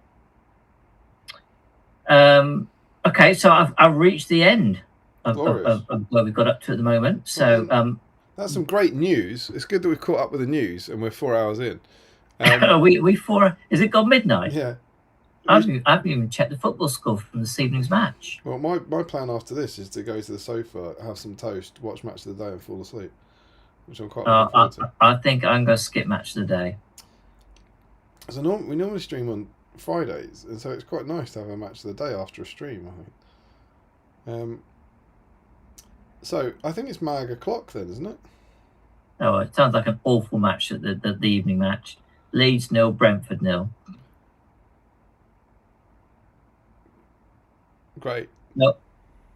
Have I just done a spoiler there? Oh, yeah, I won't watch it now. Brilliant. Cool. Great. Amazing. Oh, sorry, Damien. Great work. Incredible scene. It's because you're bitter because Liverpool lost. Wonderful. Bad me. Classic Haskell. That's classical right there. Well, I wouldn't have put you down as either interested in either of those two teams. I just like watching football. I'm not particularly interested in those. I just enjoy. I really like Match of the Day. I don't want to, this isn't just about my dad, but it reminds me of being young and Match of the Day being a proper British institution and feeling warm and snug and like you can depend on certain things. You can depend on a Saturday night Match of the Day's there, and you just get to watch an hour of nice football, and I just like it. I find I still watch Match Today, but I find nowadays I want to watch it on a recorded version so I can just fast forward bits I'm not interested in. Well, I always watch all of it. I love it. Things like the post match interviews and stuff, I just skip over there because it's very rare do they say anything of interest. So I also never have time to watch all the matches, so it's really good to get an overview. Yeah, apologies, Damon. I should have thought first. It's quite alright. I don't care that much, and I'll still watch it. So, should we have a look at this? Well, I guess we ought to. Yes. Still got 20 wonderful BSIMers with us. So Holzman said, I mean, you still get to see Liverpool and Chelsea lose, David. Yeah, it's going to be a good episode. Jakey has said must have been the Scottish part of South Africa. See, that's interesting because I categorically can't do a Scottish accent. I really struggle with a Scottish accent. And I'm reading Lord of the Rings to Charlotte at the moment and trying to give Pippin a Scottish accent. And he always comes out Irish. And I just can't get up there. I just can't find it up. I can find a few words up there, I think, but I just can't find it. I can't find the Scottish in there, but if I just try too hard, then I end up like kind of wandering across the sea. Oh, that doesn't sound too bad, perhaps. I don't know, but then before you know it, it's just not too hard, and you end up in Ireland. I think it's to be sure. Well, there are links between the two. There are, but yeah. So if I've accidentally stumped, maybe my Scottish is down in South African. Who knows? I mean, this is the thing. You can't hurt me with this. Joe Holzman's just said that's closer to Georgie than Scottish. And it's like, yeah, as perfectly demonstrating my inability to do a Scottish accent. If anything, that's just gone incredibly well. So we have the Balrog Awakens spoilers. It's slightly weird that they don't have a picture of the Balrog in the main scene, but they've got a picture of a big pile of rocks. I know they've got the box out. Is that not a bit weird? I feel like Balrog should be there. Maybe they wanted to give him a bit of a special billing, so they wanted to box him next to Balin. Maybe. All the bees, Balin, Balrog, boxes. Inside. And of course we've got the animated thing. I don't think this drawing particularly looks like he's playing SBG. Looks a bit like an angry Cal at the table at throwing skulls. But yeah. Balin, Lord of Moria, descended from the line of Durin, no less. Balin's ancestors were once the masters of Moria. Intent on restoring Khazad-dûm to its former glory, the Dwarf Lord has embarked on a quest to clear the ancient halls of evil and return them to his people, which is nice. And Gimli says, I have looked on Moria, but it has become dark and dreadful. You see, I can't do it, and I want him to be Scottish. I can't get up there. I think I used to try and do Andy Murray. I think I could. Andy... I used to be better at doing a Scottish accent if I was trying to do Andy Murray. Murray, that's rubbish. Murray, but I used to try and do a Scottish accent. And more like, yeah, I was really pleased to win Wimbledon again. You realise you're going to get some feedback from Mr. Murphy, I suspect, at some point. I'm just worried that you haven't called this one creditable. No, it's not. It's best, way better than anything I could manage. I looked up at you at that one, and there was no creditable comic coming. And yeah, we get this wonderful Balin model again, like new artwork for Balin. I say new artwork. I think it's colorized artwork from the Shadow and Flame book, but whatever. While Balin only ruled Moria for a short time, he remains one of the greatest dwarf heroes of his age. Can we talk about the model? I'm sure the model will come up relatively soon when we start our supplements with Shadow and Flame. But what do we think of that Balin model? Pre The Hobbit, Balin. You know, there's no Lord of the Rings reference for Balin from the films. This is an entirely GW invention at this time, isn't it? It is, yes. I remember quite enjoying painting it. Now, maybe this is we're going to come to the paint section later on. And I thought the aesthetic worked. You know, it to me it was sort of quotes classic dwarf. I think I liked, and I thought the sculpt was quite good because I loved all the, especially with the front, we've got all the sort of, it's almost little plates of mail, and then you've got the things around the hair, the what's the word I'm thinking of here, that tie his hair into clumps. It's on braids, but I don't know what the things are called. Yeah, it's like braids, isn't it? I think there is. I think they do say what they are later on. Scrunchies. Yes, metal scrunchies. So I quite like painting it, and I thought the model just worked fine. I think the only problem I had was I think it was because is it Durin? I just thought it looked a bit too much like Durin. Dane. Dane. Or is it Dane? Is it Dane? They came out at the same time. They're very yeah, similar. That's right. Yes, I just remember the two of them. They looked a bit too similar for my. You know, I wish they could have been a bit different. Yeah, but I thought they were fine. So, our first article is Armies of the Dwarfs. Noble and proud, the dwarfs have opposed the forces of evil in Middle-earth throughout the ages. In this playing a game, we take a closer look at the ways of using these stoic warriors in our battle games. So it's a tactics article for dwarf armies. I also thought this, and tell me if I'm being wrong. I remember reading this and thinking this was odd. You can tell me in the chat if I'm being wrong here. Choosing your force. Aside from Gimli, who featured in Pack 21, the full rules for all dwarf warriors and heroes were presented in Pack 83.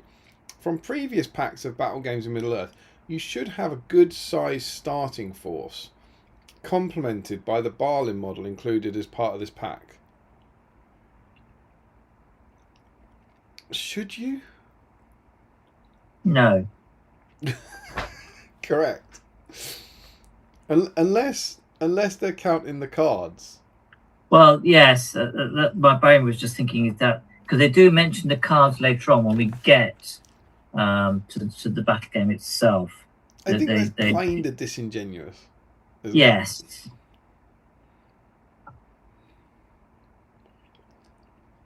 But the good size starting force is actually the picture to accompany the box of the good size starting force, right? That is your good size starting force. That's your dwarf army. Yeah. And in fact, I don't think you've got Dane, have you? So you've got 75% of this good size starting force. I didn't think, although this is meant to be sort of the commentary that goes with this army as to where, you know, what are its strengths, what are its not weaknesses, but you know, where is it less good. I didn't think overall that this sort of added greatly. Maybe it's because, you know, it's the sort of thing we know already, and you know, got to think about they're writing this for new people back in what was this 2006 by now. Tactics article, yeah, I think so. Probably in 2000. I think tactics articles are one of those things that the world slightly moved on. Yeah.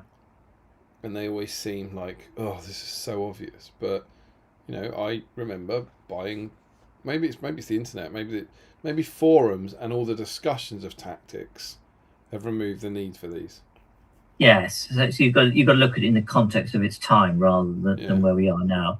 The one thing that did make me smile was the mention in the dwarf bow section of volley fire. Yep, absolutely. That much lamented possibility that was in the early editions of the game, because I did play in the Blue Book era. I did play a couple of games at the time. I do remember doing volleying fire and thinking, Yeah, it wasn't good. But yes, it just talks to the what is still the case, I think, with dwarves on the whole. Yeah. The fact that they've got the high defense, that they hang in there. That they are. They are a bit expensive point-wise, although it doesn't come onto that at this juncture.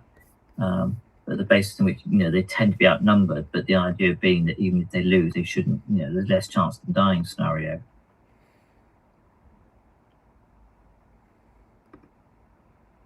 And they mentioned the 200 weapons as well. Yeah.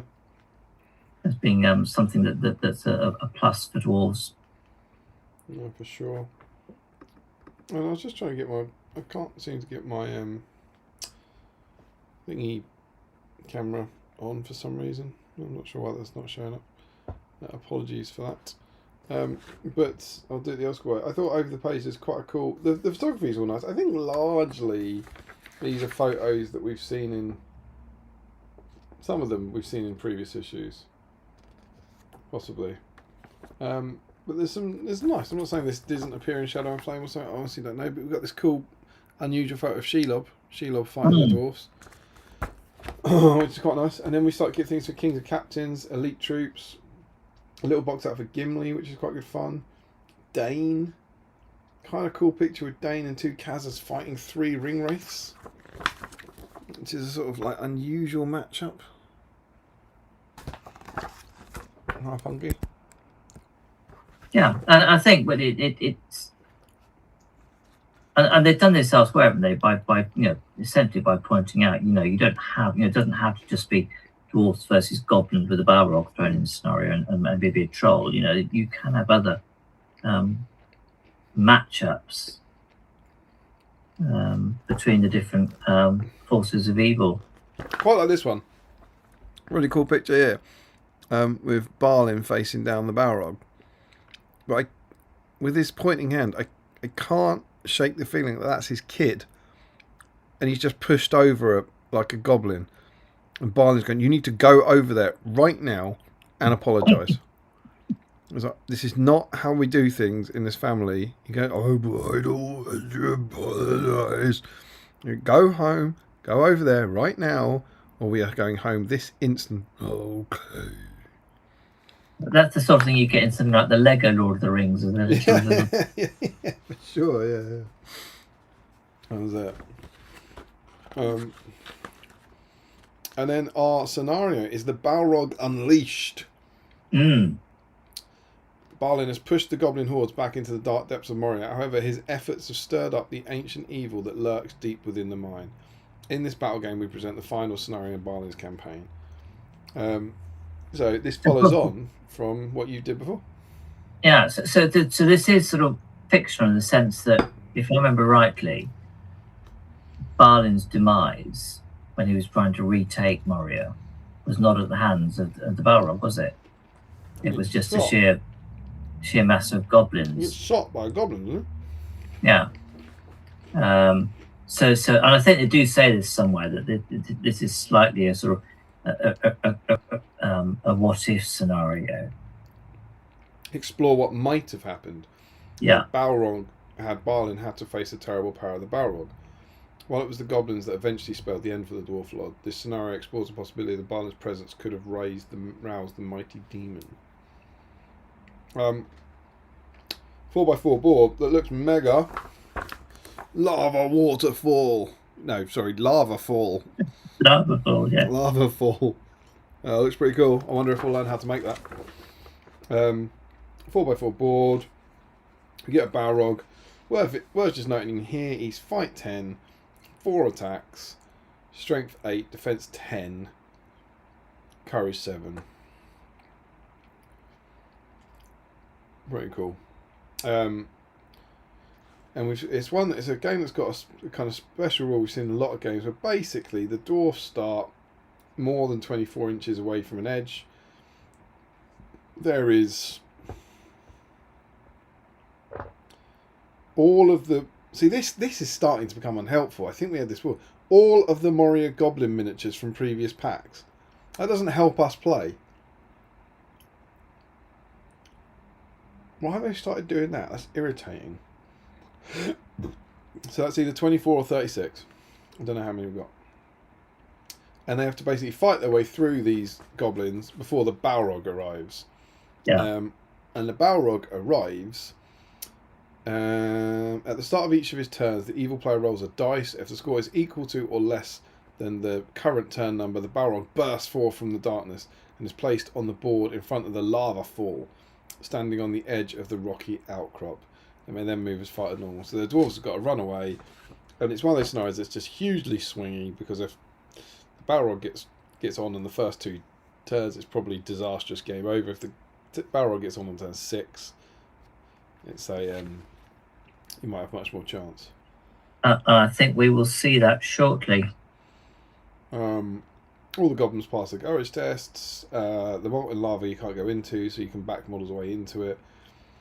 In this scenario, whenever a Moria Goblin is killed, it may be returned to play from any board edge at the start of the evil player's phase. That seems to make it really hard to me. It says you'll need all of the Dwarf Warrior cards from pack 83. Again, not helpful. I think it's 12. I think you've got Balin and 12 dwarfs trying to cut through at least 24 goblins. And when they die, the goblins come back like in their way. Yeah. And they have to keep... it seems very tricky to me. Oh, spoilers. There's a Balrog behind them. In this battle, while Balin is alive, all the dwarves pass any courage test, which will be handy for charging the Balrog. So, the winning the game conditions. Mm-hmm. I spent quite a few minutes looking at this. So, they have the conditions for a good player to win, and their conditions for the evil player to win, and they said any other result is a draw. And I looked at the 2 conditions for the good and evil, and I couldn't see how you get a draw. There's no time limit on this, so tell me. At the start of being turn, the Balrog has been killed, or Balin and at least 4 dwarfs have moved off the escape edge, and the good player's a winner. At the start of being turn, there are fewer than 4 dwarfs alive, or Balin has been slain, and the evil player's a winner. So the key to me was that it talked about 4 dwarves. So if you've got 4 dwarves with Balin off the escape edge, good player wins. If you've got fewer than 4 dwarves, then the evil player wins. I can't see how there is a draw in this. Might be right.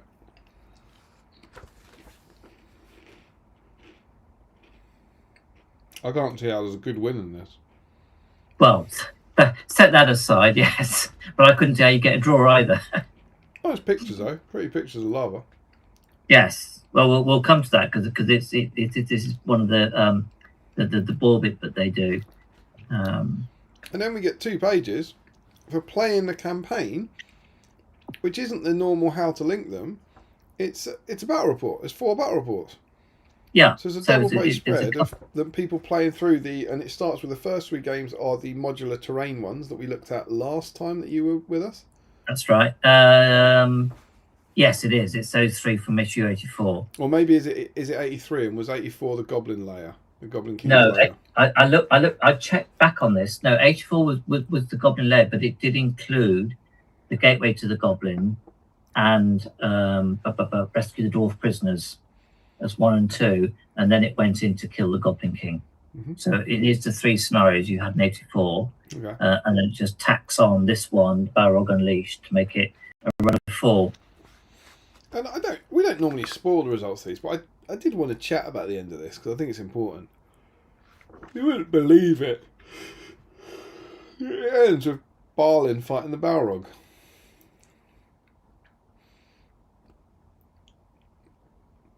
The sort of thing that a really unscrupulous magazine would probably make sure happens as well, I imagine.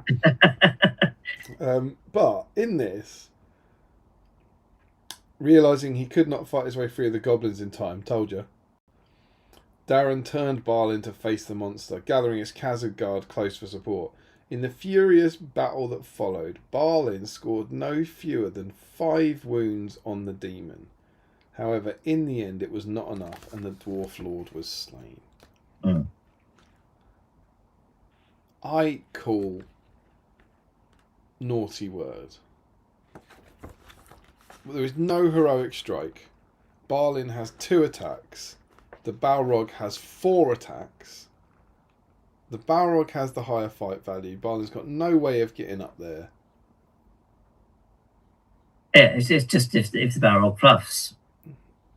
Yeah, and then Balin's strength 4. The Balrog is defense 10. So there's that. That's 6s by 5s. He gets +1. So 5s by 4s.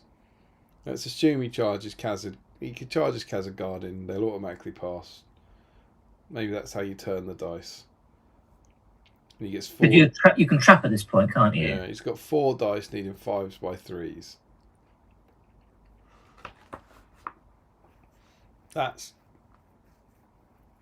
2 a turn, isn't it?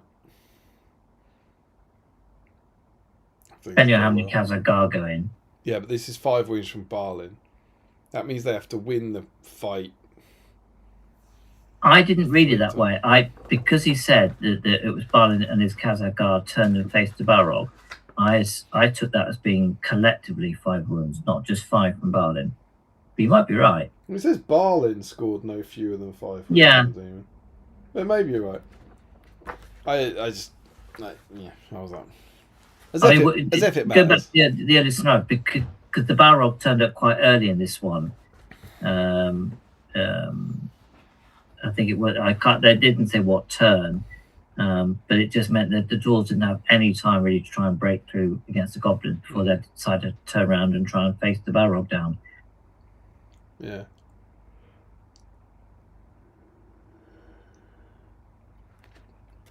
Oh well. It's nice though. I enjoyed that bit. Then we have a painting guide for Balin. Leading a host of dwarf warriors into the Lost Realm of Moria, Balin fought and defeated the goblins there to be proclaimed the Lord of Moria. Here we show you how to paint your Balin model clad in his regal warrior armour. And I've been following this. And I obviously haven't done it all, but I've been following it. So how far through the beard have you got? Have you done the vermin fur? Have you done the second one? I've finished the beard. Oh, right, okay. I thought that's where I should concentrate my efforts for the good of the stream. So, it's going to be a disaster if I don't figure out how to get my phone camera working again. You'll never see it on. How does it look? Well, do you want me to tell you? Or do you want to... I think it looks alright. It doesn't look orange. That's a start. I think they know what they're talking about. But it looks dry brushed to me, which isn't. I wouldn't dry brush this these days. I'd paint it, but for a Battle Streams model, I'm kind of torn because it's a Battle Streams model, but it's also a Dave Fredericks one-off. So, yeah, I don't mean. But, yeah. But you can still tidy up, can't you? And take away that dry brush look. Yeah, but I kind of like following the guides. But yeah, I was going to show it on my little phone camera, but at the moment I can't connect it, so maybe I won't. So yeah, we're painting Balin. Pretty cool. Again, the painting guides are what they are these days. very, very useful, but not an awful lot to talk about unless you spotted anything. I don't think I just remember when I did, because I did a lot of my dwarves in a short period of time, and I remember it's the Iron Guard with Dane and Balin I really enjoyed doing, and I think it's partly because they've got so much metal on them, but it's also sort of not decorative metal as such, although I suppose with the bracelets on, but you had lots of scope for doing. It wasn't just necessarily a silver look or just a gold. You could use you could do lots of different hues of metal all over them, and I quite enjoyed doing that. And I remember I'm quite pleased with my Khazad Guard that in particular. It's still in the early days of my painting scheme, but I really enjoyed doing them, and I think partly for that reason, with enough of the metal. Can I ask? You might know this. As I noticed it when I did the resin one for my dwarf captain as well. Never really looked at this model before, right? But he appears to have 2 axes on his belt. Yeah? He's got you can see the axe blades. Yeah. On each side of his belt. Are you with me? Yeah. Right. Then he's holding in his hand what appears to be. Is there a picture? I'm just trying to see if there's a decent picture of it in the painting guide. I think a 2-handed axe. There's not a good picture of it in the painting guide. You need to go to page 5 where he's turned the Balrog to apologise. He seems to be. Can you see? There's a big long brown handle going over his hair. Yeah. That's the handle of the axe he's holding in his hand, isn't it? Yeah. Right, and then can you see, just below his fist, there's another handle. There's a tiny little bit of a handle that sticks out at a different angle.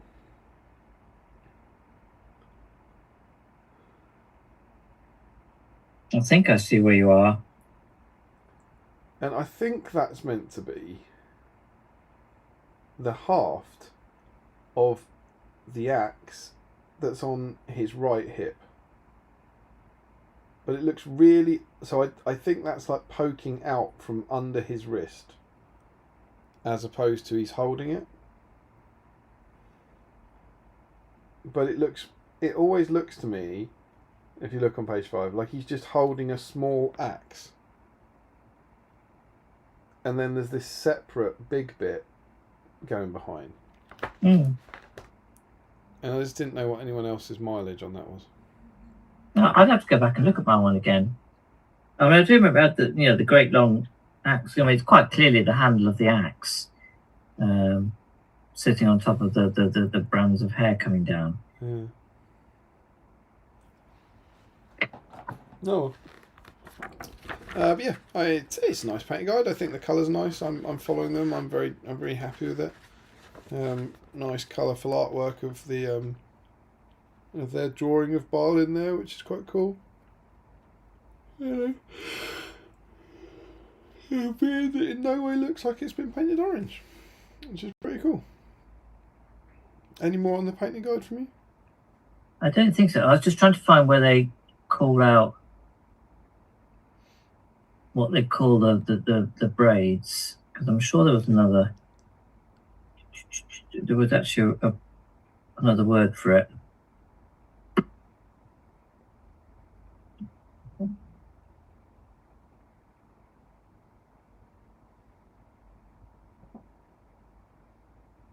I can't find where it was. Never mind.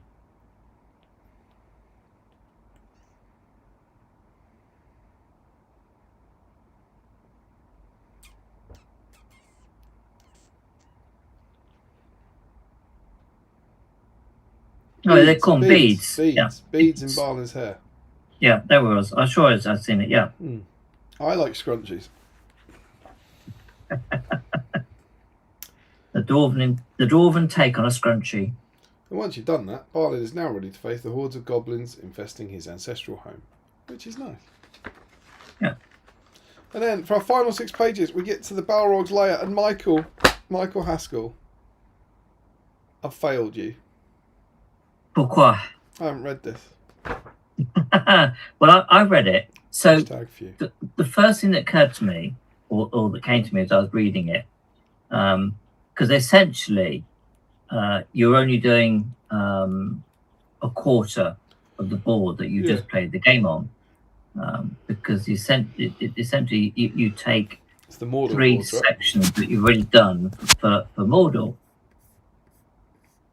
But we know these magazines, or the ones with the sort of the artist drawing on the front, were for sort of extras. They're an extension. They weren't part of the original plan. So presumably, when they did that Mordor board, they never had. It wasn't done with the idea that in issue 85, you're probably right. We're going to do an extra bit, so it can be the Balrog Slayer within Moria sort of thing. But they just realised that they can reuse something they've done earlier, augment it with this extra board that represents the lava flow, and come up with a different configuration. And they lean into it as well, because they do talk about the fact that you with this modular style you can do this. It could be other things within the world of Middle Earth if you want it to be. So they're trying to sort of indicate that while this is maybe a specialist piece, but if you do it in the right way, if you ever think about it, you can have these sections of boards that you can then do different things with and put different configurations together and build it up. I did notice at one point, again, they just talked about, and again, I should have made a note down, but they talked about the fact that this is yet more modular boards that you've been accumulating over over these sort of various issues of the magazine. And I thought it occurred to me, where would everyone be storing them over all these years? But it was reasonably straightforward, because to some extent, because they've already talked you through it 40 odd issues earlier for the Mordor. There is a bit different because obviously they're trying to build up some rocky outcrops either side of the lava flow, but I don't think it introduces anything new that they won't have covered already in some form or fashion in previous magazines. But if anyone's actually done this, they may be able to correct me. But yeah, so again, it was reasonably straightforreard. I quite like the idea they're building this. They're calling it the plateau, the raised rock. So it's not flat. There's kind of like there's a gap underneath the plateau between that and the lava, which is quite good fun. Yeah, well, that's the bit. I think the idea is that the bit that the Balrog effectively appears at, sort of leaps through the lava flow onto this little plateau thing to make his entrance type scenario. And then the bit that I always enjoy is when they did, it's equivalent to sort of putting on a hill sort of thing, but it trying to give you something a bit extra detail to make your board look just that little bit different. And in this case, on the last page, they talk about things like broken scaffolding and overturned mine carts. The last one they had was probably one I wasn't that keen on, this idea of a goblin sacrificial stone. But yeah, the principle remains. They're just coming up with little things that you can do just to either give your board a different flavour for a different scenario, or just to make it a bit more different, a bit more interesting. What's funny, just looking at that broken cart now, your tipped over cart, which is this one. Like that's what's on the front, and I mentioned it. And I called it a pile of rocks, didn't I? It never occurred to me that was a minecart turned over. Oh, I see. Yes, no, I didn't. Well, picked up as it were to correct you as such on the. Yeah, no, it's the uptown minecart. That's quite good. The one thing I think I'm possibly not is the lava flow, is the painting of the lava flow. I'm not quite sure it quite works for me. But having said that, there was one of the pictures in the battle. Was it the battle report or the was it the Tactica? Oh no, it was the special scenario rules. It's where you had the one poor goblin right on a goblin dwarf on the edge with three goblins facing him, and then you looked behind, and that did look quite good. It did look like, you know, one step and poor chaps going to delve in. You know, that had that sort of Star Wars Episode 3 type sort of vibe. So that's so maybe I'm doing it a slight disservice. But then when you look on page 9, the lava flow, or the lava waterfall, if you like, or the lava fall behind the Balrog, it that didn't quite work for me. Yeah, sure. But no, so I think it's still it's still a nice addition to what you've already done if you've been following these through. With again some possibilities of giving it a different feel if you wanted to. Yeah, no, it's cool. Not one that I'm tempted to do, but both the size of it and the effort and the practicality of it. But it's pretty good. Yeah. And that's the end of our issue and the end of our little Moria Khazad-dûm swing in the last set. So we always ask ourselves, in the pantheon of issues, does this one float near the top or sit in the morass of the middle? I think this one melts into the lava surrounding it for me. Yeah, there was nothing. Of the trilogy that we've looked at, this didn't feel that it was better than the previous one, which I think we had talked about being a possible contender. I mean, it's okay. There's lots of, it just didn't quite hit the mark, I suppose. Like I said, the tactical felt a little bit drawn out. I mean, I suppose you did have the battle report that was sort of vaguely interesting, but there's no pictures of the two individuals playing the game or anything. So yeah, it felt like more could have been made of it, possibly. Yeah, we played these games, promise. Well, yes, that side of it as well, and even the when they linked the campaign, I don't think there was any. I'd have to go back and look at the previous one in terms of the end of one game influenced the start of the next in some form or fashion. Yeah. But yeah, it was okay. But yes, I don't think it's not a standout. I quite enjoyed reading through it. I quite enjoyed the scenery piece. The scenario is cool and very different scenario in different setting. But no, it didn't work for me. Yeah. Overall, it doesn't get a best issue nomination from me. No, I agree. There you go. Do you want to catch up with the chat of where we've been, and then we'll look at Facebook? Indeed, yes. So let's just find out. We were. I'll start when I find it. I think we actually read a few. I think we're going to have some observations on accents in a minute. I rarely watch Match of the Day anymore. Holzman, you can just watch the highlights of the games you're interested in individually, not have to sit through the boring 0-0s. You hear Tim Sherwood this week saying 0-0 shouldn't get points. Oh, that's going to open a debate. I mean, he wasn't. To be fair, he wasn't actually saying it. They said if you could change a rule, what would you do? It wasn't a kind of I think this. It's like, oh, well, how about this one? It's quite good fun. Larry says, I'm sure you're better at a Scottish accent than whoever it was you got to voice Balin. Well, I haven't revealed this, but I was actually the voice of Balin. Right. So, Joe. Here we go. That's closer to Jordan than Scottish. I think you pulled that one out, didn't you? Yeah, I read a couple. Rich Clammer, think Lorraine Kelly. Oh, okay. Oh, lovely. I'll have You on my sofa and we'll talk about cheese. That's like that's Shrek, Lorraine Kelly, isn't it?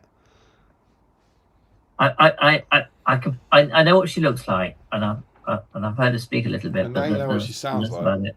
Yeah.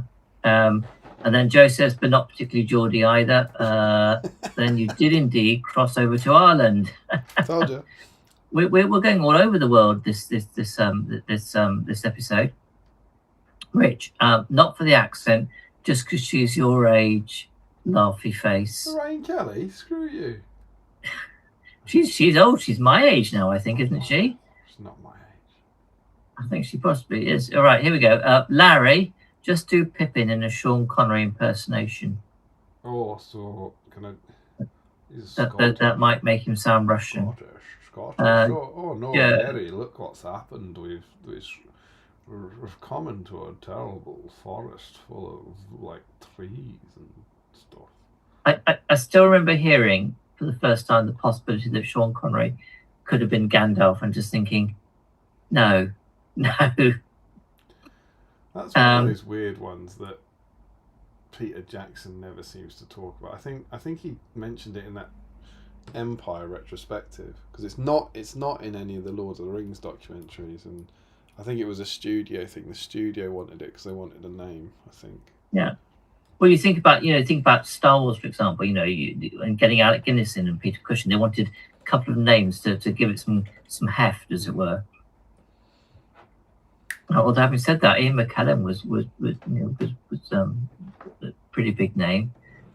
Not in cinema though. He was on the stage, but not really in cinema. Joe, that wasn't intended to hurt you. It was me agreeing with you. Larry, or Greek pretending to be Spanish. Joe, it does say inside it's a what if scenario. Yeah, that's true. Yeah. Then Joe said there was a bit of Murphy in there. You've been around Chris a bit. Okay. Only on Murray, the rest was way off. Larry says, try saying I think you'll find that's legal tender. It's such a good model, they used it twice. Joe, I visited Edinburgh with my mother last month. Oh, you did? That's right, you were here. You went north of the border. Larry, can we get an entry tonight for old Dane, since his is 90% the same model? No, too late now. Joe, it took all of 5 minutes before she went quasi-racist and began complaining how she couldn't understand anyone. Oh dear. Right, Larry, even having the same damn axe as two different named axes. I've got two conversations keep leapfrogging each other here. Larry, they have the exact same beard sculpt. It's so bad. It ruined two otherwise pretty good models back in the day before we got better options. I still like them both. That's fine. Joe, I thought it was odd as it was just 4 heroes, then remembered all the cardboard cutouts. Larry, if you just bought this issue twice, you would have Damien. Warwick, I'm off for breakfast, guys. Have a great night and catch you all soon. Well, it's nice of you to drop in, Warwick. I think a rate we're going. We'll be off for breakfast soon as well. Larry says huzzah. And he's back. Right, okay. Joe, oh, I see that's when you disappeared, and then yeah, Larry just been nice again. That's what he does. Joe, I wonder if Dane came as a card cutout in issue 83. I can't confirm as I got mine secondhand and the cards stand these are missing. You might be right. That would explain how you could have him, yeah. Yeah. Wasn't he shot by a goblin while looking into the mirror? Yep. Yeah. It would be 24 goblins unless they gave us some card ones. It's not Balin and 12 dwarves. It's Balin the captain, 12 dwarf warriors, and 8 Khazar guard.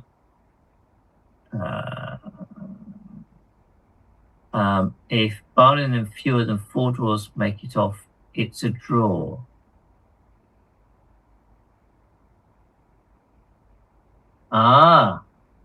You might have found where the logic where I failed. If Balin and fewer than 4 draws make it off. But that means Balin and 3 make it off, and all the others are killed. And doesn't it? Isn't it an evil win if there's less than 4 dwarfs remaining?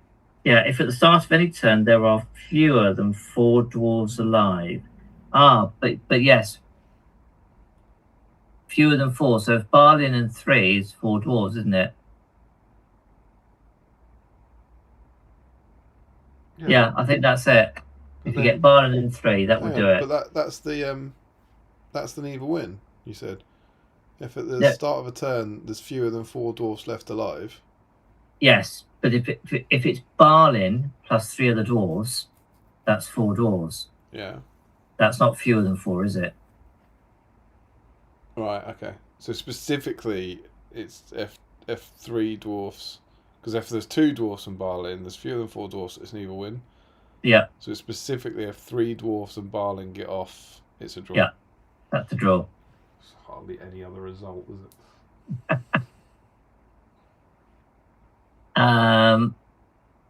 Or if whatever number of dwarves escape, none are left on the table, but the Balrog is still alive. Or if whatever number, no, it can't be whatever number of dwarves escape, none are left. All right, there may be another one. Anyway, I assume they were summarising the Khazad Guard helped out. Yeah, that's what I thought. Oh, for the wounds. Yeah. Perhaps the Balrog player was using my dice. Larry, is that the old new conversion? Oh, I think the first time we saw your Balin. Oh, maybe, because Larry came in late, didn't he? Yeah, I should dig mine out and get in the thread. Well, you haven't got long, Larry. Then we've got Steiner Carson. Hello all. Only managed to jump on now. Love to see the old Balin mini again. Well, nice of you to jump on at this late hour. Late is the hour in which this gander of cheek Steiners chooses to appear. Joe Osmer, I hadn't noticed that, but you're right, Damien. Am I? Brilliant. Right about what? I'm not sure. It looks more like the axe he's holding has had its arm sculpted twice at first glance. Yes, it does. But I think it is the haft of the one on his belt. My main thought while reading this hobby guide is that I did not understand any of it. But I think I'd understand it more once I started to try and make the thing, which I never will.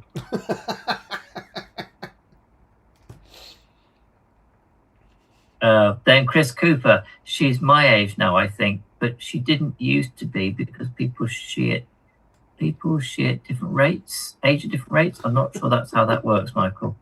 Are people age at different rates? Maybe. Talking about Lorraine Kelly. Yes, I think so. Joe, alive, not on the table. Those escape are still alive. Because the Balrog has to die for good to win. If Balin 4+ dwarves escape, but the Balrog lives, it's a draw. It could be. I thought it wasn't that an or, wasn't it? I thought, yes, I thought. I don't think the Balrog has to die for good to win, does it? If at the start of the turn the Balrog's been killed, or Balin at least 4 dwarfs have moved off the escape edge, good player's the winner. A good player can win just by moving Balin and 4 dwarfs off the edge. Yeah.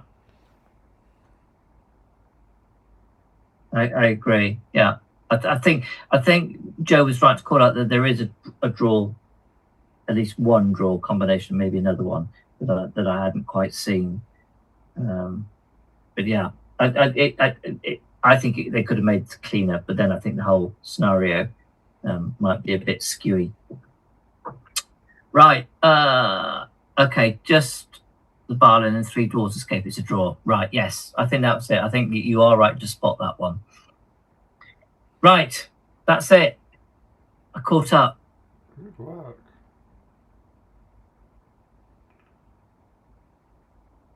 So which bit are you working on at the moment? I was just doing his face.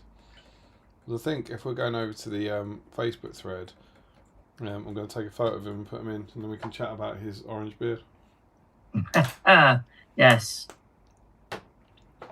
get the community take on how orange is this orange.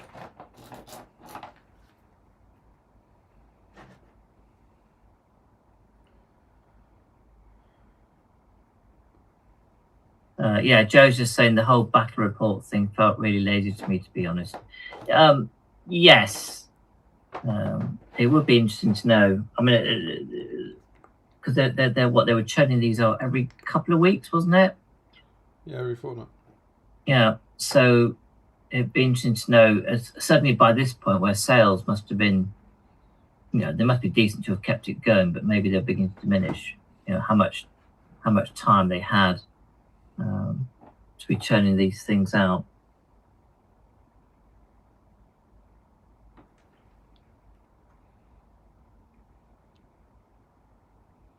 That's not bad.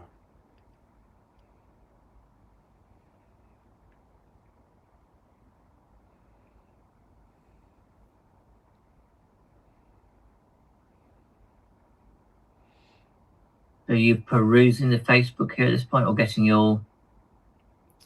Yeah, I'm putting my my comment on.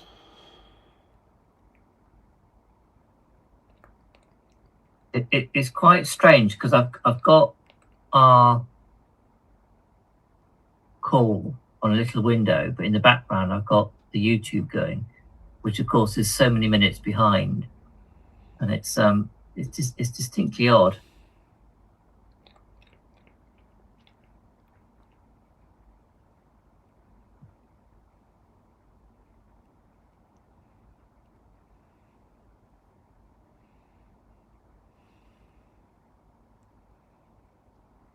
Boom.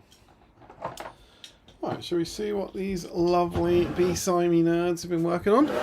I've been up to, yes. So there were 8 different Balin combinations. Let's see if we can get a full house. Do you want to play what's going to be the most popular? I'd be tempted to go for the model that came in the magazine itself. Okay, I'm gonna go wild. I'm gonna go plastic tomb. Plastic tomb. I think. Oh yes. I'm just gonna go out there. I'm gonna go for it. Yeah. No, I think actually you might be right there. It's wacky, but imagine if it came off. All right. Balin. So I believe I can pop this over here, and there should now be a Facebook window on your screen.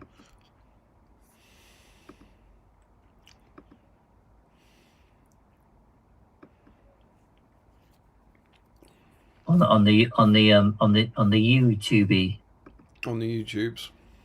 On the YouTube, it's not come through yet.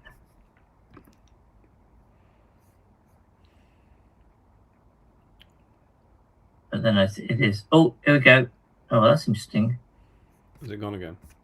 Well, no, it's back. Yeah, it's there. No, it's the fact that my tablet is ahead of my browser by about 10 seconds. Weird. Yeah. Okay. Sure. I'm gonna refresh my browser page. Find a whip thread. Oh, it's by the top this time. There's only 70 comments. Nice to be back BSIMing with you once again, my friends. All right. Yeah, Joe's saying here's a bunch of stuff we already told you, plus a game we definitely played, so we could give you some very scant details. I believe it's Michael Dublé to kick us off. That's unusual.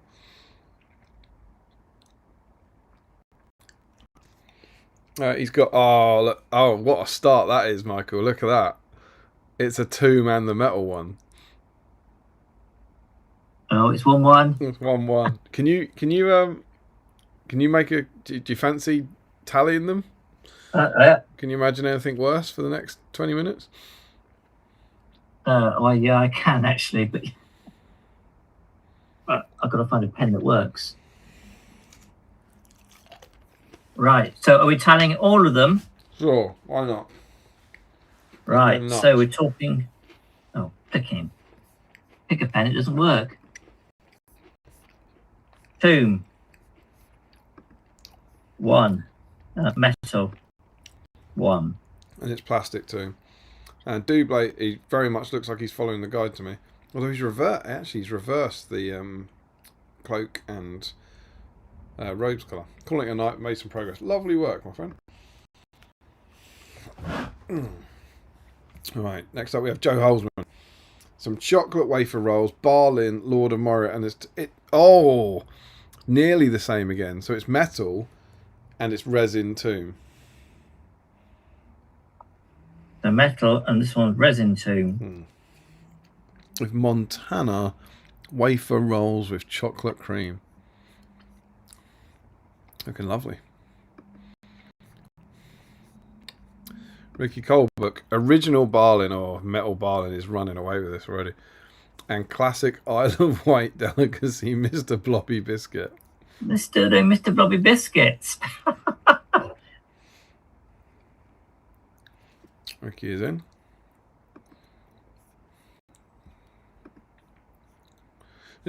It's Ricky who eats the old chocolate, isn't it? So couldn't that actually be a classic Isle of Wight Mr. Blobby Biscuit? Because it could be one from 15 years ago. I'm not sure. Based and washed. Very good. What else we got? Original Balin is done. Lovely classic model 3. Oh, it looks great, mate. It does, yes. Very nice. Lovely matte finish on that. Very, very good. Very much in. James Wilson. Try to turn these two models into a Dwarf King for a certain doubles tournament. Oh. I think even though the material's different, that has... Oh, no. Yeah, that is Balin. Yeah, it is. That one has to count for you. It's the same pose. That's better Balin, isn't it? What? I think it's resin metal Balin. Is it a resin one, is it? Looks resin. Did it come in resin then?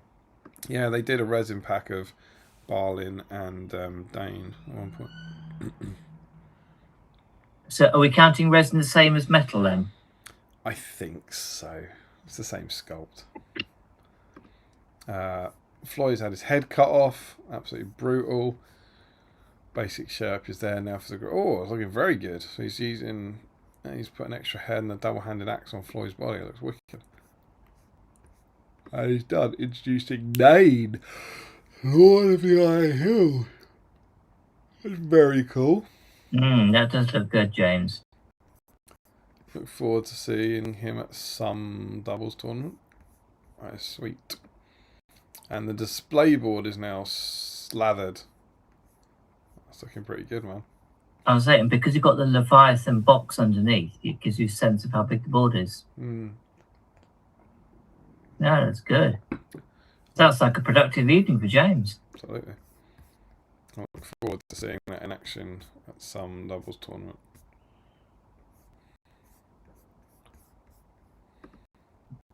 Oh my goodness. What's that? Ryan? Brian's. Oh no. Good luck tracking that.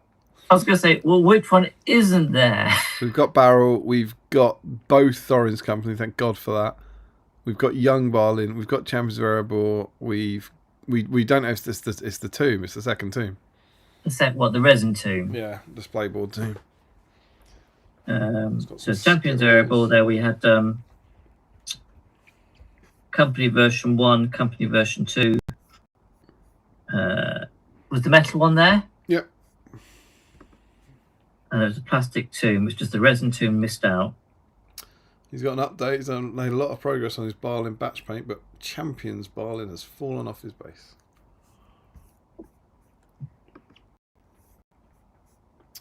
Good work. Rory Campbell, I give you a royal welcome. That is metal Balin again. I've gone way too out there with my tomb guess. I thought it was a good shot, actually. It's the original metal Balin is winning the day, which is lovely. Oh. Lovely to see it.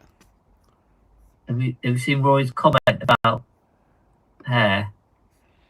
Why is my Balin orange and brown? Oh no!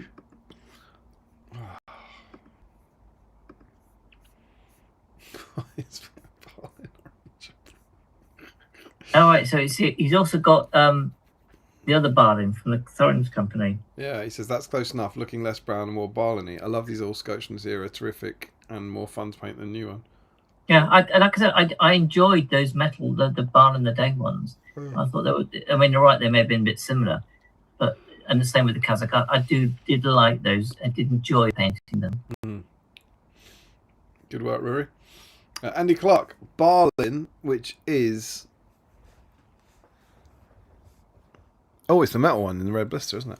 About to introduce some paint. Despite how many there are, I haven't painted Balin before, so looking forward to it. Classic BSIME.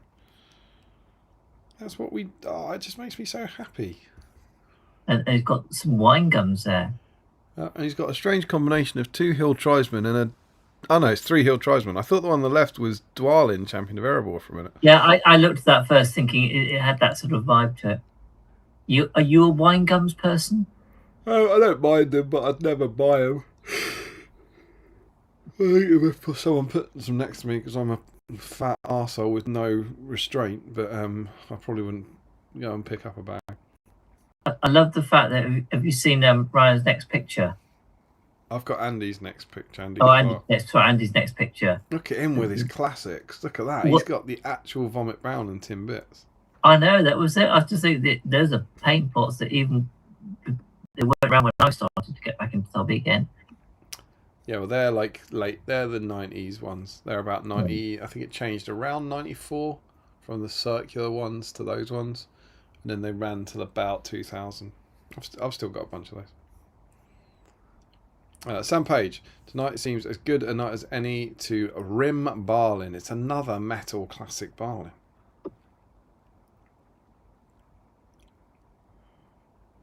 Now the question is, how many of these Balins were actually came with the magazines rather than purchased subsequently? Absolutely. Brother, Balin in the replies, just doing some colour testing of contrast paints. Oh, blue for Dale. I like blue on Dale. Found my Balin to go with the Lake Town. Time to update the base to match with the rest of my army. So Callum Fireweather is it? That's a Champions of Erebor one, isn't it? It is. That's what I've been working on. Balin rebased and some highlights added. Looking very nice. Yeah, that looks good, Callum. I can confirm. I can confirm they are all colours. Test successful. Need any more help with future tests? Callum says, I will keep you in mind next time. It's always good to have someone who recognises colours. Jacob Hanlon, I'm not able to watch most of the stream today, but happened to finish Arwen Mounted with Frodo this morning, which I started many streams ago on the Rivendell stream, I think. Cheers from Canada. I look forward to watching the stream later this week. So, very cool, but alas, no Balin for Jacob. Steve Ginley. That's the Forge World one, I believe. Getting some paint on this alternate Balin sculpt that's been sitting around for a while. Okay, so that's the company version 2, isn't it? I think so, yeah. I don't think that's the plastic. Alright, Chris Cooper. 1 tomb and all associated accessories to paint that Mr. Michael Haskell may well get to play with next month, and another 2 ready to build, keeping them for Ruth and Mrs. C unless she wants in the action. Oh, yes. So that's a plastic tomb. That puts plastic tomb up to 3. Just not enough. Assembly is underway. That's Ruth working on a different plastic tomb. I think. So I think Ruth gets an entry. Yeah, I think so too.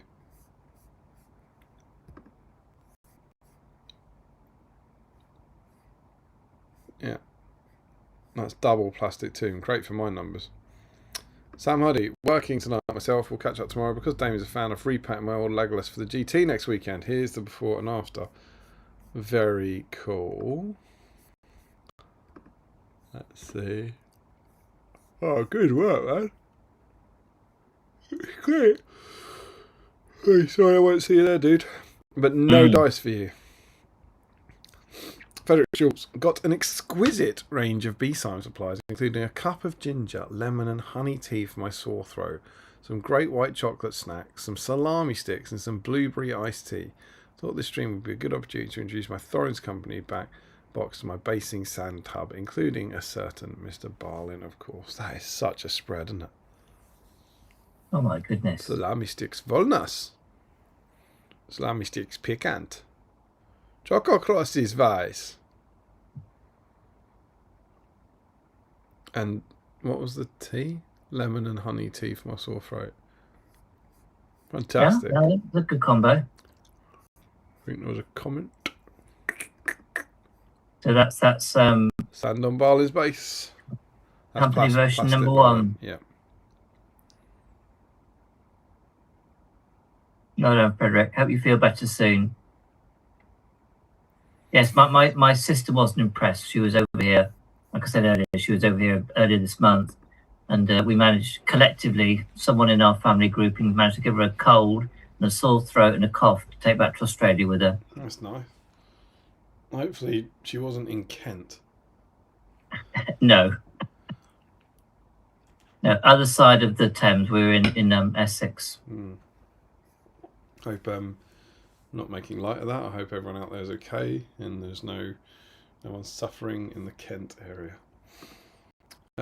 Richard Clambert, I wrote something for tonight's stream. Can you guess the theme? Surround yourself with good company. Enjoy a barrel of laughs. Stay forever young. Champion every moment. Grow old with pride. And rest knowing your fellowship is strong enough to fill a tomb with memories. I don't get it.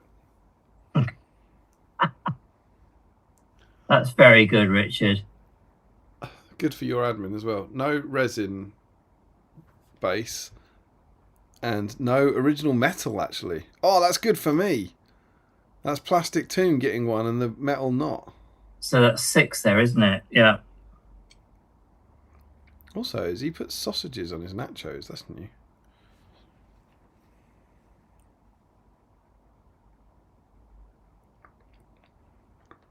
I like sausages and I like nachos, but I'm not sure how I feel about sausages on nachos.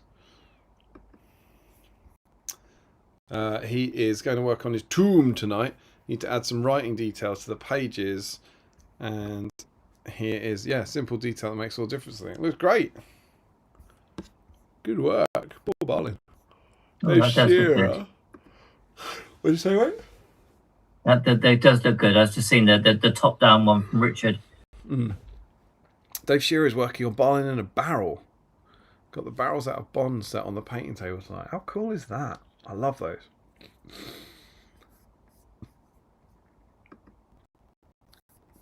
So Dave is in. Stephen Ryan. We've got classic Balin. Good for Michael. Figured I should get an early whip up. Think I might make it through. But her to be safe. Not what that means. It's obviously about the impending arrival. Stephen Ryan, an hour ago, said, I'm still here. I don't think we're getting a stream baby. And he says, well, Balin has originally officially arrived before baby Ryan. I don't think I had enough red to the brown for his coat, but hey ho, enjoyed painting him. Now I'm going to see how to make a baby appear. Very cool, man.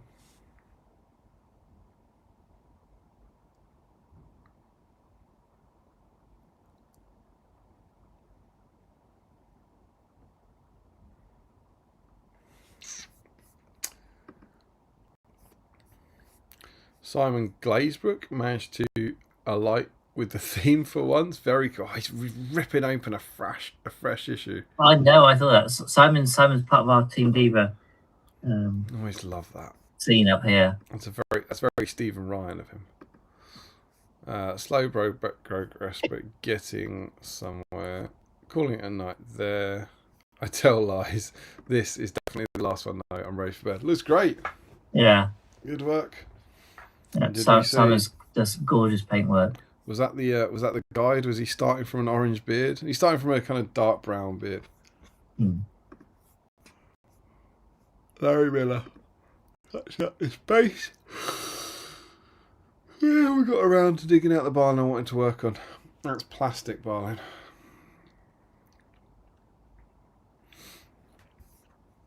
Nice double chocolate mini rolls. Presume they're out of date. 3 updates. Reddick says, it's really great you've taken part in the experience tonight. Larry, we're all very proud of you, but please don't pee in your mug next time.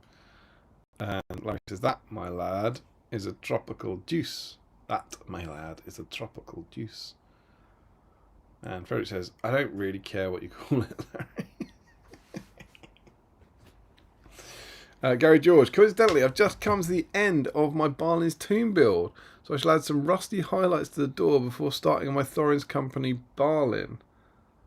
Am I to understand that he is not working on that plastic tomb that's right there? Rusty highlights to the door. Surely he could have done some rusty highlights to the tomb. Ugh. Don't tell Balin what's in the big stone box next to him. So you need an extra one for plastic Thorin's company. But alas, none for me. Very Short says, you've done a smashing job on that, really. Love the broken pillar as well. Yeah, oh, that's good actually, yeah. Oh, Gary George gets in.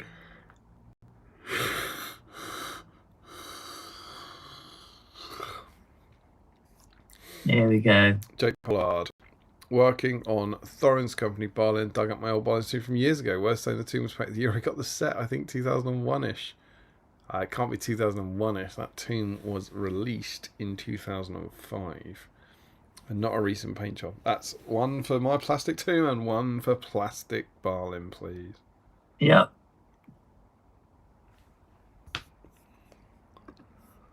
And get a sort of renovation picture. Joe Pollard, did I paint Balin fully? No. He got a dry brush and I got sidetracked, rebasing my entire Thorin's company instead because I could remember my wood-based recipe. That's fine. Yeah. That's not too bad. You're allowed to get distracted. Chris Cooper, Ruth has assembled and spray painted, and I've done as much as I'm going to. It's now Mrs. C's turn. So, yeah, as we said, Ruth has got an entry for that. I wonder if the third family Cooper is going to get on the action tonight. No way! She has. It's a triple Cooper entry. We found tonight. We found tonight's People's Champion, I fear. Danny So that Cooper. means. So that's another mark for the plastic tomb. It is. That's the family Cooper keeping the plastic tomb in the game. They're on 7, 3 of which is down to the Cooper family. How many metal Balins we got? How many original sculpts? We've got 10 metals at the moment. Oh, he's too far and original sculpts are 7. Oh, he's too far away. You're not catching that. Now, Jack Brown's master's been working on 7 stone stuff, but about to get started with a Balin 2. That's a plastic Balin, I believe. Yeah, that's enough to get into second place.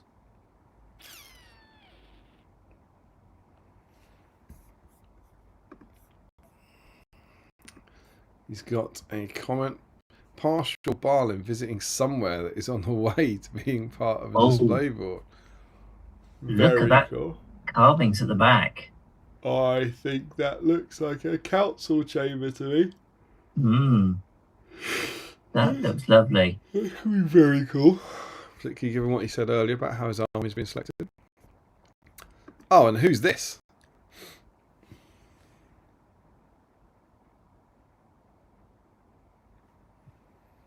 Care to talk us through this one?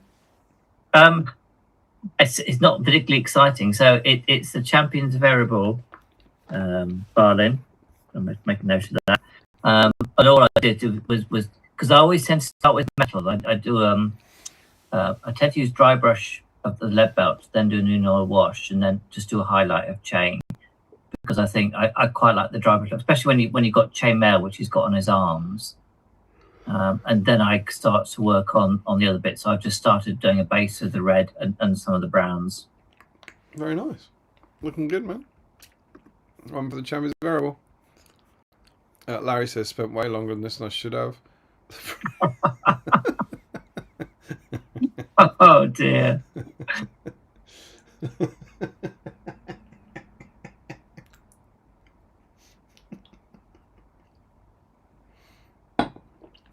Larry, take it off the thread and just put it up tomorrow. It will drive the nerds wild. You'll make them so angry. Well, it's just totally fake, totally AI. They won't see. They won't understand.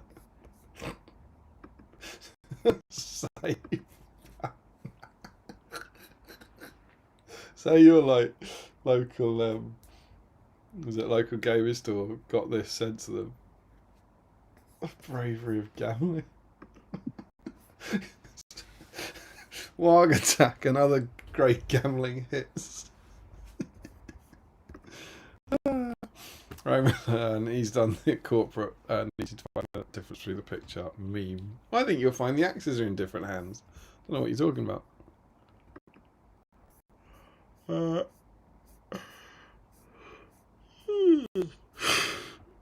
yeah. Well, there we go. And Sean's in. Sean Clark, based on the earlier post by mistake, he is primed at the start. So that's a classic one. Oh, that's lovely. Oh, we got an update. Yeah. And the freehand on the back of the cloak. Love the red or the burgundy or the pink or whatever you'd call that. That's really nice. Yeah, yeah, burgundy is where I'd go. But yes, it's great. Got his cheeky little second handle there. Oh, what he's doing. Yeah, that's good. So that's another one for the metal. Larry Miller, basing updated. Now that I've done him and Keely, I need more streams. I can use an excuse to spruce these guys up a little. You could just do it on your own time. Is Larry already in? Yeah, we got him. Yeah. All right. Okay, so this is an updated. Okay. Lava talk reminded me of this. Lava actually is only magma when it's underground.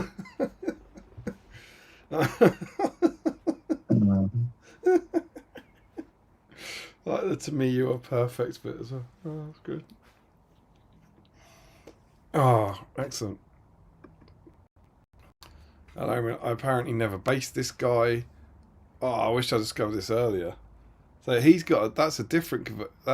He's Dave's. I presume it was Dave. He's done him a very similar conversion, but I'm just trying to compare them. His has got like less beard and he's turning to the left. He's turning. Yeah, he is. Very cool though, man.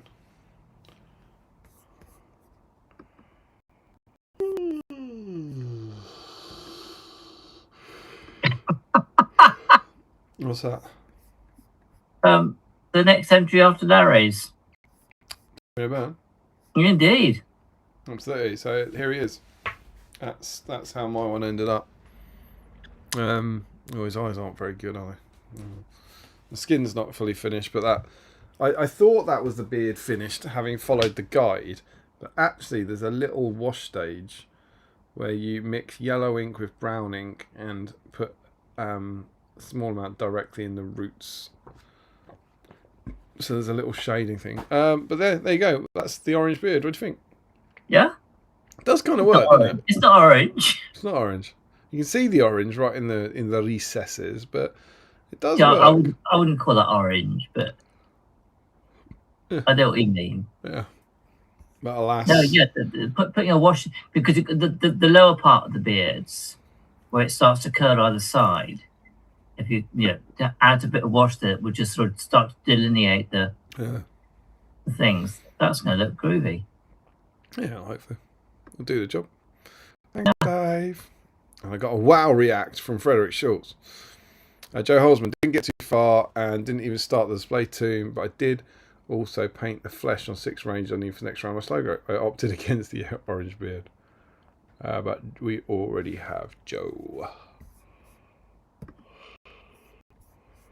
I will made a start on getting him based. Top work, and that was it. So I do remember it's the same with the goblins when I first started them. I based them like Larry's done, sort of that grey with a bit of rubble sort of thing, because I thought, they're in the mines of Moria, so that's what you want.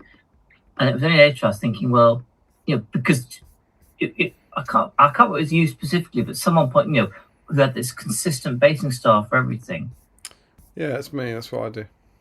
Yeah, that was it. And I'm sure there was someone else, and I just thought, I can see that, but I just couldn't get away from the fact that these belong in the mines of Moria, so Gibber Grey. But yes, I did make me wonder where I should have just had a consistent style that was sort of not generic, but flexible for all walks of life, if you like.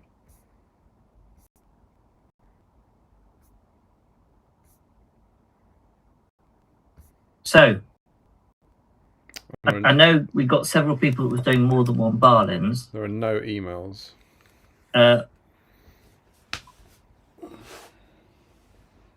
So we got a Balin of everything. All 8 were covered. Lovely. In last place was Resin Tomb Balin with only 1. Young Balin only made 2 appearances. We had 3 appearances from the Barrel Balin and the alternative company version. Champions of Erebor rucked up with 4. And then in 3rd place came Plastic Tomb Balin on 7. Thorin's Company from the Escape from Goblin Town box came up with 8. But Metal Balin came running ahead with 12, albeit 2 of those were those Special Day Frederick conversions. Well, that's right. That still counts. But there you go. Hooray for Metal Balin. Hooray for Battle Streams getting Metal Balin some much needed love across the globe.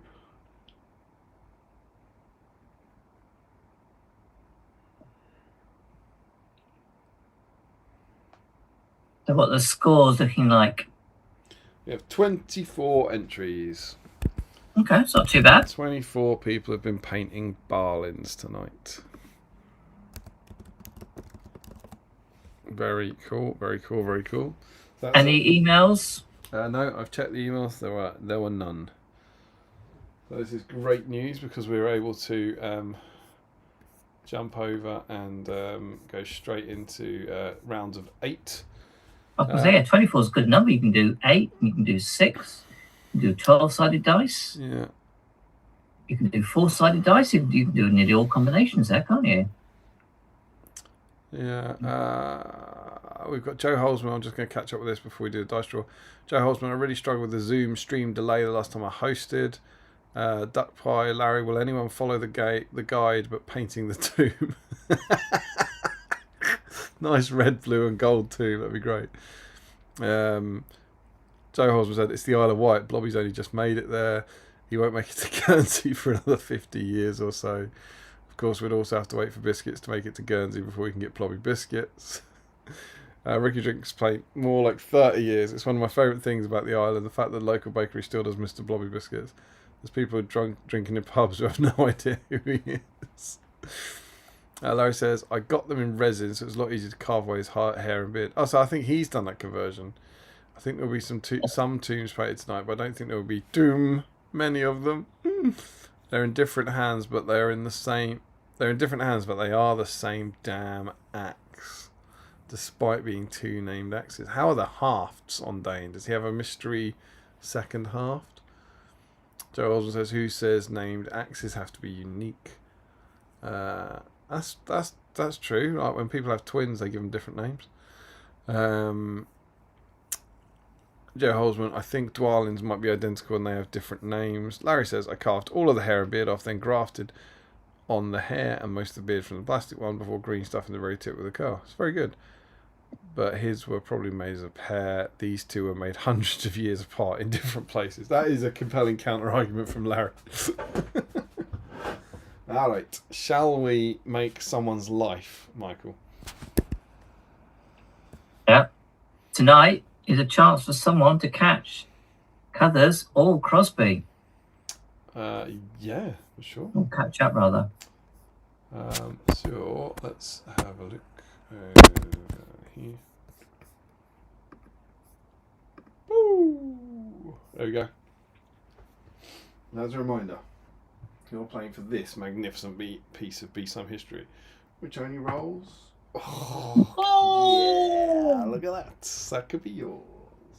I think it's rolled a 4, 2, and a 6. It's a bit Just of an even roll a dice. 6, Michael. You remember? Just roll a 6. A bit. I know what you're talking about. Alright. So, here we go. Let's get our finalists. In Group 1, we have Michael Dublé, Joe Holzman, Ricky Colebrook, James Wilson, Ryan Pickering, Rory Campbell, Andy Clark, and Sam Page. Over to you, Michael.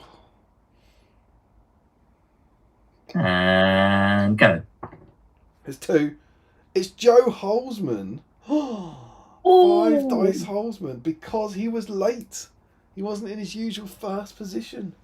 Incredible scenes. Great play from Holzman to know. And he's been looking for every opportunity to get a bonus dice, isn't he? So absolutely. No, not needed. Oh God, dare to dream. But what about this group?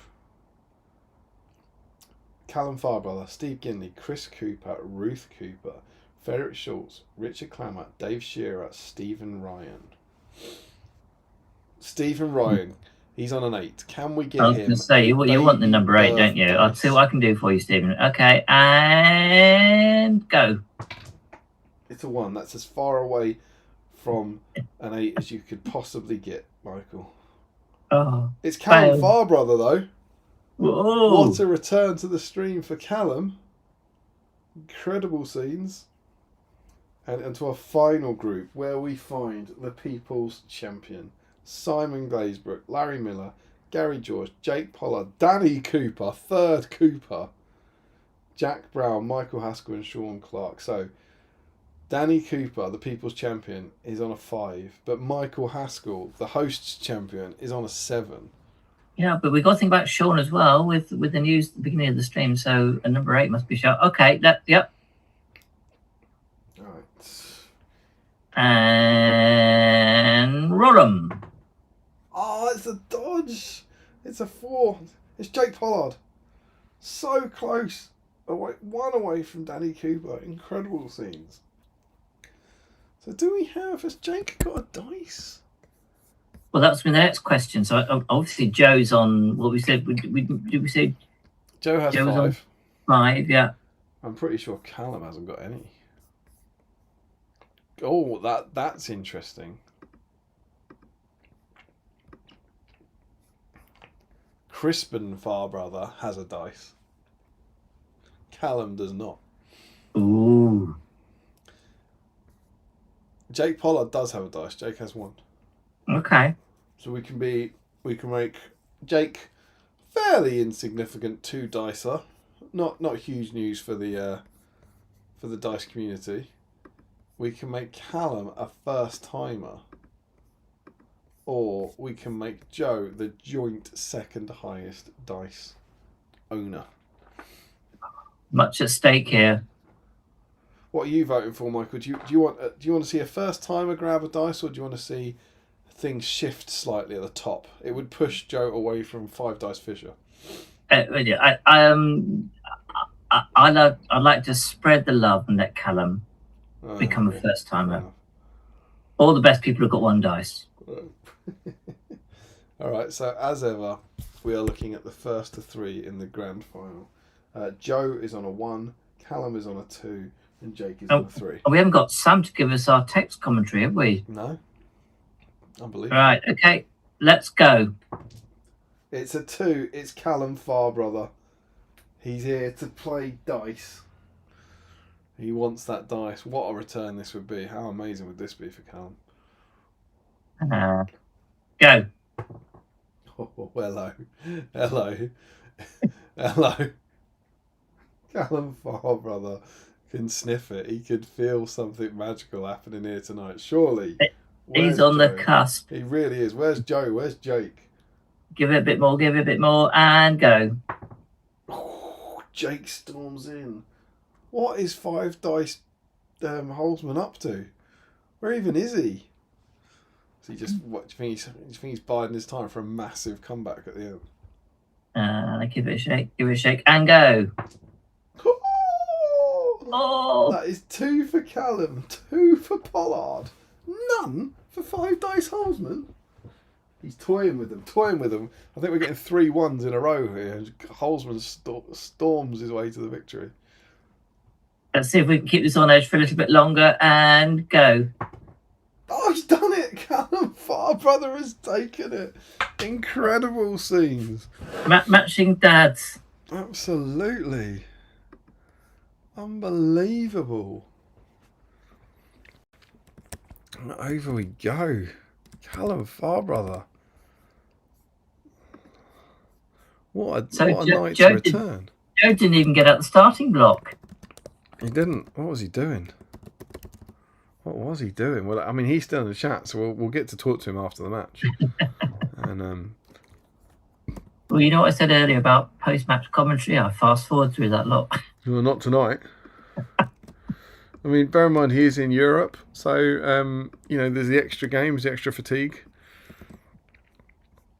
that might be coming into play. Incredible scenes. Where did we get up to in the? Here we go. Despite 2 acts, yeah. Okay.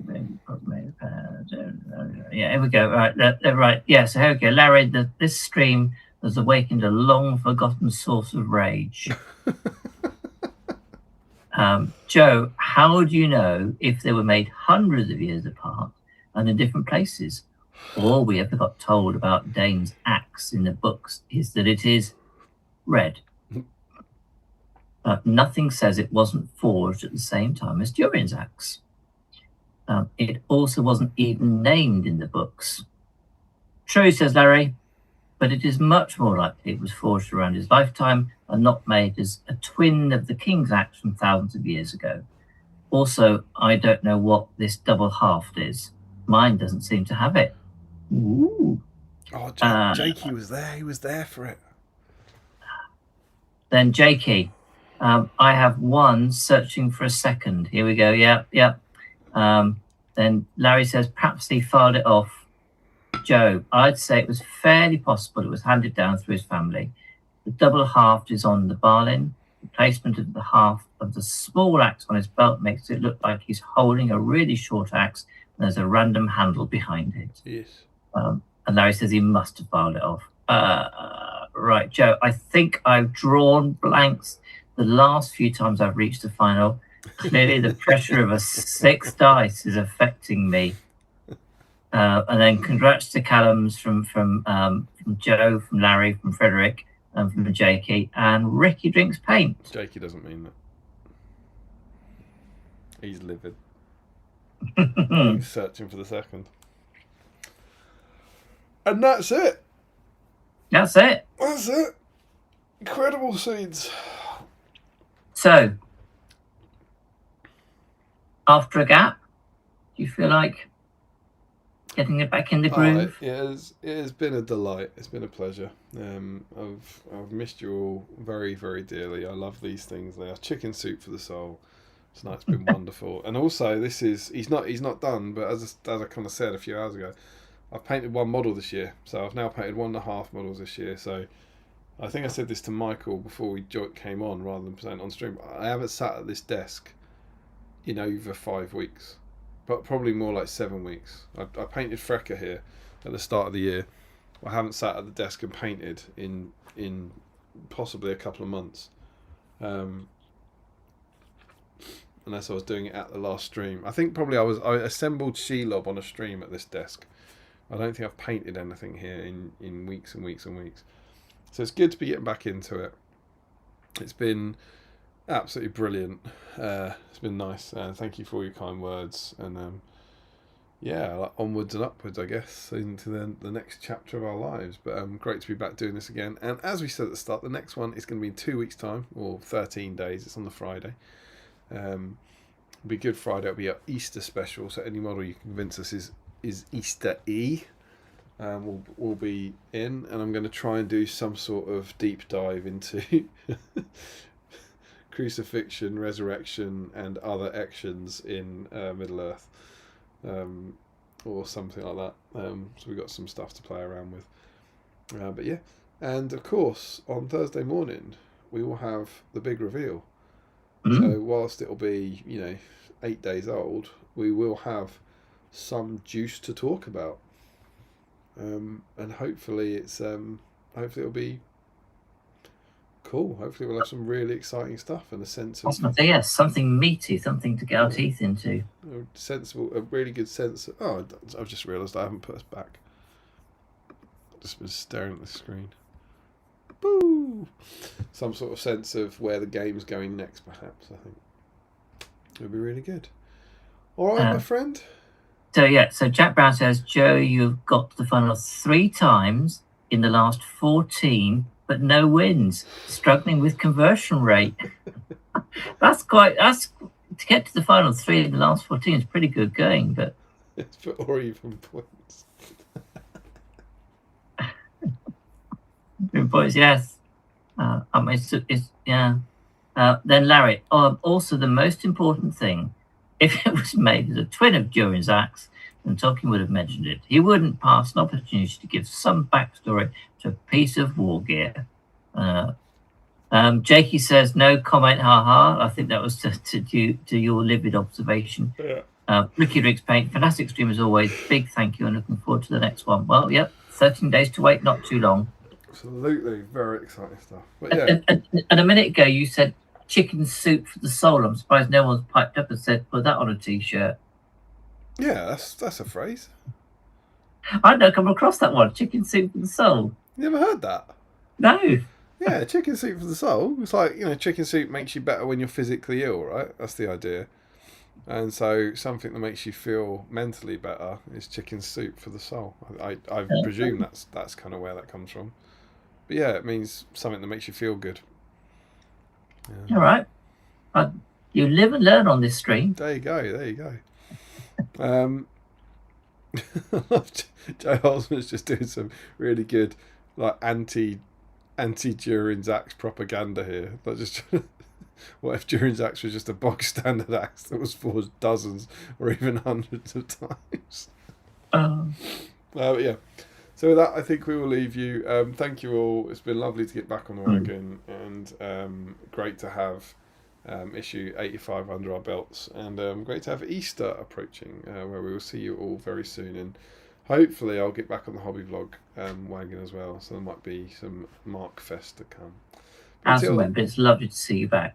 Thank you very much, and thank you for joining me, Michael. It's been a delight. It's been a great evening. Thank you. So until then, we will see you very soon. Thank you. We love you all. You're the most awesome community in the world, and we will see you very soon.